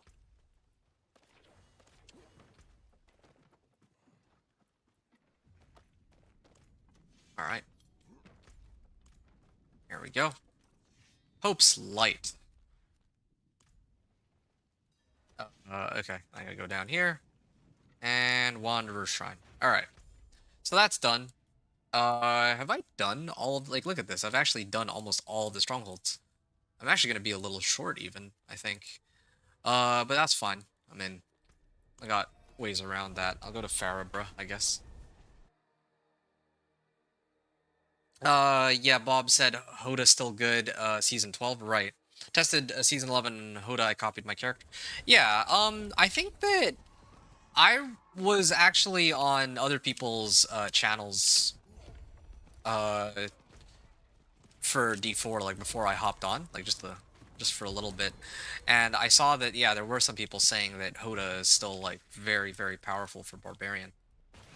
Now, I myself have not played Hoda Barb, actually ever, for that matter. Like, if I'm playing Barbarian, I'm pretty much exclusively playing either Whirlwind or Thorns. Those are the only two Barbarian builds that really interest me, personally. But, okay. Right. Yeah, here it is. But I know that, yeah, Hoda's slated to be very strong this season. Having said that, if I'm playing the Barbarian this season, well, yeah, I mean, I will be doing at least the PTR version, then I'm going to do Thorns like I usually do. Take your cash, man. It's give XP too? Well, okay, yeah, I know that I have the Whisper Cache available, but you also... Well, let me ask you something. When you open up that cache, is it scaled against the level you are when you've completed all the Grim Favors, or is it when you turn it in by talking to the Tree of Whispers? I'm gonna quiz you for a second, because I have it like this intentionally, and I want to see if you can figure out why. Like, I know that it gives XP. Like, that's fine, but the thing is, the reason why I don't trigger it right away is because the later that I trigger it, the higher level the items will be when I turn it in. Okay, why? Okay, there we go, finally. I couldn't click on it. First option. No, it's actually the second option. The items themselves that come from the cache are only uh their level and item power and stats are only determined when you go to the Tree of Whispers and actually talk to, well, I mean, or the Raven of the tree, right? But yeah, only when you talk to the Raven does the item power and level of the items you get determined. And you can test that yourself if you'd like. But yeah, that's how it works. Like, I've abused this in the last, like, over the last, like, 6 seasons. That's how when I make it to level 60, that's where I get my items to start. Like, I clear out the Whispers because I need the Whispers at that time. But then I try to turn in my Whispers at level 60 because that's where my items will be scaled to. So yeah, I can get best of both worlds. Get the XP when I need it, and I also get the items, well, at level 60. So that's actually by intention that I opt to, like, I do it on purpose, basically. Okay, great. Let me just wipe this out. Yeah, and as I'm sure you're aware, like, the rewards that you'll get at, like, level 60 are far greater than the ones you get if you turn it in, like, let's say, like, level 58 or even 59, right? That's a good way. Yeah, it's one way. There's other... Oh. There's other methods, too, of course. That's also one of the reasons why, like, I have a whole bunch of rewards from my mercenaries through the report rewards, but I usually refrain from triggering them. Opening them up earlier than level 60. And the same thing with Fire, too. If I unlock bartering at a lower level, then the items are going to be scaled to whatever level I am until I reset it. So, yeah, I have more chances of getting good gear that way. So, yeah, it's that's the idea. So a lot of tricks to get myself geared up early and quickly. Okay, these 3 are done. These are all done. How many more strongholds are there? I want to say that I've done pretty much all of them, except for the ones that I dread. I just have to, like, triple check that. I was wrong. I was expecting that I'd be, like, level 60 by now, but I'm pretty sure that they have changed something. Like, I could be completely wrong about that, but I really should not be so... I hate to say this, but under-leveled. Like, I should already be, like, level 60. If the XP gain from last season is still the same type of XP, or same rate of XP gain that we get in this season. Or maybe they changed it from the PTR to the actual live season. But, I don't know. I hate it when they... I mean, honestly, yeah, I kinda don't like it when they... Well, yeah, I hate it when they tamper with XP. When it comes to, like, leveling, because then I have to, like, refigure out, like, okay, what's, like, a good leveling method, like, what is, you know, I have to pay attention to, oh, how quickly am I leveling? Is this, like, now, like, a suddenly much better leveling method? Is it, like, am I doing it in the right order? I think a good example is, like, last season on the PTR. Last season on the PTR, they made it so that you could actually get 2 levels from the Tree of Whispers, I think. But then when the season, like, live season actually came out, you were only able to get 1 level again, and maybe, like, a little bit more. I didn't like that. I didn't like that change. I thought the Tree of Whispers could really use that buff. Like, there's, like, so many things that they could do to actually make, like, the leveling so much more enjoyable. Like, I think that for the amount of effort you have to go through to clear Whispers, sometimes, like, you should really get more than you get in the lower levels for XP, right? Destroy the dredge's brewing cauldrons. Yeah, I actually hate these. Anyway, yeah, so I have a bit of a love-hate relationship with them adjusting XP gain, because, yeah, like I said, on one hand, it's annoying having to refigure everything out again, but I guess on the flip side, it makes it a little interesting for me to kind of see, like, oh, well, they made it faster. Like, how much faster? Oh, I'm actually beating the game now in... Or I'm going from 1 to 60 now in, like, let's say 3 hours rather than 6 hours, right? I remember back in... all the way back in, like, Season 2, going from, like... I think back then it was just World Tier, not Torment. Torment 1 all the way to like clearing, like reaching Torment 3.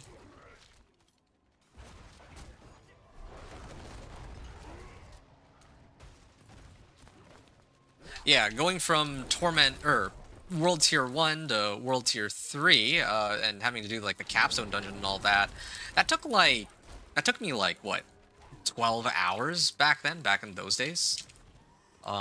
Because yeah, the XP gain was just so much slower. So they've actually scaled up the XP a lot, and it's interesting to see by how much they adjust the XP gains. But on the flip side, they also seem to like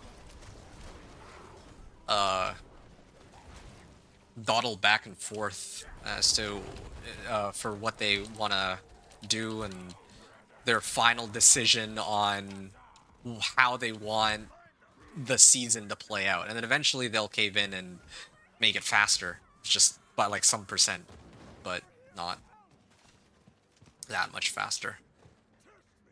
Yeah, leveling changed in season 1 and now. Oh yeah, absolutely. I mean, like, yeah, in season 1 or all the way up until like season 5, right? The highest level was level 100, right? The game used to be about grinding from 1 to 100. I actually kind of miss that. I actually really like the you know, grinding 1 to 100 in some ways more than grinding 1 to 60 and then Paragon. But anyway, that's like a completely separate discussion. Grinding 1 to 100 used to be the go-to, and then you had to go from like level 1 to 50 on World Tier 1 and 2, and then you had to do you had to go through World Tier 3, and then finally you had to reach World Tier 4. That's how it used to be back then. But yeah, so the leveling is completely different back then as compared to now. But I think more to the point. Oh yeah, wow, there you go. Got like half a level out of that. Hooray! All right. And now I can do one more. Oh yeah, look at that. Complete a run of the Undercity, but I already have like my Whispers maxed out. That's just bad timing. I mistimed it because, well, I thought I would already be done with the Strongholds. Otherwise, I could have turned in one more set of Whispers and then could have gone and done this. I still could, actually, if I wanted to, but no. And there's also a world boss spawning too. Yeah, all the timing is just off. Anyway, that's fine. But yeah, my point was that, yeah, like, I guess more to the point, like, if we look at, like, even Season 6, I'm not going to count Season 7. Season 7's not a good example, because Season 7, I think, was the fastest leveling, just because, and that was my personal favorite season, by the way. I'm not going to necessarily say it was the best season. I think that there's a lot of contenders. Like, a lot of people look very fondly on, like, Season 4, and Season 2. And yeah, I think those are the two that are like pretty strong contenders. Like Season 10, arguably too, with the Chaos Uniques. I thought the Chaos Uniques were super cool. I didn't play as much that season as I did on Season 2 and 4 though. But anyway, where was I? Yeah, I think that in Season 6, right? Like the leveling was progression through the game was actually like the slowest, I guess. That, and I want to say Season... Was it Season 8 or Season 9? I think Season 10 was Chaos Uniques. I think whichever one was Nightmare Dungeons. I think that one I struggled quite a bit. Like Season 9, the one with the Nightmare Dungeon rework. Yeah, I mean, in the PTR it was like super fast because of the XP sigils, but then in the actual live season that was actually a genuine pain. Now is Blood Item Season 12. Yeah, it is, you're right. There's Blood Items. You're absolutely right. There's Blood Items, but, hold up. Just trying to recall where... Oh, yeah, here. It's been a while since I've had to do these strongholds. These ones in particular, because I was able to completely avoid these last season because of again, like, they reworked the way leveling was. At least I thought they did. Anyway, yeah, so what I was trying to say was, like, Season 6 was, like, super slow, right? Season 7 was, like, much faster, but that was mainly because of, like, the Whispers. Once they got rid of the Whispers, okay, XP went back to being slower to get in, like, Season 8. And then it was like slightly tougher in season 9, but from season 10 onward, it was just like they just went full speed ahead. You know, like Infernal Chaos. I think that my Torment 1 to 4 didn't was like less than 5 hours, and the only reason it took any more than that.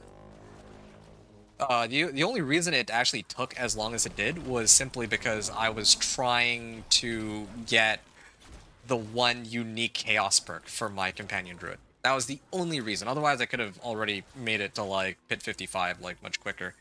And anyway, yeah. You said you've seen experience. You've seen the ring give experience stuff. So something like this, right? Yeah, 15% increased experience from kill streaks. I have one of those myself. I just have the weight here anyway, so I can take the time to do this. It's not going to matter how many I kill. I guess I get like a little bit more XP, but I'd rather sift through my equipment. I think that's more important right now. Ow. Okay. Rare totem.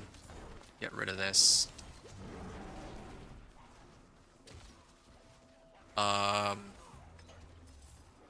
Yeah, I think I can get a lot better than what I have here. Max life. Okay, yeah, this is a big upgrade over what I had before.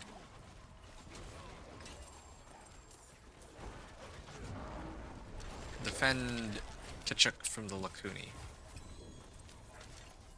Ah, max life. Okay, sure. Yeah. More life is more life. Can't really argue with that.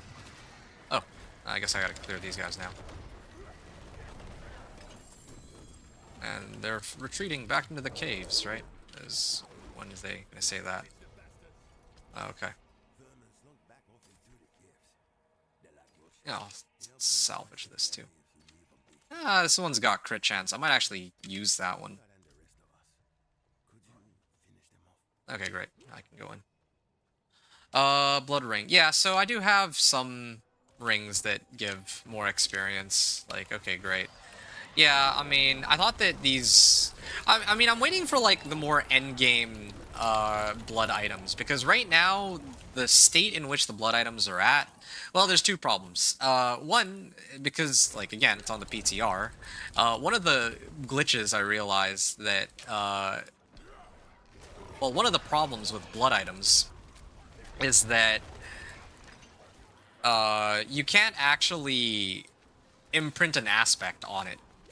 So how it is on the PTR is how it stays. Like I can't like put like a new aspect on it, even if it's like a good blood item. But I mean that's something that'll get easily patched. I think the other problem is actually more problematic. Or the other issue is more problematic, where the increase that we're getting is not really all that. It's not really all that exciting. Like, okay, I think the most exciting one I saw was like, oh, the higher your kill streak, the more crit chance you get. Yeah, but otherwise it's like, okay, increased chance, slightly increased chance for runes, slightly increased experience from kill streaks, slightly more gold. Like, okay, I mean, would I rather use this? Like, I would... For me, I feel like it would make more sense if the items themselves, the bloodied items, are, like, stronger. They need to be stronger, but rarer. And obviously, like, imprintable, right? Because otherwise, right now, like, why should I get hyped over blood items? And in fact, like, half my items are blood items, but I think that's just too common. Like, they should be something like... They should be an exciting pull, not items that land alongside all the other trashy regular items I get. It just doesn't make much sense. Yeah. So those are just my initial thoughts. Slay Kerma.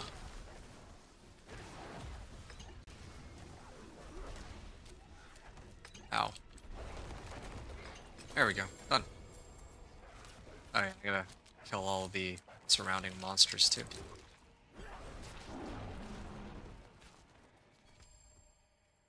Alright, sure. Rekindle the Wanderer Shrine. And there it is. Now I'm just short like 2 bars worth of XP. Now I got like a couple options in how I can do this. I could probably oh, you know what I can do? I'm just gonna go to the I'm just gonna go to the Helltide. Yeah. All I need to do is go Helltide and that's done. Undying? Like, okay, yeah, sure. Right. There's probably a blood maid. Like, I probably just need to open up 1 or 2 chests, and that should do it. Yeah, I can just do Helltide for 20, like, 2 bars worth of XP. To be honest, I was kind of tempted to just pop this Tribute of Growth. That's why I was, like, hesitating. Like, okay, maybe I could just do Tribute of Growths instead. Yeah. Yeah, it would be nice to kind of end off with that. More exciting.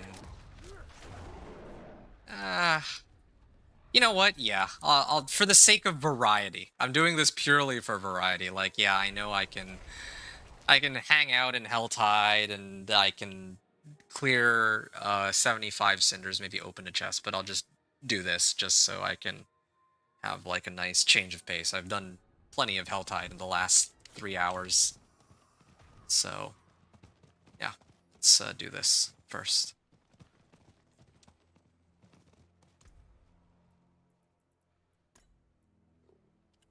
Alright, here we go. I'm gonna head on in and wrap this up. Guess I could have set it on Penitent, or hard mode at least, but whatever. Here just for the end XP orbs, right? Shouldn't be too bad.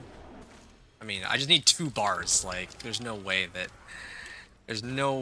I won't have enough. Actually, at this rate, I might even be able to overshoot the mark. Yeah, okay. Maybe... Huh? What is going on? Why... Oh, I missed a couple of monsters. Okay.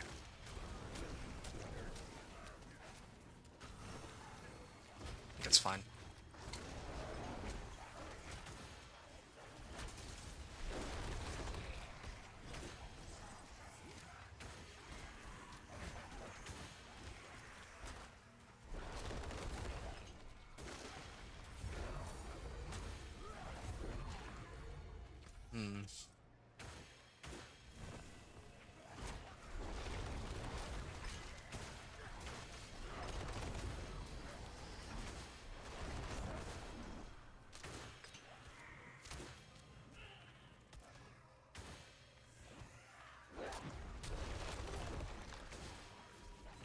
Alright.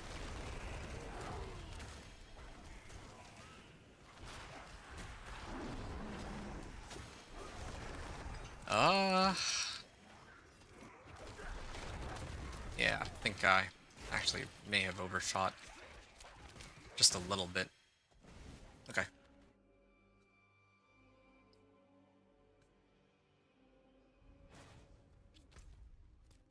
Wow, that's a lot of monsters on the way. Nice. Makes me miss my sorcerer, since I could just teleport past everything.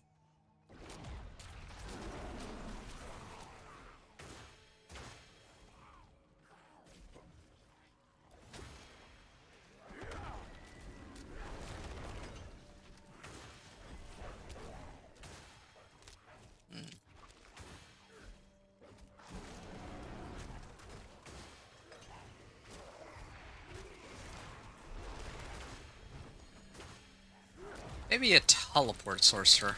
Yeah, maybe I'll do that. Either tomorrow or whenever I get around to doing my next walkthrough. I was tempted to... Oh, wow, that was a big chunk of XP. I was kind of tempted to do Thorn's Barbarian, but at this rate, I don't know if there's... I don't know if... It feels very redundant to do...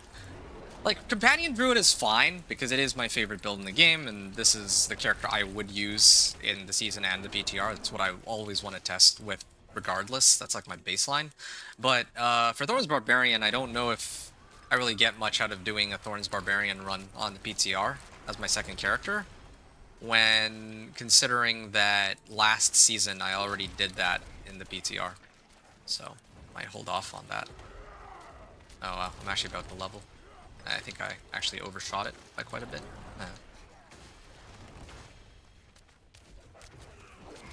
Yeah, okay. The Helltide already by itself would have been sufficient. Well, here we go. I think I'll level off of that. There you go.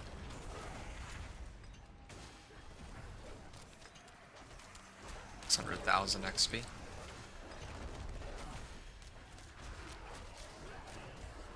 Oh, nice. 50 seconds. Wow, I'm actually running pretty low on time. Oh, and the portal actually shows up this time. You know, sometimes it doesn't show up. I do think it's gotta be a bug.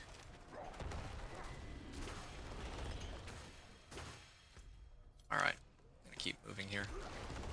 I'm gonna end up being a little beyond Paragon level 1 for this, oh yeah, for this, but it's okay.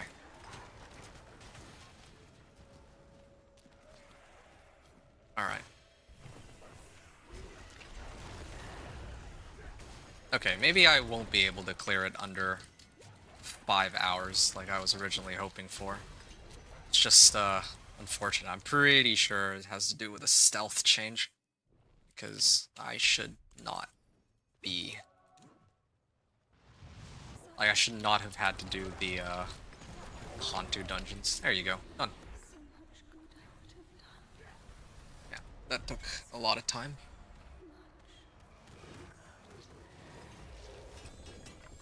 Nice, okay. Now, let's see. How much XP do I get? Oh! Got, like, 4 level ups out of that. 4 Paragon level ups to be precise. Alright, and all these items should be scaled, me being 750, so how very convenient. Alright. Time to go to Karagar and actually sort out my equipment. It's about time for that.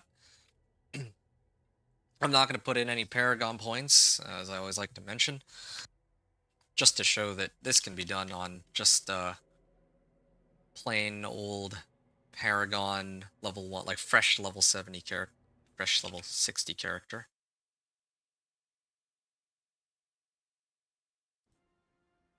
$60 GG, yeah, thanks. I think my game froze. I gotta restart it. 1 sec. Give me like 2 seconds here. I mean, good timing too, because if it had crashed any earlier, then, you know, it would have gone into my run. Okay, hold up. Alright. Yep, game crashed.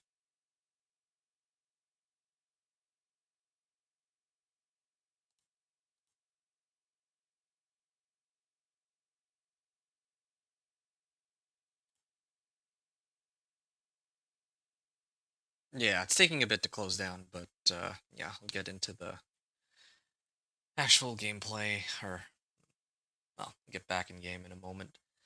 Oh yeah, thanks. Yeah, 60 indeed, Bob, and got some decent gear too. I think I'm gonna try to gear up with a couple of 750s before I go and take on the pit.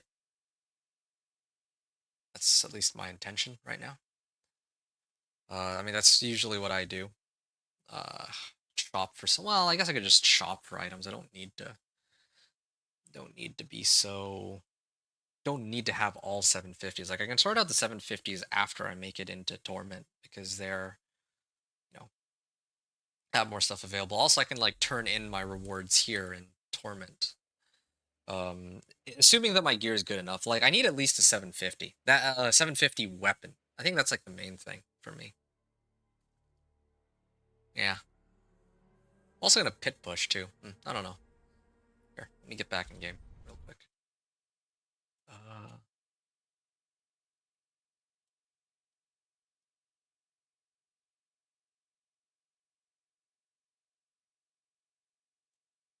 Alright, so the game crashed. I'm back in now. And I'm back in Karagar. I had just completed the Undercity. And now it's time for me to actually sort all this out. So, First things first, I actually did find a 750. I will be using this. I'm going to temper it. Oh, wait, right. But this item is basically bricked, right? Because it's a bloodied item.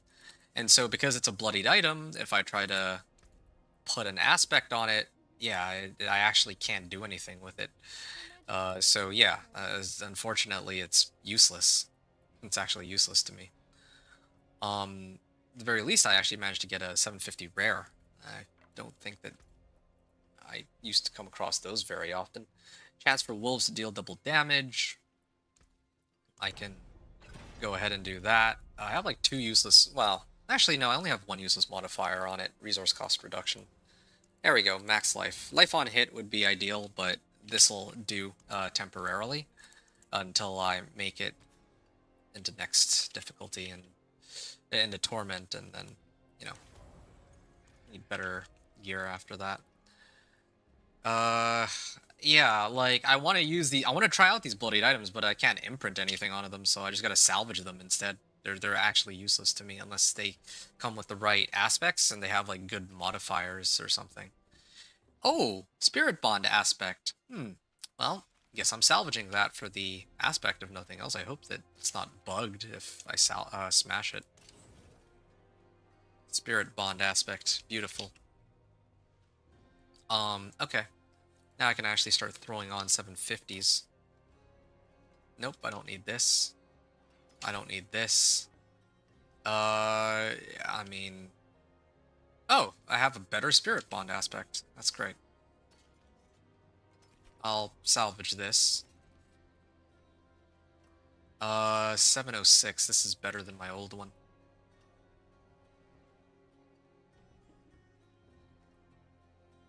I'll salvage this. Blood Howl.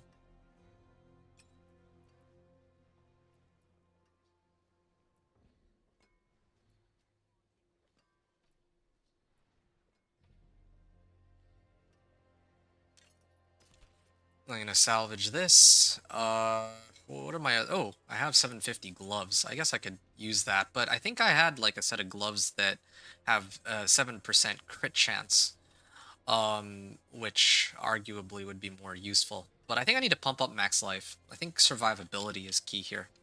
So this is going to be... Oh, this is a good one. I'll use this instead of my current armor. That's better. All right. That's looking pretty good. Now I can start to pump up armor. Or utility for like lucky hit or something, but I kind of want survivability.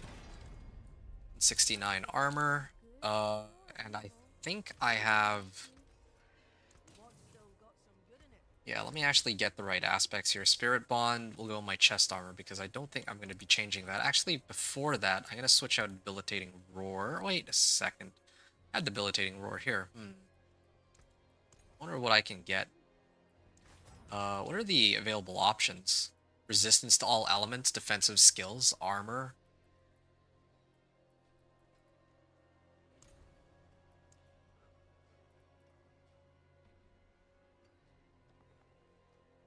I'd actually prefer armor right now, I think. Yeah. Spirit Bond aspect. Yes, I don't see myself switching this out, so I'm going to throw this on. My helm... Okay, my helm is fine, except I gotta replace spirit per second. I need life specifically. There you go. Yeah. This is fine too. I can replace basic skills for willpower. Potion capacity I think might be more useful. But I don't want to end up relying on it. I'll just go with damage for now. Yeah, that's fine. No biggie. Okay. This is for stun. I could use some extra movement speed.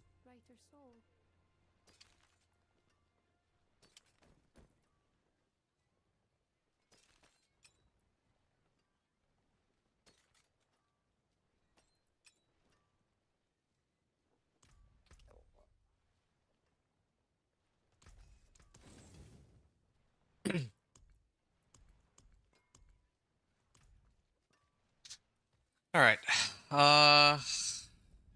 Oh yeah, and I have 3 more points here too. I can do vigilance, yeah, sure. Earthen Bulwark. Oh yeah, I don't even have my landslide thing anymore. I also haven't properly adjusted my rings. Resource cost reduction. Oh yeah, I guess I can get rid of ultimate cooldown, or I can get rid of damage and replace it with petrify cooldown reduction. Yeah, that would make the most sense right now, I would say.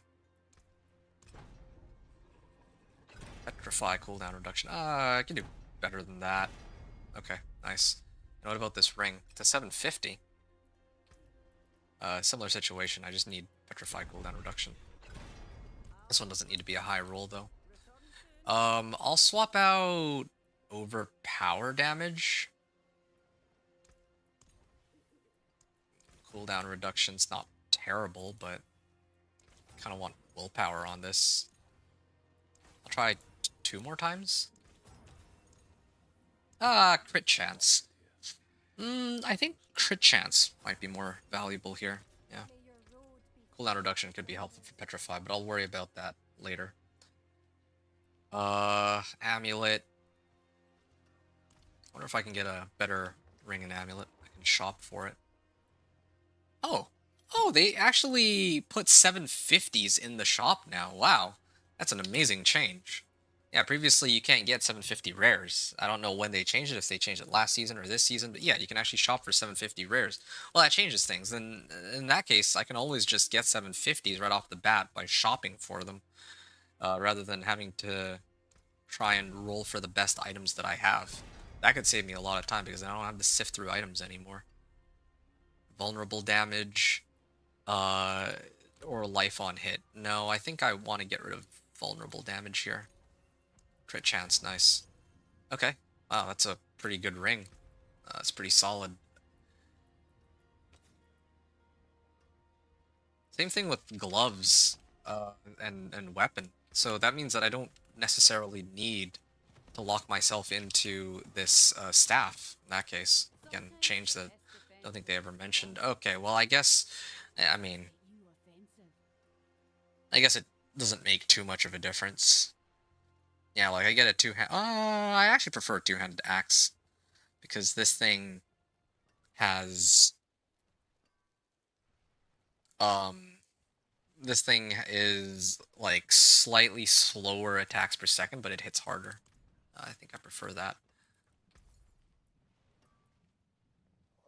All right. Well, my helm is already pretty good. Yeah, can't always get an upgrade. Like, it would be nice to sub out my gloves or my pants or my boots, but those are not available options. But at least I was able to swap out my ring and my weapon, so that's already a big upgrade, I would say. Chance for wolves to deal double damage. I'll try again. Oh, okay, I rolled lower. That's okay.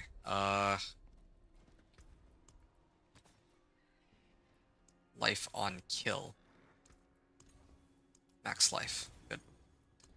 And I should probably socket this first. I wonder if that makes a difference. Oh. It doesn't. As it shouldn't. Okay, so I'm gonna try this again. Shepherd's Aspect. And then, what are my runes? Do I have... I got Claw Rune.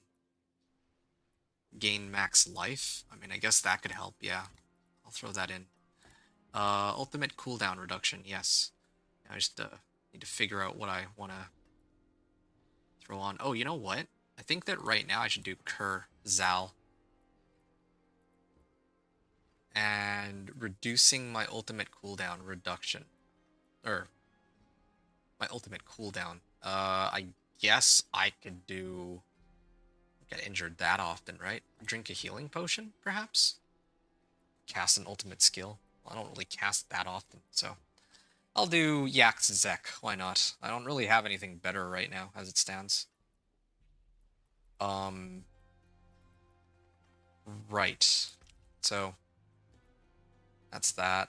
Uh, Petrify cooldown reduction 31%, 31 seconds. Alright, let me actually get the other offensive aspects on here.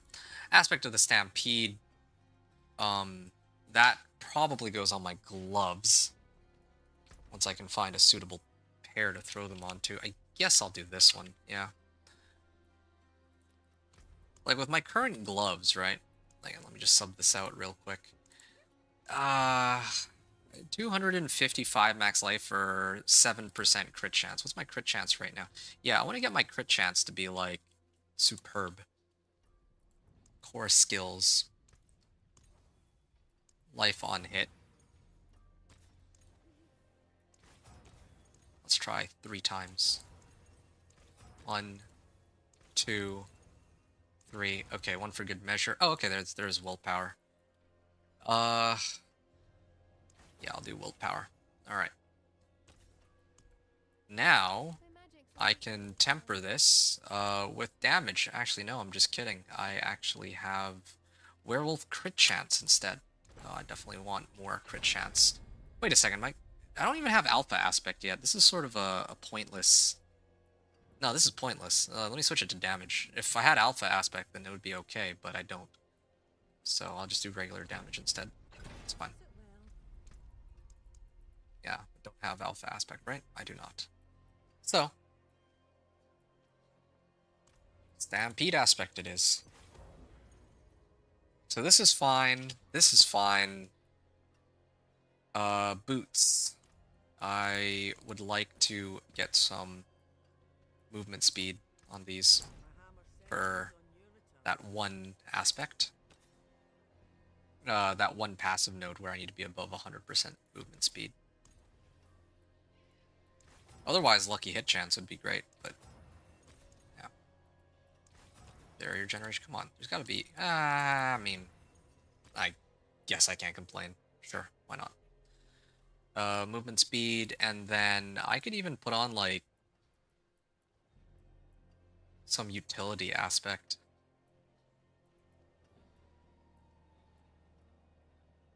Days, movement speed. Crit strikes grant movement speed. No, I think I want audacity. Oh, wait, no, but it's on my helm. That's the problem.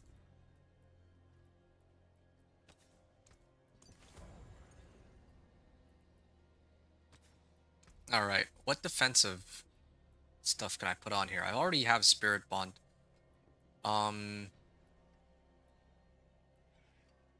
Vigorous? Yeah, I would want Vigorous and...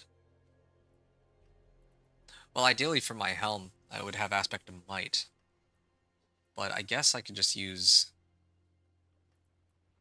Well, it's only for as long as I'm shapeshifted as a werewolf. No, I should do Aspect of Might. I do Aspect of Might.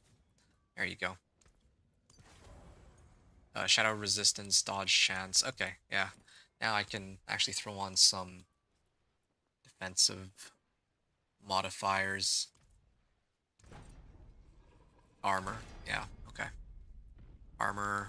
Like, when in doubt, armor out, I guess. Alright. 1, 2,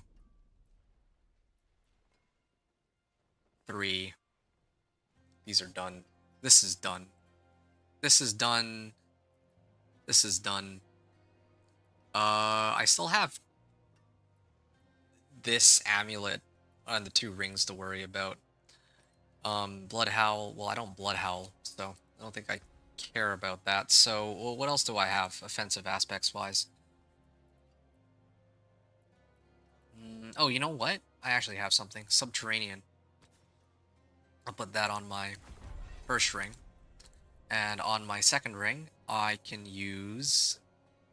It's kind of weird. I don't have Alpha Aspect or Moonrage, but, I mean, just make do with what I have. Vehement Brawler. That's not bad, actually. And then my Amulet, I still have a free available slot.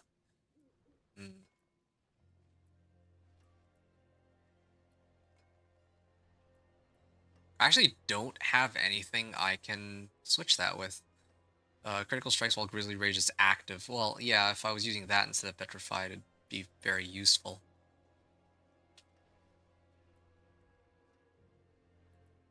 Can't believe I'm saying this, but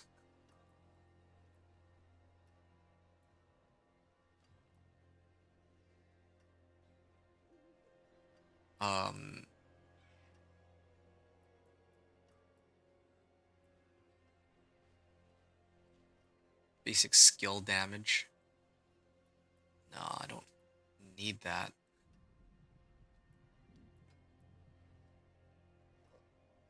Okay, I think I know what I need to do. I'm going to do Vehement Brawler on my ring. And then on my amulet... Oh, wait, actually... I'm doing this wrong. It's supposed to be on this. I'm supposed to replace one of these. Oops. Hold up. This is the one I'm actually supposed to be using. Oops. Yeah. I tempered it already. Okay. Oops. Let me get Subterranean back on here.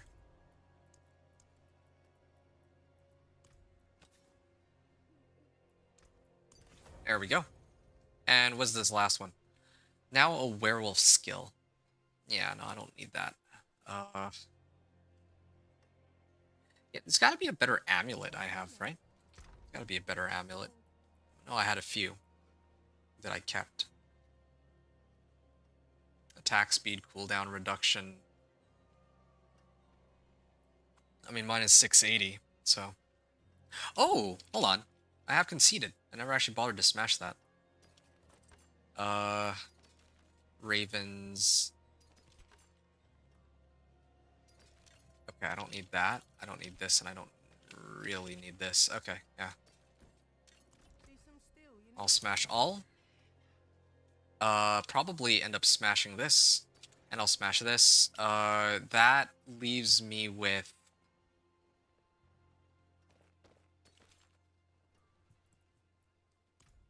conceded ass. Oh yeah, but I need barrier. That's the problem.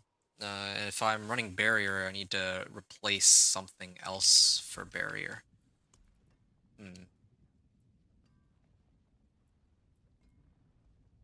Well, I could get rid of this, replace this with that, and...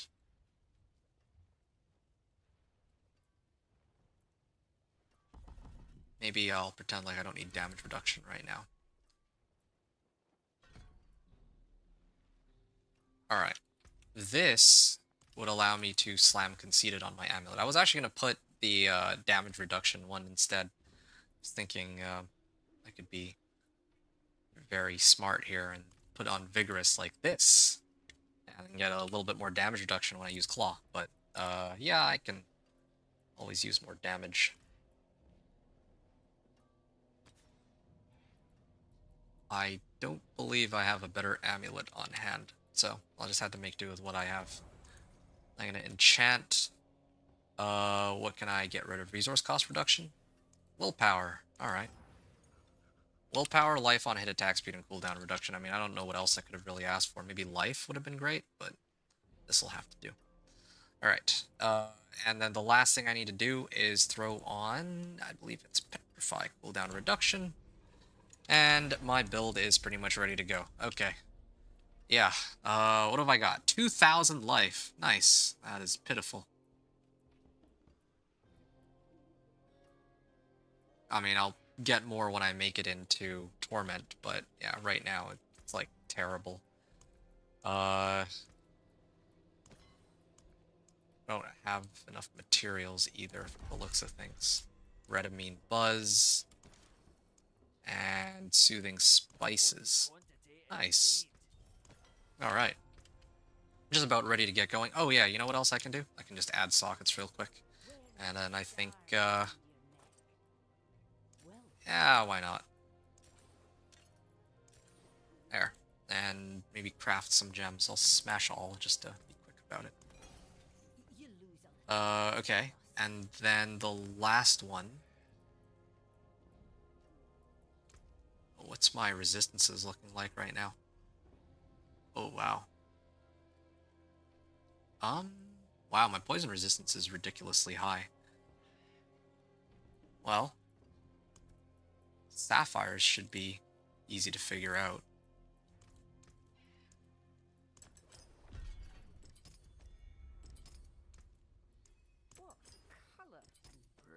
because I need the willpower, right?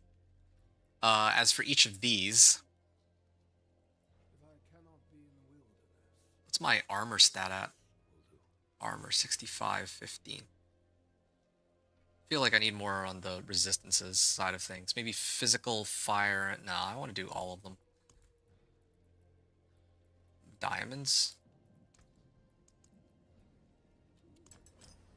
So let me just check that real quick. What am I getting? Okay, so from 25.7, oops, to like 34.3. Ugh, it doesn't seem that crazy, but yeah. There you go, Paragon starting node, and then start working my way up. Anyway, yeah, that's the end of that. I could gear up with other items, like I can turn in my report rewards. I can go shop with Pale Marks via bartering at Fira. I can, turn in my Tree of Whispers, but I think that I can get by with just what I have right now. So, yeah, let's see how it goes. Anyway, that is where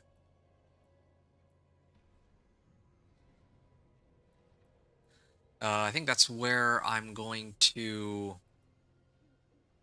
stop for the time being, and I'm going to exit, come back, and I'm going to mute myself and begin my run of Pit 10 to unlock Torment 1. So yeah, it's been, let me just take a look at this real quick. It's already been about 5 hours of gameplay. Well, but yeah, I mean, got a chance to test a bunch of stuff, and all in all, it's been pretty good. I still stand by the notion that they must have changed the leveling and all that, but yeah, I try to get it under 5 hours, but whatever, 5 hours, I guess it's not the worst thing, and, we got plenty of time to do Torment 1 to 4 today as well, so looking forward to that. Anyway, I'm gonna mute myself, and, yeah, hope you've all enjoyed the run up until this point, and I'll see you all on the other side.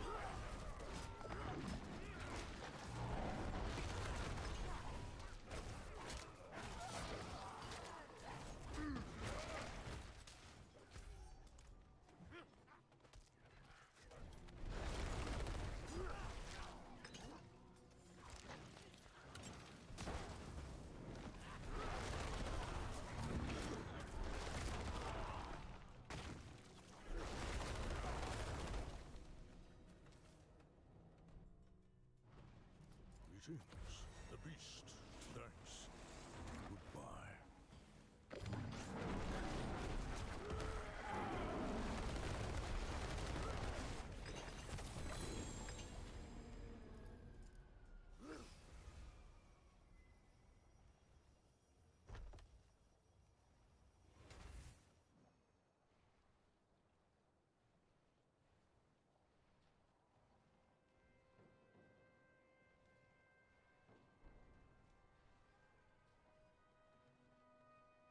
Well, that's that.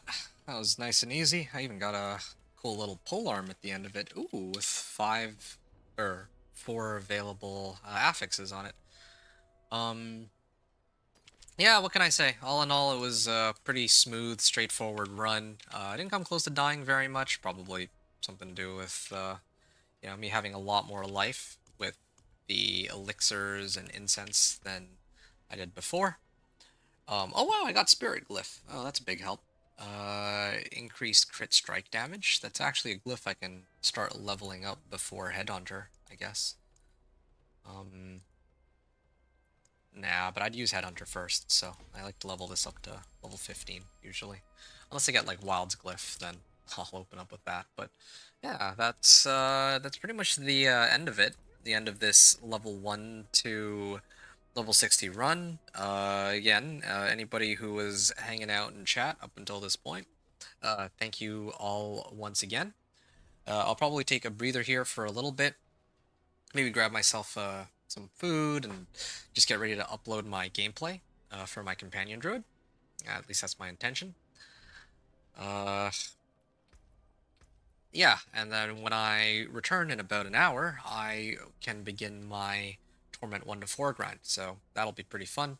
I don't know how long that will take. It'll probably be slower than before because I don't have access to Sanctification, but I still think we should be, or I should be able to make it to Torment 4 by the end of today. So that's going to be probably my stopping point. I do want to have a chance to try out all these boss sigils, though, and I'm curious as to whether or not I would even be able to open it without having the necessary boss mats. Because if I can, then again, that's huge. I can get my Storm's Companion a lot more quickly than I have traditionally, right? So I'm looking forward to that. Tributes of Harmony. Maybe I could use those for runes too. A lot of options, especially with these bloodied sigils. Maybe there's ones that'll be worth trying out. Like, I don't know, the Herodic Strongroom ones or something. I'll figure that out when I get to Torment. All in all, I think that this run, I guess 3 things to note. First of all, the run as a whole was smooth, like from 1 to 60, and even the pit clear. There's not really much I have to say that's like particularly profound. I mean, this season is effectively a repeat of the last season in terms of how strong this character is.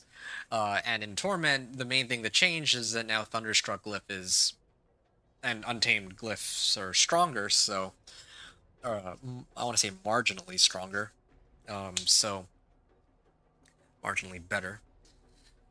So most of the changes for this character will be felt in the Torment tiers, but 1 to 60, there's not really much that's different about that part of the character. Yeah. Yeah, overall, things that could have been quicker, I guess, now that I know how the leveling procedure was supposed to be. Like, starting Strongholds at level 50 was fine. That was no big deal, but yeah, maybe I should have spent less time on like these one Grim Favor Whispers. I always get suckered into those, and it's not a very good use of my time. And then of course the tribute for XP. I should have probably done those. Those I think would have given me a lot better XP than, well, than trying to run the one Grim Favor Whispers. Yeah, I don't know. I don't think I made any like very critical mistakes on this character. I died a bunch on the Nightmare Dungeon on Penitent, but I don't know. I would argue that that couldn't really be helped.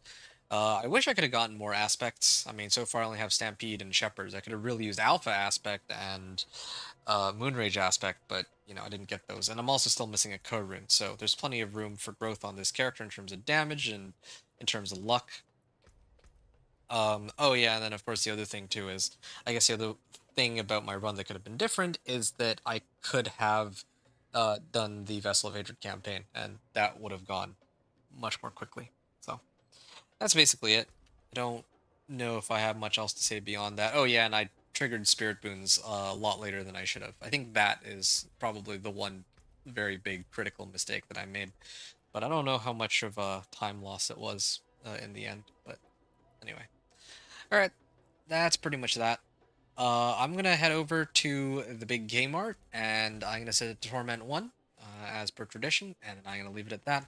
I'm making it Torment 1, I can maybe do some pit pushing, and then after that I can start trying to improve my gear and see how much stronger I can make this character. So, yeah, it was a fun run. I haven't played in a while, but I enjoyed this one, this level 1 to 60, as with all my companion druid runs, so hope you did too. But that's pretty much it. Here we are, in Torment 1. Hope you all enjoyed the run. Thanks everyone for watching. Adventure out.